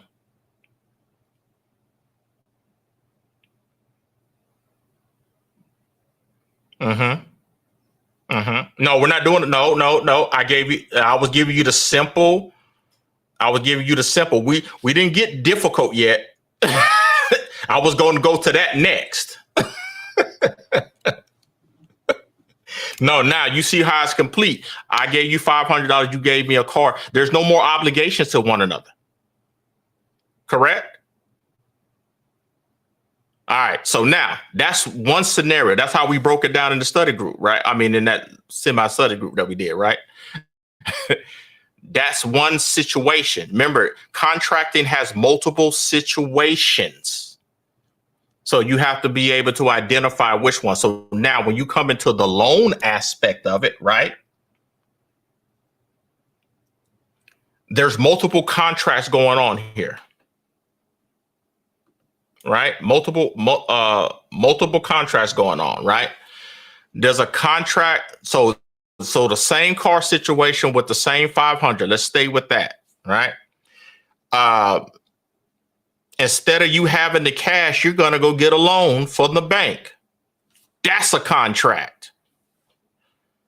Then you have a contract to buy the car from that individual. That's a second contract, correct?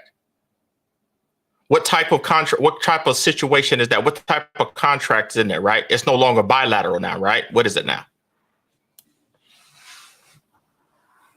It's trilateral because you got a third party in there now. You got a third party and you brought a third party intervener into the contract, right?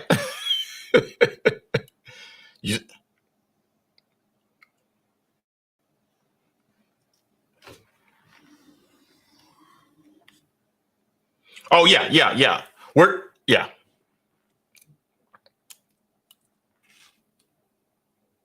Mm-hmm. Mm-hmm.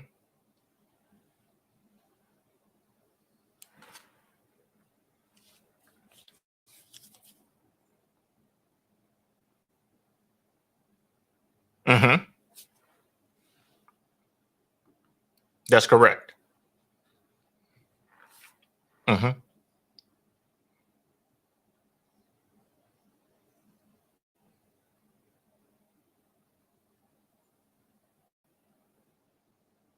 That's correct. So, mm-hmm.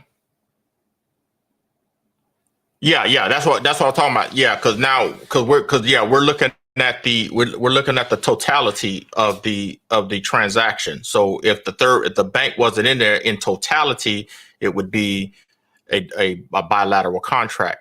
But in totality, when you bring in that third party, they have to be involved because there's other stuff that's going on, status, jurisdiction, deposits, and all of that. And that all has to be explained and discussed, you see, for people to understand what's going on.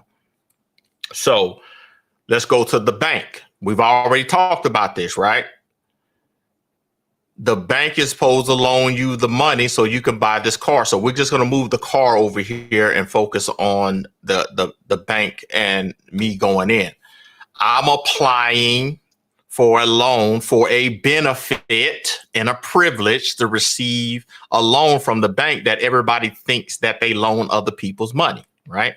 We know that they don't. Is that right? Alicia, this is your talk. So I'm gonna address it to you. Right? Right? The bank don't loan other depositors money, correct? If you answer, I'm going to ask you to explain.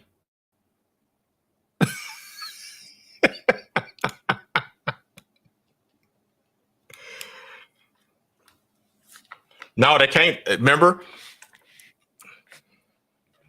Oh, okay.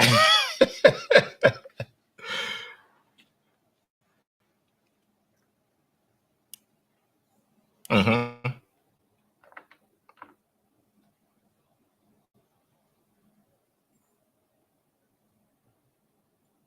Exactly. Because we're going back to what we've been talking about, controlling the contract, right? Because you're getting ready to contract with this bank. A transaction has not happened yet. So now you're thinking about how am I going to control this contract, right? Because the initial contract that you're getting ready to give them, like Brother Al said, is unilateral. So unilateral within the sense with that bank, right? The bank has its power, right, for its instrument. You have your power for your instrument. Exactly. So we trying to figure out where this loan coming from, right? Because I'm finna give you a $500 promissory note and you finna give me a $500 loan, right? So we trying to figure out how it's a loan. It's not a loan. It's an exchange, right? Just like what you finna do with this car over here. You're about to give that car, that guy, that $500 in Federal Reserve notes. Remember, it's now we're talking about the form of money, right? The form that is that value of that $500 being stored in whatever you're going to give them, whether it be a check, whether it be cash, whatever value, whatever instrument that value is being stored in. That's what you're going to think about, correct? So now let's go back over here to the bank. The bank's gonna give you a loan, right? But now when you contract with this bank, right? Why ain't nobody seeing the accounting? Right? Bring the accounting into it, right? Bring the accounting, right? If I give, because you don't know that your thing has, you don't know that your promissory note is a negotiable instrument, and you don't know that it has value just by you signing it. You don't know that because you were never given the information that I just gave you, the case law and the book, and the operating manual from the bank, from their publications that tell you that they don't loan other people's deposits. So it's like, okay, if you don't do that, then what the hell's going on, right? So you need to know, okay, I'm getting into this transaction with this bank, right? But I got my instrument. I know it's worth 500, right? Now you done change your way of thinking, right? And what the hell are they giving me? Well, how are they going to use this instrument? You see, you're not asking those questions. That's how you get taken advantage of, right? So what we talked about in the study group was, okay, so if we have a promissory note, right? Now you're going to have to now let's look at the other attributes of the situation. So you want to look at the promissory note. You want to look at a check from your company. Then you want to look at cash, right? You want to look at those three while you're dealing with the bank. Don't think about the car, right? All right, I got this promissory note, right? Think about what you do when you get a check from your job, right? Okay, tell me your process of what you do when you're doing with a check. The check okay, let's do it this way. The company gives you a check for $500 for your work, right? For your labor, for your wages, correct? Right? So you got a $500 check that's paid to the order of you, that's ordering their bank to pay you, right? Because that's what a draft is, correct? A check is a draft, right? So you're going to the bank. Tell me how you deposit it. No, walk it through. Walk it through it for me.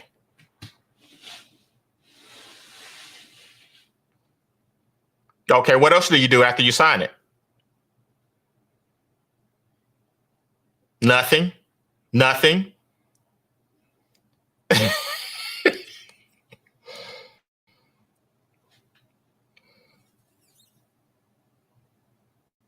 Well, no, that's the same way you're doing electronic check. No, that's fine. That's the same. It doesn't matter what method that you do it. I'm talking about what else do you do after you sign it?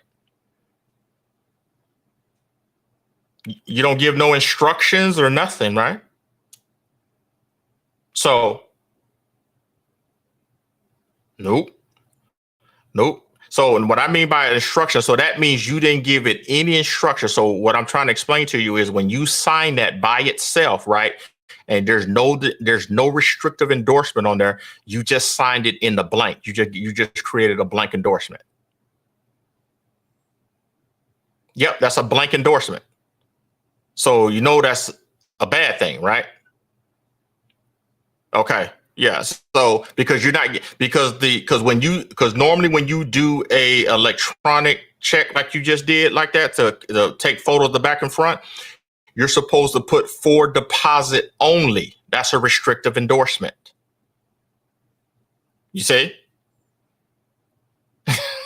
You see, so yeah, so that's important. You're giving instruction to the bank, and the bank cannot do anything else with that instrument other based on that restriction because you gave additional. Because remember, on the face of the check is the draft, is the order. On the back is the instructions on how this instrument is going to be negotiated and how it's going to be delivered.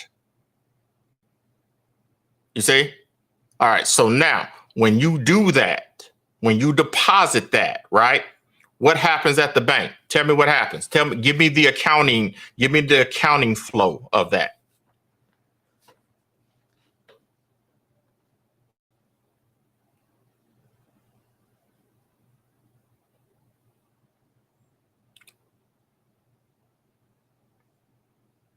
Mm-hmm.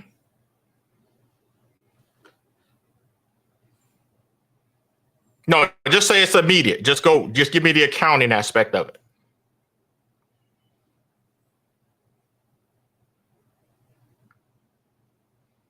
Mm-hmm. Okay. Okay, well, explain it. Tell me what you think.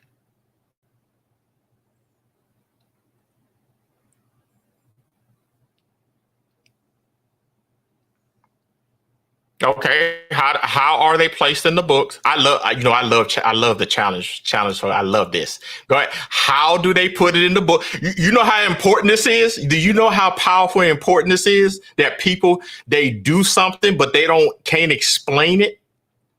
When you explain this, you're gonna know it forever. Explain it to me. Explain me, how do they put it on the book? Tell me what the books look like. Because in your checkbook that you get right when you first open up your bank account, right? What do they give you? They give you a checkbook. And then when you open up that checkbook, what's in the back? What's the name of my series? The Know in the Ledger series. They give you a ledger. Show me what they put on the ledger, right? Because what they put on the ledger is the exact same thing that you should be putting in your physical ledger in front of you.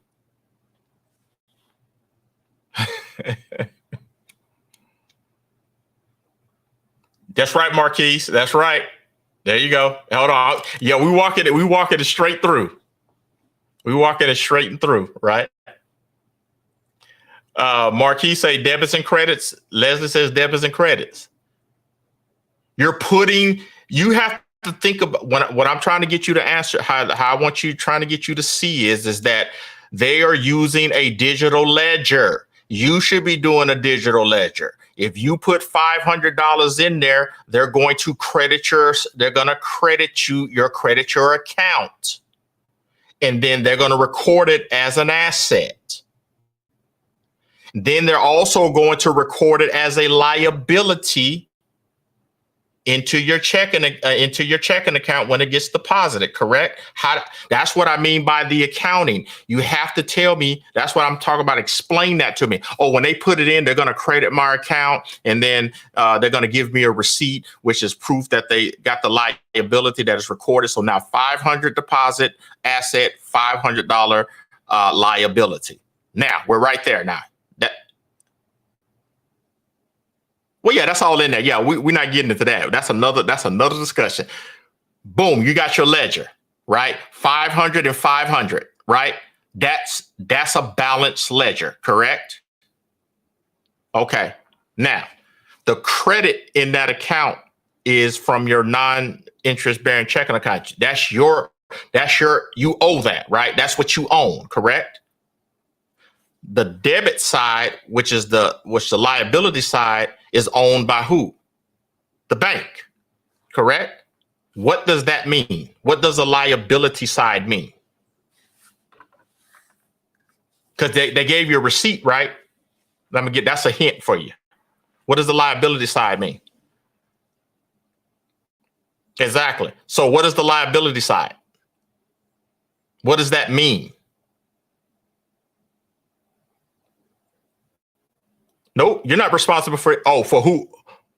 Oh, go ahead. No. You don't have a liability. This is your account. This is a credit in your account. The liability is who? Okay, so why is it a liability?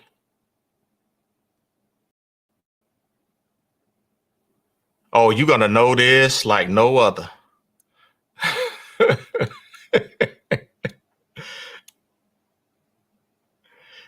Yes, yes. Flora gave a lifeline. It means the bank owes you. That's why they gave you the receipt. That's why they recorded as a liability. A bank liability is the liability. That's why they call customer accounts liabilities. The customer's deposit account is the bank's liability.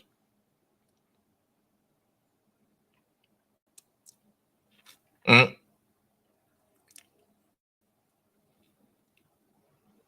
Yes. Yes. Uh-huh.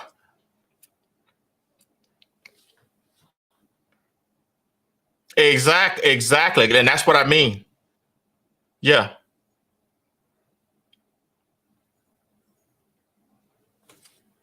Mm.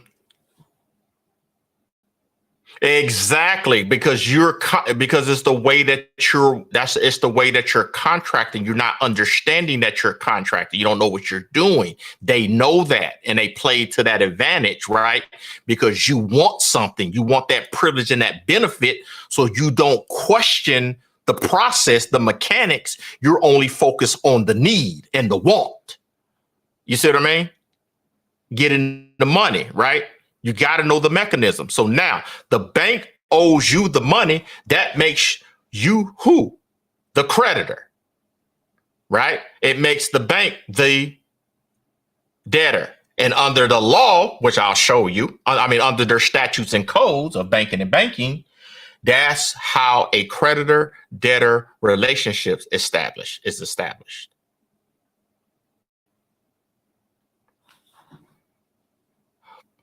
No, it ain't nothing different. It's the exact same thing. The only difference is, yes, exactly, because you're dealing with a bank or a finance company, or you're dealing with a core them, and there's a corresponding bank behind them. You see what I mean? Exactly. You should. Well, yeah, you should always. Yeah, you should know. Well, yeah, you keep the records for each transaction, just like what we're doing right now. I'll say so now. We ain't got over to the promissory note side over here yet. We're still on the check right here, right? So when you do that check transaction, you're going to take your little ledger, digital ledger, whatever, doesn't matter, right? You're going to put bank, you're going to put, they're called T accounts, right? In their systems, they're called T accounts. Uh, uh, Credits and debits, assets and liabilities, how they're recording on the system. So you're going to put 500 in on the credit side, 500 in on the debit side, right? The bank owes you, you're the creditor. Because you know why? Let's prove it. Well, damn, I need to take this $500 out to buy this car. You go to the bank, don't the debtor got to pay their bill? Exactly. That's how you know they're the debtor. Because if you come back and pull the bank, you come to take the money out, they have to pay you. Boom, stop it right there. Now let's go over to the cash. Let's go to the cash side, right? You're going to do the same thing. You're going to do a deposit slip. You're going to fill it out. You're going to put your account number, and then you're going to fill out. That's technically a check that you're filling out. Cash, exactly. Well, that's not, you're not depositing cash, but for sake of argument, yeah, we're gonna call it cash, right? So they're really promissory note. They're really negotiable instruments. But we'll just write, because if you read them, they'll show you. But okay, so no, same thing. You fill out a check and then you deposit that cash, right? So you're going to record it the same way you did with your paycheck from that draft, correct? Same thing, debtor, creditor, you're the creditor, they're the debtor. Come back, they give you a receipt, you come back, you got to get it off, okay? Right? Boom. Let's go back over, let's run over to the promissory note. Promissory note is made out for $500, right? What makes it an instrument? What makes it a promise to pay? Remember, your promissory note is a negotiable instrument, but before it becomes a negotiable instrument, what are the elements that make it a negotiable instrument.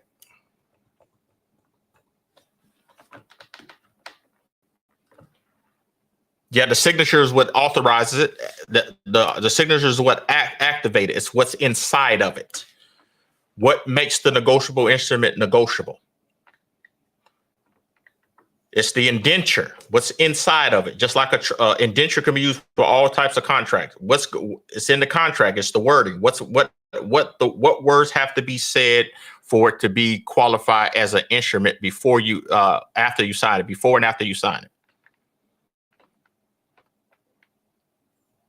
You have to be, no, not pay to the order. Pay to the order is the draft. That's the check. The promise to pay. The promise to pay. Yes, before, that's why it's called a promissory note. There has to be an unconditional promise to pay a certain amount of money at a particular time. And then, so in this case, we're saying to the bank that's supposed to be giving us this loan, let's just call it ABC Bank. I don't even want to give these fools no credit, but ABC Bank over here, right? You're going to say, I promise to pay ABC Bank $500, just say on demand, right? Then you sign it. Now it becomes your financial instrument. You haven't given it to them yet, right? Because sometimes they'll sit up there and they'll send you a promissory note that they draft up. What's wrong with that picture? What is wrong with that picture? The individual or entity that draws up the own agreement, you damn well think they're going to make it more beneficial for themselves, right? And you don't understand the content of the agreement. Exactly. Exactamundo. Exacto. Yes. So in this case, it's the same thing. It's regardless, right?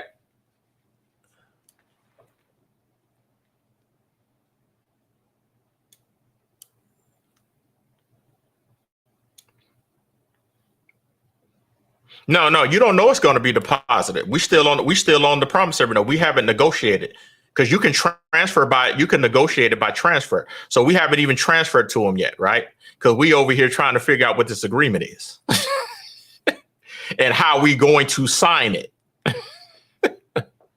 You see what I mean? Because the signature, you haven't negotiated it yet. You haven't negotiated by transfer yet. Remember, when you just signed it, what happens when you just sign it right there, right? And it was on and what you did on your check. What did I tell you did? Yep. So when you sign your promissory note, it's in the blank. It's a blank endorsement. You haven't even put no restrictive endorsements on it yet. You see, and people don't know to do that.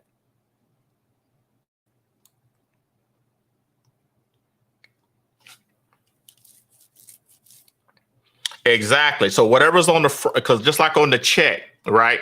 That's why they don't have you endorse the front, right? That's just the signature, because the signature is just an order. It's a draft is a three-party check. It's one party paying another and authorizing another one to pay. I'm sorry.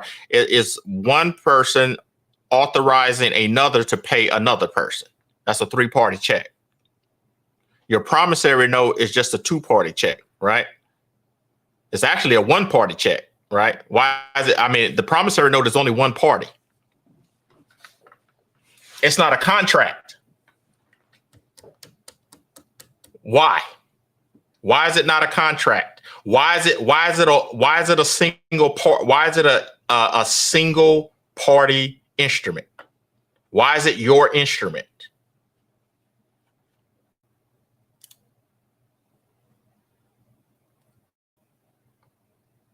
That, and be more specific, keep going.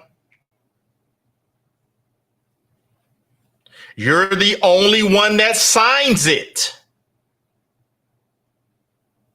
Ain't no other party on there. It's just a promise to pay ABC Bank. That's it. You haven't given it to them. So when you sign it, it becomes your personal financial instrument. It hasn't been transferred yet. So once you know how to contract, right, and how and know that's the case, you're going to put some restrictive endorsements on this bad boy, right? You're not just finna just fly this up over here, right? They don't get to just write shit up and then you don't get to, and all you have to do is sign it. No, that's not how that shit works.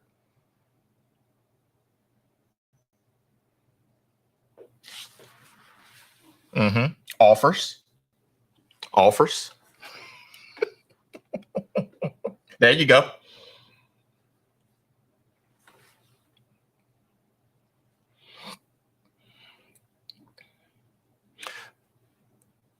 You mark up their shit. Yeah, you mark up their shit. You mark it up. Or normally what I used to do is that I would put C attached addendum.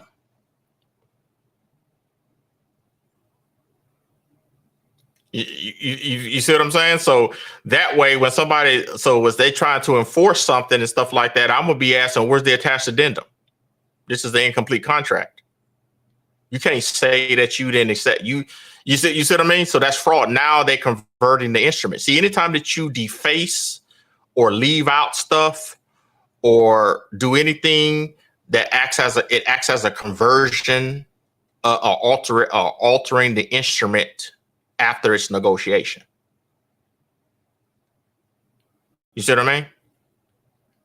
Exactly. So that's the reason why you put that means so when you endorse your signature and you put a restrictive endorsement on it for deposit only, that'll fuck them up when you do deposit only, because they're like, yeah, Nick, we know you finna deposit it, right? You see what I'm saying? So it's like, and then you give the reference of the account on there. Look, I be tearing their ass up, but I'll put the reference of the account number that they're supposed to be giving me a loan for to reference that to whatever bank account to or deposit into a bank or whatever. All these different endorsements, different levels of endorsement that you restrictive endorsement you can do on there, right? They can't scratch that out after you sign and you put it up under your thing. They can't scratch that out. So that means you take a picture. It doesn't matter if they file. It doesn't matter if you take a picture or not, right? It doesn't matter because anytime that they present that note as evidence or they file it in or whatever, that image is on there, right? It's on there. They can't scratch that out because what is that? When you do that restrictive notice, what is that called? What is a trustee supposed to do with the trust when it's presenting the trust? And also what is the trustee supposed to do after he signs his name? Tell me what that is in commerce. What is that? What are you doing when you put that information under your signature? What is that called?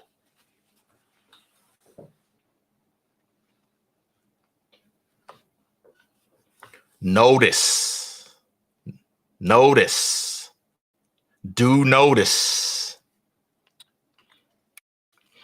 No, you've already endorsed it, right? But when we're talking about what you put under it, we're talking about the restrictive endorsement. Remember, you have the endorsement, which is the signature, and then you have the type of endorsement, which would be restricted. Yes, that's what you call a. There you go. It's called a conspicuous, unambiguous notice. Remember, we talked about ambiguous, and now we're talking about unambiguous. Remember, the unambiguous meaning it's not there to defraud you or deceive you because it's in big bold letters versus ambiguous where it's small print. Exactly. So you make that part of the instrument. Then, right after you do that, then you negotiated it by transfer. Here you go. They can't scratch shit out. But they can't do anything because that's the face. Remember, that's just like the draft, right? You can't deface the front. What do you have to do? What do you have to do with the draft is the same thing that you got to do with the promissory. They got to do with the promissory note when you deliver it to them. Huh? No. No. What do you do with what do you have to do with the check when you get your check and it's made payable to you? The promissory note is made payable to them to promise to pay X amount of money. So you've already put your signatures all on the front, right? So what do they got to do they shit when they get ready to deposit it? What do they got to do? They got to flip it and endorse the back. Yeah. Exactly. So now, oh, hold on. I forgot the one thing. Before you send it, right, you need to write some shit on the back. You see what I'm saying? And then photocopy the front and the back. And then on the front, you can say, see back notice. You see? See the back of this document. Why do you want them to see the back of the document? Because you're going to have a little notice back there for them. So now when you challenge their stuff, right, that notice is showing see the back for additional terms. So they got to give you a copy of the back. And they don't want to give you the copy of the back because it shows you that they deposited. Get it?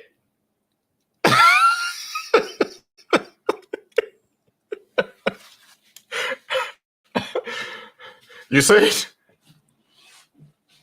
When I say I'm going to teach you how to contract, I'm going to teach you how to contract. We have to just stop signing shit. You got to sit there and get you get you a process together, get you a set of rules, get you some stamps, right? And when you sign, this goes on the front, this goes on the back. Boom. On everything that you do. And then normally what I do is, right, I'll go get that joker notarized. You see what I'm saying? Or the other thing that you can do is see back notarization of it. You see a notarize it on the back. That could be a see back a notice that this has been served. You see what I'm saying? Because you can do whatever you want with your instrument before you deliver it. You see, you're protecting yourself. Now, you transfer it by negotiation. They got it. They got to endorse that. That's the only way that they can endorse it, right? Because what does the endorsement mean when the bank endorses it, your instrument after that? What does that mean? Explain that specifically. What does that mean when the bank endorses it? What does that do? Nope. It's in my negotiable instruments video. I'm gonna give you a hint. I'm gonna give you a chance. I'm gonna give you one more thing, and then I'm gonna give you then I'm gonna break it down to you. No, before they deposit it, what do they have to do? We just said it. We just said it. What did we do on the check? What did we do on our check on our draft in the middle in the first example? They endorse the check. There you go. They have to endorse the check. Yes. No, they endorse it. They can't deposit. No, you endorsed it. You endorsed it, and you did your restrictive endorsement. That's your endorsement. They got to remember, just like on the check. All right. So we're gonna come back to this promissory note. No, you endorsed it. No, we're talking about your endorsement, not the bank, because you haven't delivered it yet. You haven't delivered to. Remember, to make it, you gotta remember it's a. Okay, so now let's go back over to the draft, right? When they stamp, when they have to stamp. Remember how they say don't write below this line? You're gonna put that on your promissory note too. Come on now. Look at the back of the check and to make sure that you're putting some stuff on your paper the way that they do on their stuff, right? This is how you're supposed to be contracted. If you're dealing with a negotiable instrument, you need to be prepping your document in that fashion with all the security features in there and stuff like that. So that way you know that your stuff doesn't get. Don't they got it? Man, I got to the point to where I got bond paper. So anytime that they made a copy of the promissory note, the void would come across that motherfucker. So that means they have to bring the original instrument in. They can't copy that shit. You see what I'm saying? That's how cold I was doing it. You do the same thing.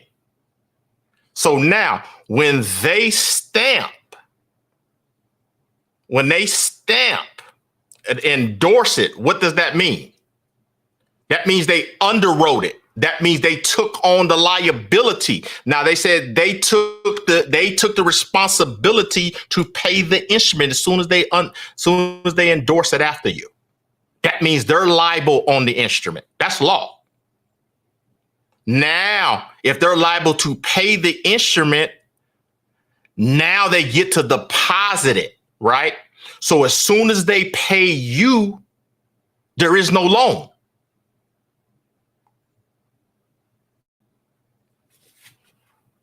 They already have to pay it because they endorsed let's go back over the promissory note. That was on the check. Remember, they already, when you deposit your check for that $500, right? They endorse the back of it. That means they're taking the liability to pay that instrument, right? And then they give you the money. Now they're liable for payment on that instrument, not you.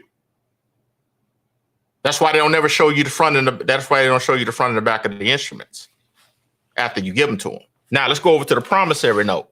Same thing with the promissory note. They can't deposit it into your non-bearing checking account until they endorse it. Soon as they endorse it, they're a fiduciary. They're liable for the payment on that instrument because you made a promise to pay to ABC Bank. I'm like, oh, thanks. Oh, and then they stamp it and then boom, they got to pay for the instrument, right? They have to pay for your check. They have to pay for your promissory note to become holder in due course. How are they going to, how do we show proof that they own that they pay for the instrument? They don't. You don't got no proof other than that checking account that they didn't disclose. You see? So they're going to deposit that into the check, into the checking account, right? They're going to do exactly what they did with the check on the draft side, right? They record it as an asset and they record it as a liability. And then they turn around and say, oh, then they give you the loan, but they never tell you, why did I still owe you? What did you do with my instrument? That's why I dress up the instrument the way that I do, right? To use it as evidence. You see? You see what I mean?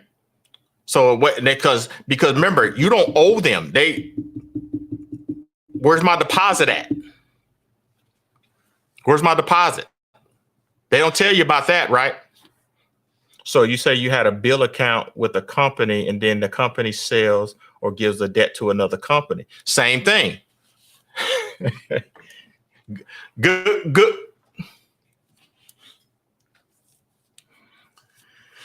Exactly. Okay, here we go. Man, I'm gonna have to cut this. I'm gonna have to cut this video up into little sessions here. Okay, so now this is, but we're gonna go. No, we're gonna go into the other one. But this will be a good refresher. What'd you say, T?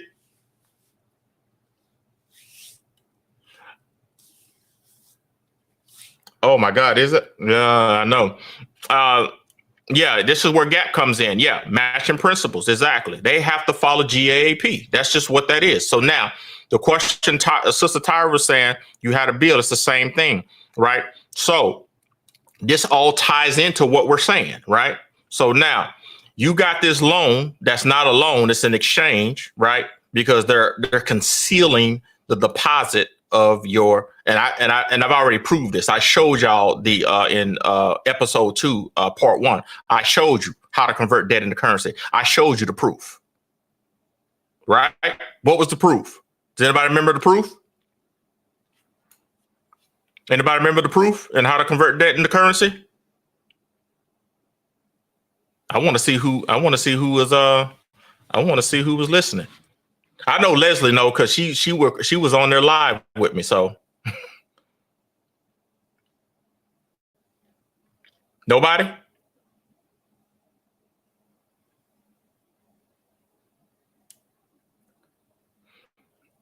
That was no, I was talking about GAP. I said everything that we're doing right now ties into that checking account, that non-interest bearing checking account.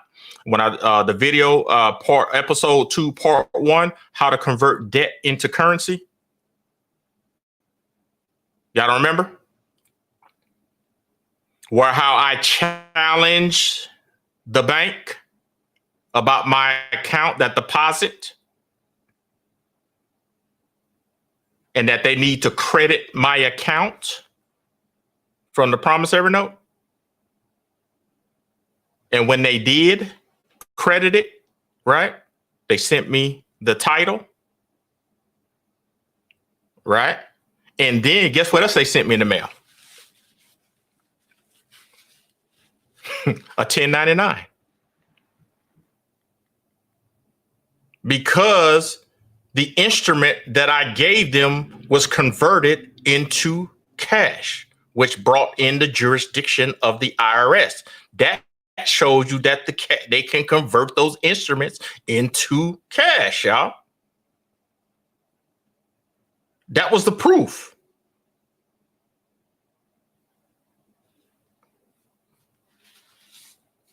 Yeah, it's the exact same thing. It's the exact same thing.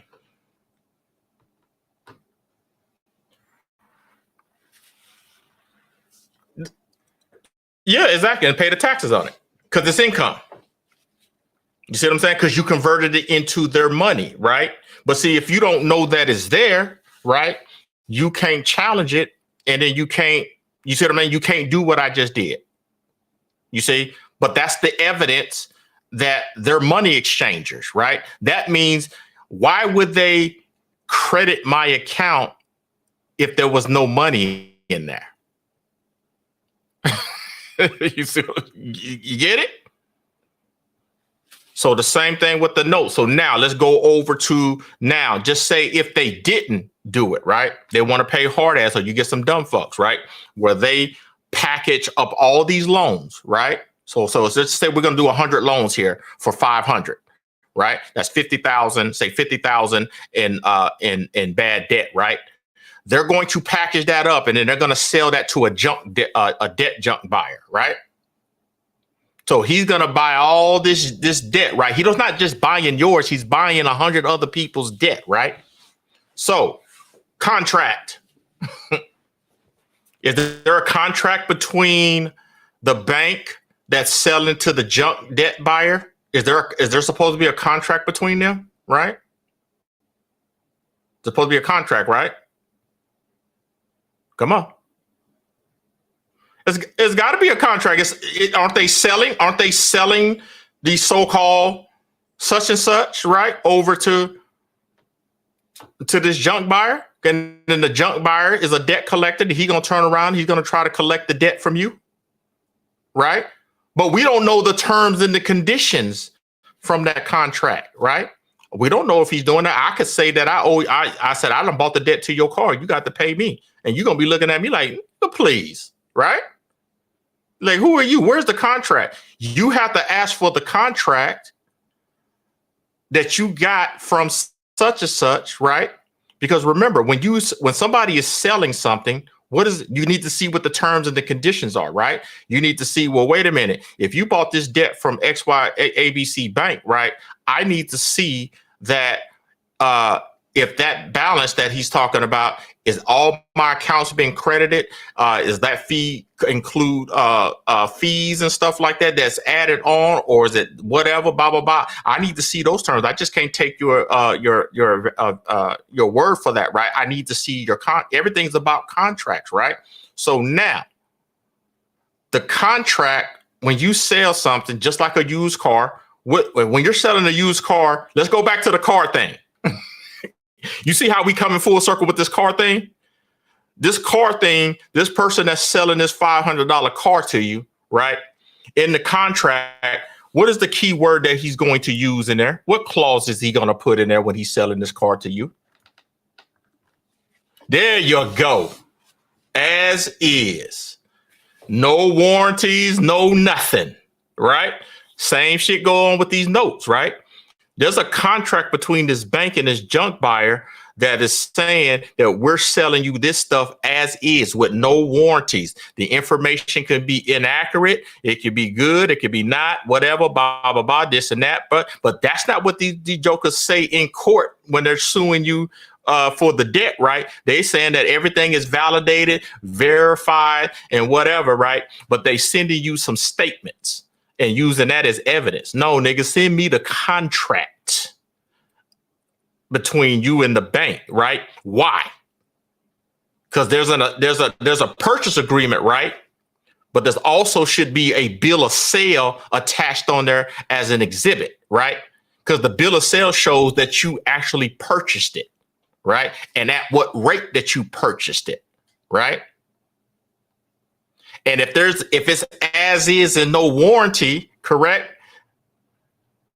And you challenge them, right? You don't owe them shit. You ain't got no written contract with them. They need to go sue the bank. They suing the wrong person. See, but you have to know these for that, right? As is. So that's how you deal with the junk buyers. Let's see what Brother Al says. Banks borrow money from other banks and Fed and certain interest rates. They have to keep up certain amount of money in the vault in order to keep their promise to pay through the term. Exactly. Deposits never go anywhere, right? So when they sell, and I have a sample because they hide these contracts, but I got a sample, y'all. I got a sample of one, right? They hide these jokers, right? And they don't never put them into the courts because the court doesn't have jurisdiction over the subject matter. You see? And they don't have personal jurisdiction over you because when you go into dispute it, you come in by special appearance. Same way that we talk about the trust. You see what I mean? To dispute jurisdiction. You don't have jurisdiction over the subject matter because I don't have a contract with these folks, right? And I don't know that he bought this stuff. He's just saying that. That's hearsay, right? Where's the affidavits? Where is the contract, right? And we just don't ask that shit. We just let them do what the fuck they want to do, right? Like, nigga, I need to see a contract, right? So I know that you really bought it, right? Because you can have a collection agreement with them for all I know that you collected them on their behalf. And in addition to when they sell the debt, they're just trying to get the shit off of their books because they have a different set of books that they cover, right? So now in the contract, right, they don't sell the accounts. They only sell rights to the cash flow from the account, but not the account itself.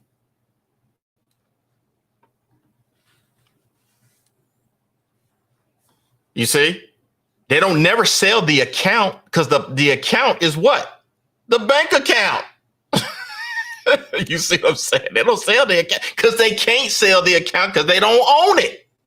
Because they still got a liability attached to it, y'all. So when I read the agreement, there was no mysterious, it's like, oh, I'm reading it for the first time. Oh, I never seen anything like this. No, I understand the language. So I'm like, oh, these motherfuckers here, right? It's like, yeah, they ain't gonna sell the account because that's the reserves. That's the banking reserves. You see? Yeah, they still owe your account. So that's the reason why they can't give you no warranty, because they don't want to they don't want to get, because they never gave the accounting to them, and then these folks got to verify this stuff on their own. So they didn't ask for the accounting. I know they didn't ask for the accounting, right? Because the bank ain't gonna give them that accounting, right? Because they're like, well, wait a minute, you don't owe these folks nothing, right? So yeah, so you got to think about it in that sense, right? So they don't owe, you don't owe that debt collector, and he's collecting on a fraudulent claim, and that's how you get their ass right there. No subject matter, no contract, no minimum. I don't have any contact with you. Statements are not evidence. You saying that you bought something, that's hearsay. We need the contract in here, man. I mean, shit, I don't know you. I don't have no contract with you, and you gonna come up here and say I owe you, but you ain't telling, show me some shit, right? Yeah. Exactly, right. And so that's when you bring in the Fair Debt Collection Practice Act. That's when you bring in not the comptroller, but the I think it's the comptroller of currency, all of that and stuff, after you do your administrative process with them. When you do your administrative process with them, when you do the administrative process with the credit bureaus and stuff like that, then that's when you get, after you do that and they don't give you the contract or whatever, that's when you go to the consumer protection folks and the comptroller of currency and all of that, and then you file your complaints with them, right? And then they're gonna make them give up that stuff, right? And then they should go away. Mm-hmm. No, that's how you get your credit back. Because it's your credit, right? Yeah, and might add too, huh? Yeah, and y'all just got it for free. And I'm gonna show you how to do it from scratch. It's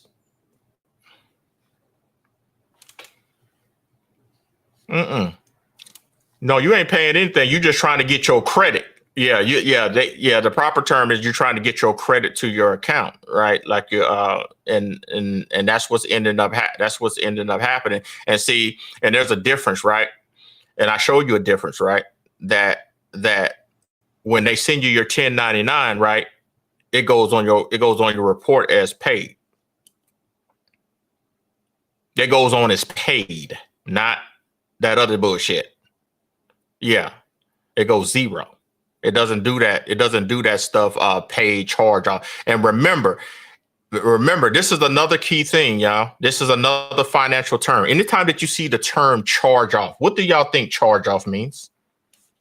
Especially when the bank sells this to a junk buyer, right? And they told you they didn't charge it off. What does that mean? Exactly. It's already been a benefit, and a credit has already been received by either charging it off and writing it off on their taxes, right? So it is not collectible. It was written off via a what? A bookkeeping entry. So what are they collecting on? What are they collecting? But see, you don't challenge that. If you don't challenge that, right? If you don't know that, right? You don't show up to court, they win default judgment. You see? So you have to think about that. Mm-hmm.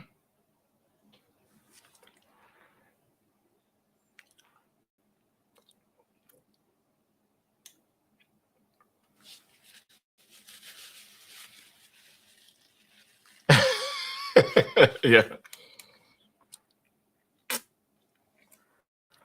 Mm-hmm. Yeah. Stop being scared. Yeah, exactly. Because you got to remember, you know what they're doing? Everything is a computer program with them. So everything is automated. So when they buy stuff, everything is done through computer and stuff, all that stuff on there. And the only thing that's not is the signature, when people got to give signatures and stuff like that. That's how all this is automated. So you can't compete with the automation. You see, you just got to focus on your task and your stuff and what you're trying to do first.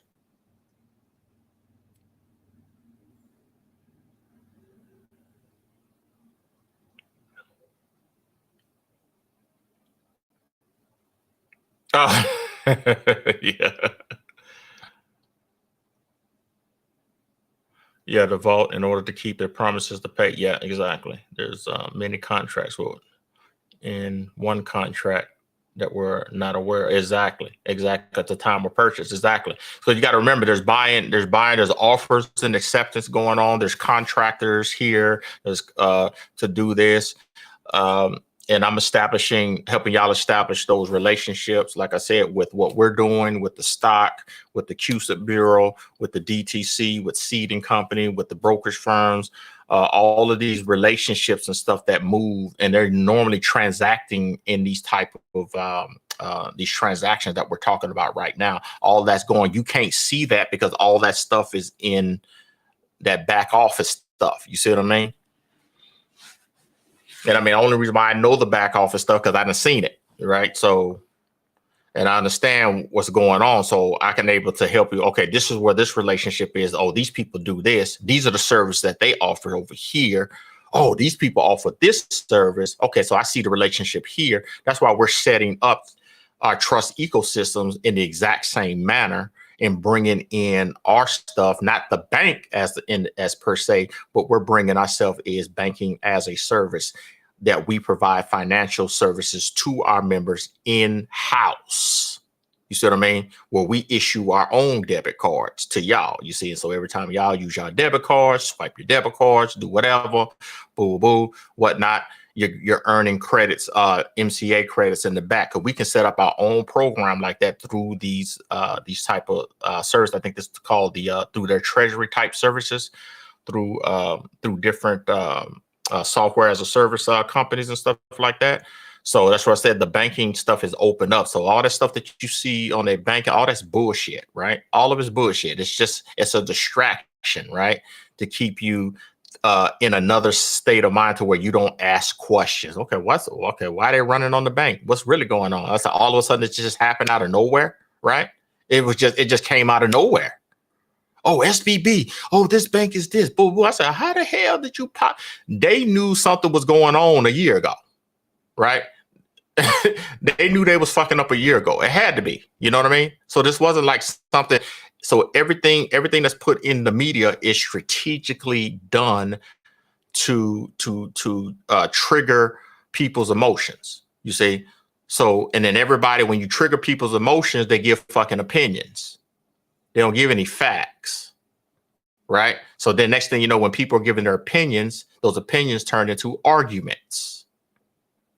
And when they turn into the arguments, the distraction has been developed. You see? You got to watch the patterns. Watch the patterns, never jump on something when something comes out. You see, so we're giving you the balance, the focal point on that. You see, emotions. See, distractions and money movement equals emotions. Yeah. That's all it is. That's all it is. Yeah, we good. We good. Man, we still got 27 people. What the heck, man? 27, 28, 29, 30, 1, 2, 3, 4, 5. 36 people still on here. Damn. I must have been talking about some decent stuff then they needed, right? Let me see on YouTube. We ain't got nothing on YouTube. All right, cool. There we go. All right, y'all. If we good. Oh, wait a minute. We got somebody raising their hand. Flora's up. Flora, you go ahead, Flora.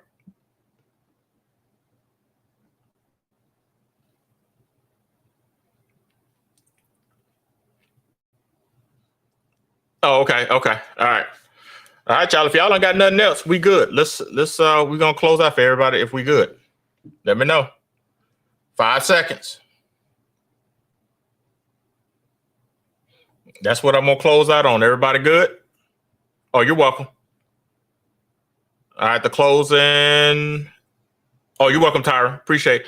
Tyra, did I answer your question? One minute. Tyra, you had a question that I missed. Hold on, because I jotted it down over here. You saying something about the back office, about the let me bring you up, Tyra. Are you up? Your mic, you can unmute yourself, Tyra. Ask that question that you were talking about.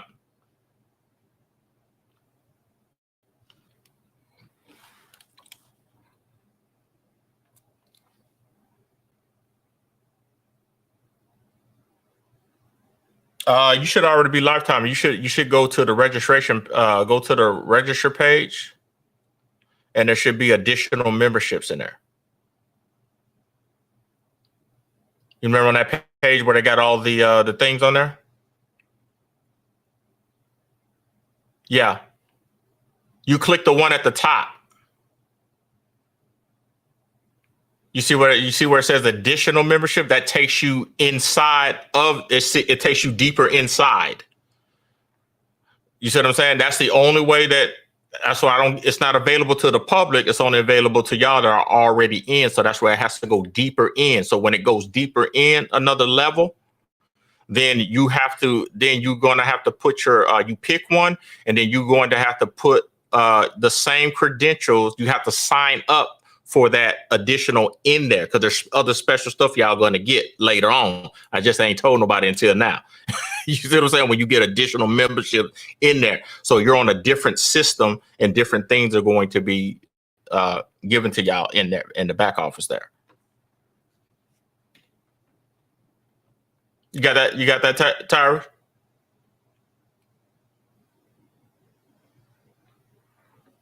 If you go to, let's see.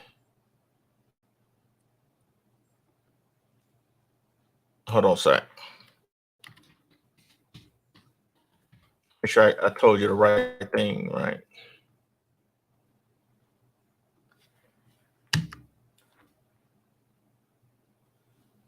Yeah, so when you go to register, right? Let me sign out of mine. Okay. It'll say membership plan options, right?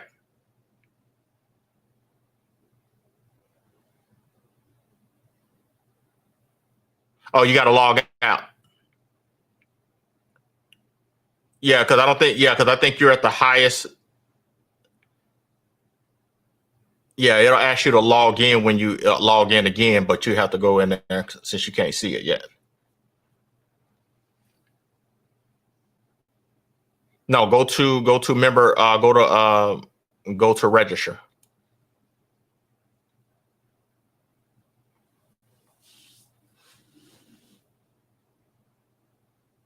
There you go. So then when you click that, it's not going to let you in unless you log in. You see what I mean? And so then you're going to log into your regular, right? And when you do that, it knows you're a pre-existing member, and then it'll take you to the membership options page for additional memberships in there. And then when you click on one to pay, when you get ready to pay, it's going to ask you to sign up. So sign up. You're already signed in, but this is a sign up for another thing inside, right? So you use your same credentials that you use on your main site, right? So then they'll link up in the back. And then once you log in there, it's going to create you an account there as well in there. And then you can pay from there. Just in case you say, well, why is it making me sign up again? You don't, because I don't want you to put your same login credentials like where it says, but you have to register. It's going to give you an option to register. I think I said that right. Hold on a second. Let me make sure I said that right. Yeah. So when you log in again, it's going to have additional membership, pre-existing members only. Okay. Okay. You see all the different ones in there. So when you select one, right, the box will come up. When you click pay now, it's going to give you the difference to sign in or register. You're going to register. Yeah. Yeah. You're going to register. And that will be on that side. So now you have two registrations. You have a registration within a registration. but with some special stuff later on. I went over this with so which one did you hit? Which one? No, I'm looking.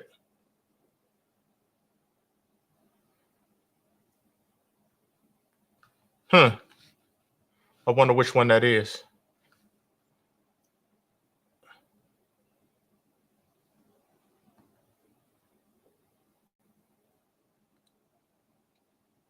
Mm-hmm. Which option did you use?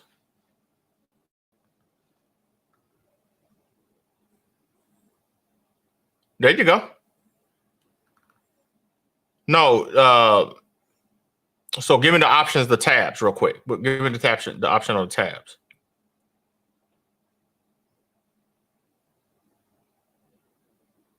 Mm-hmm. Not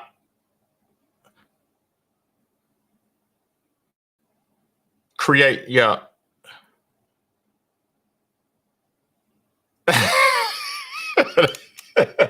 That's you good. You good. No, it's okay. You're not a beginner. You ain't at the beginner level. You good. Don't worry about that.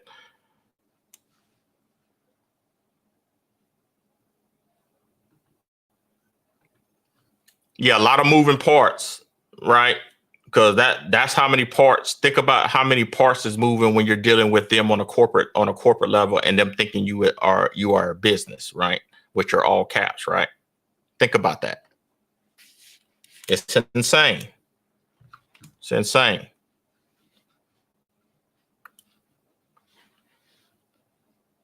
Remember, y'all, get everybody up, get them up. We got a route. Let's get to this. Let's get to our next stage. Let's get to this 50K or however high we gonna get the folks in.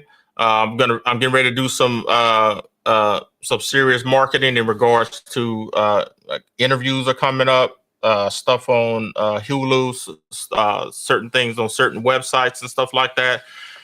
So there's going to be a lot of promotion taking place within the next 60 days. You're going to see all kind of shit that I'm putting out. So I'm going to be recording and throwing it out there. So making sure everybody gets the word out. We're not going to talk about what we talk about in these classes, but we'll be talking about the stuff for the offering in particular, because we're not, and some other stuff because we're trying to pull members in as well. But mainly we'll be talking about the offering and stuff like that to get us, because we got to get to Wall Street, y'all. We got to get over here so we can access, so we can do the things that we need to do without this drama. You see that you see that it can happen. You see it's there. You see all the evidence, right? Legislation changes, rules changing, all of that. So we want to make sure that we get the word out and stuff like that to as many of our people that we can, right? And I didn't put the notice out, but I'm going to go ahead and tell y'all again, so that way it's on tape.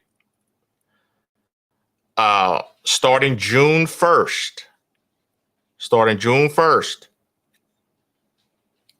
we will only be allowing 500 million members a year. We're going to offer membership access to new members only 2 times a year, starting June 1st. So at each opening, at each time that we take in members, only going to take in 250 members per opening, right? The opening, so in 48 hours, the new membership, when we open up the portal, it'll only be there open for 48 hours. Then it shuts down until the next January 1st. So it'll be January 1st and June 1st, and it will be open to that time. So what will only be available on the site when it closes out is people to it'd be put on a waiting list, right? So say for instance, in June, right, 500 people sign up, just say, right? It won't open up in January January, right? Because we already got 500 people, 250 for the June, and then the other 250 for the for January coming in. So that's how. So the waiting list is the only thing that can cause it not for it to open up every 2 months if that waiting list exceeds the amount of people being. So if there's 600 people in there, the additional 100 people won't be able to get on until that following session when it opens in, and then we try to get the other 150 in there. So that's what's going to take place.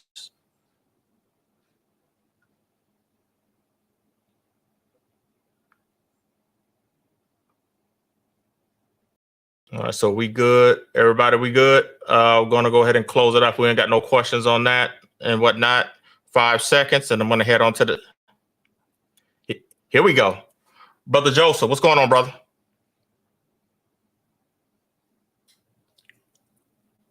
Okay. Yeah. Okay. Yeah. Cool. Okay.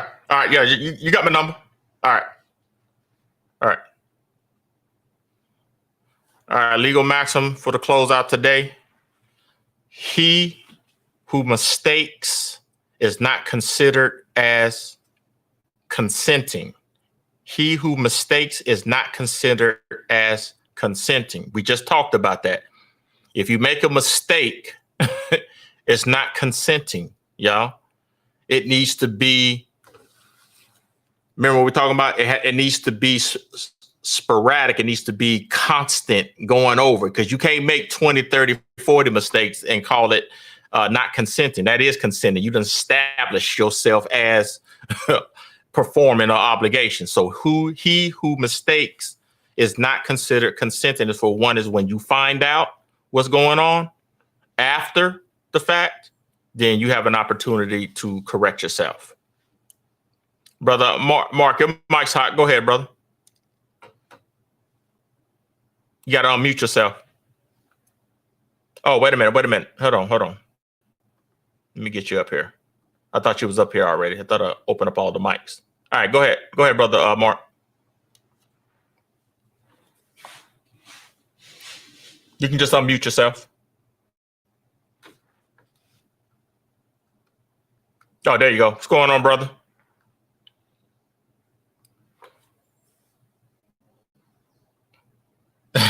I appreciate it.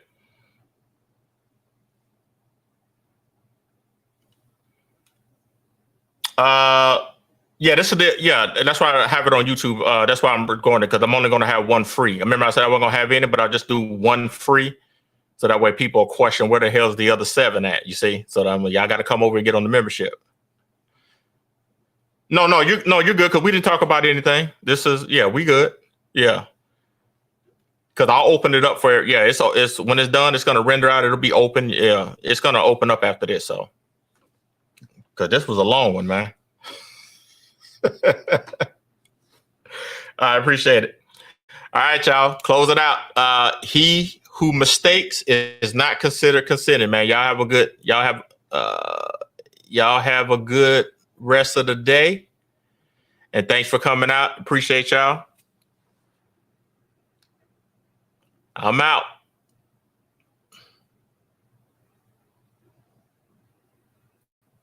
Till Monday. Oh, yeah, I forgot. Monday's first study. Y'all know that on Co-op Wall Street. Monday's the first study group. So be ready. Come with your questions. Don't come with silence.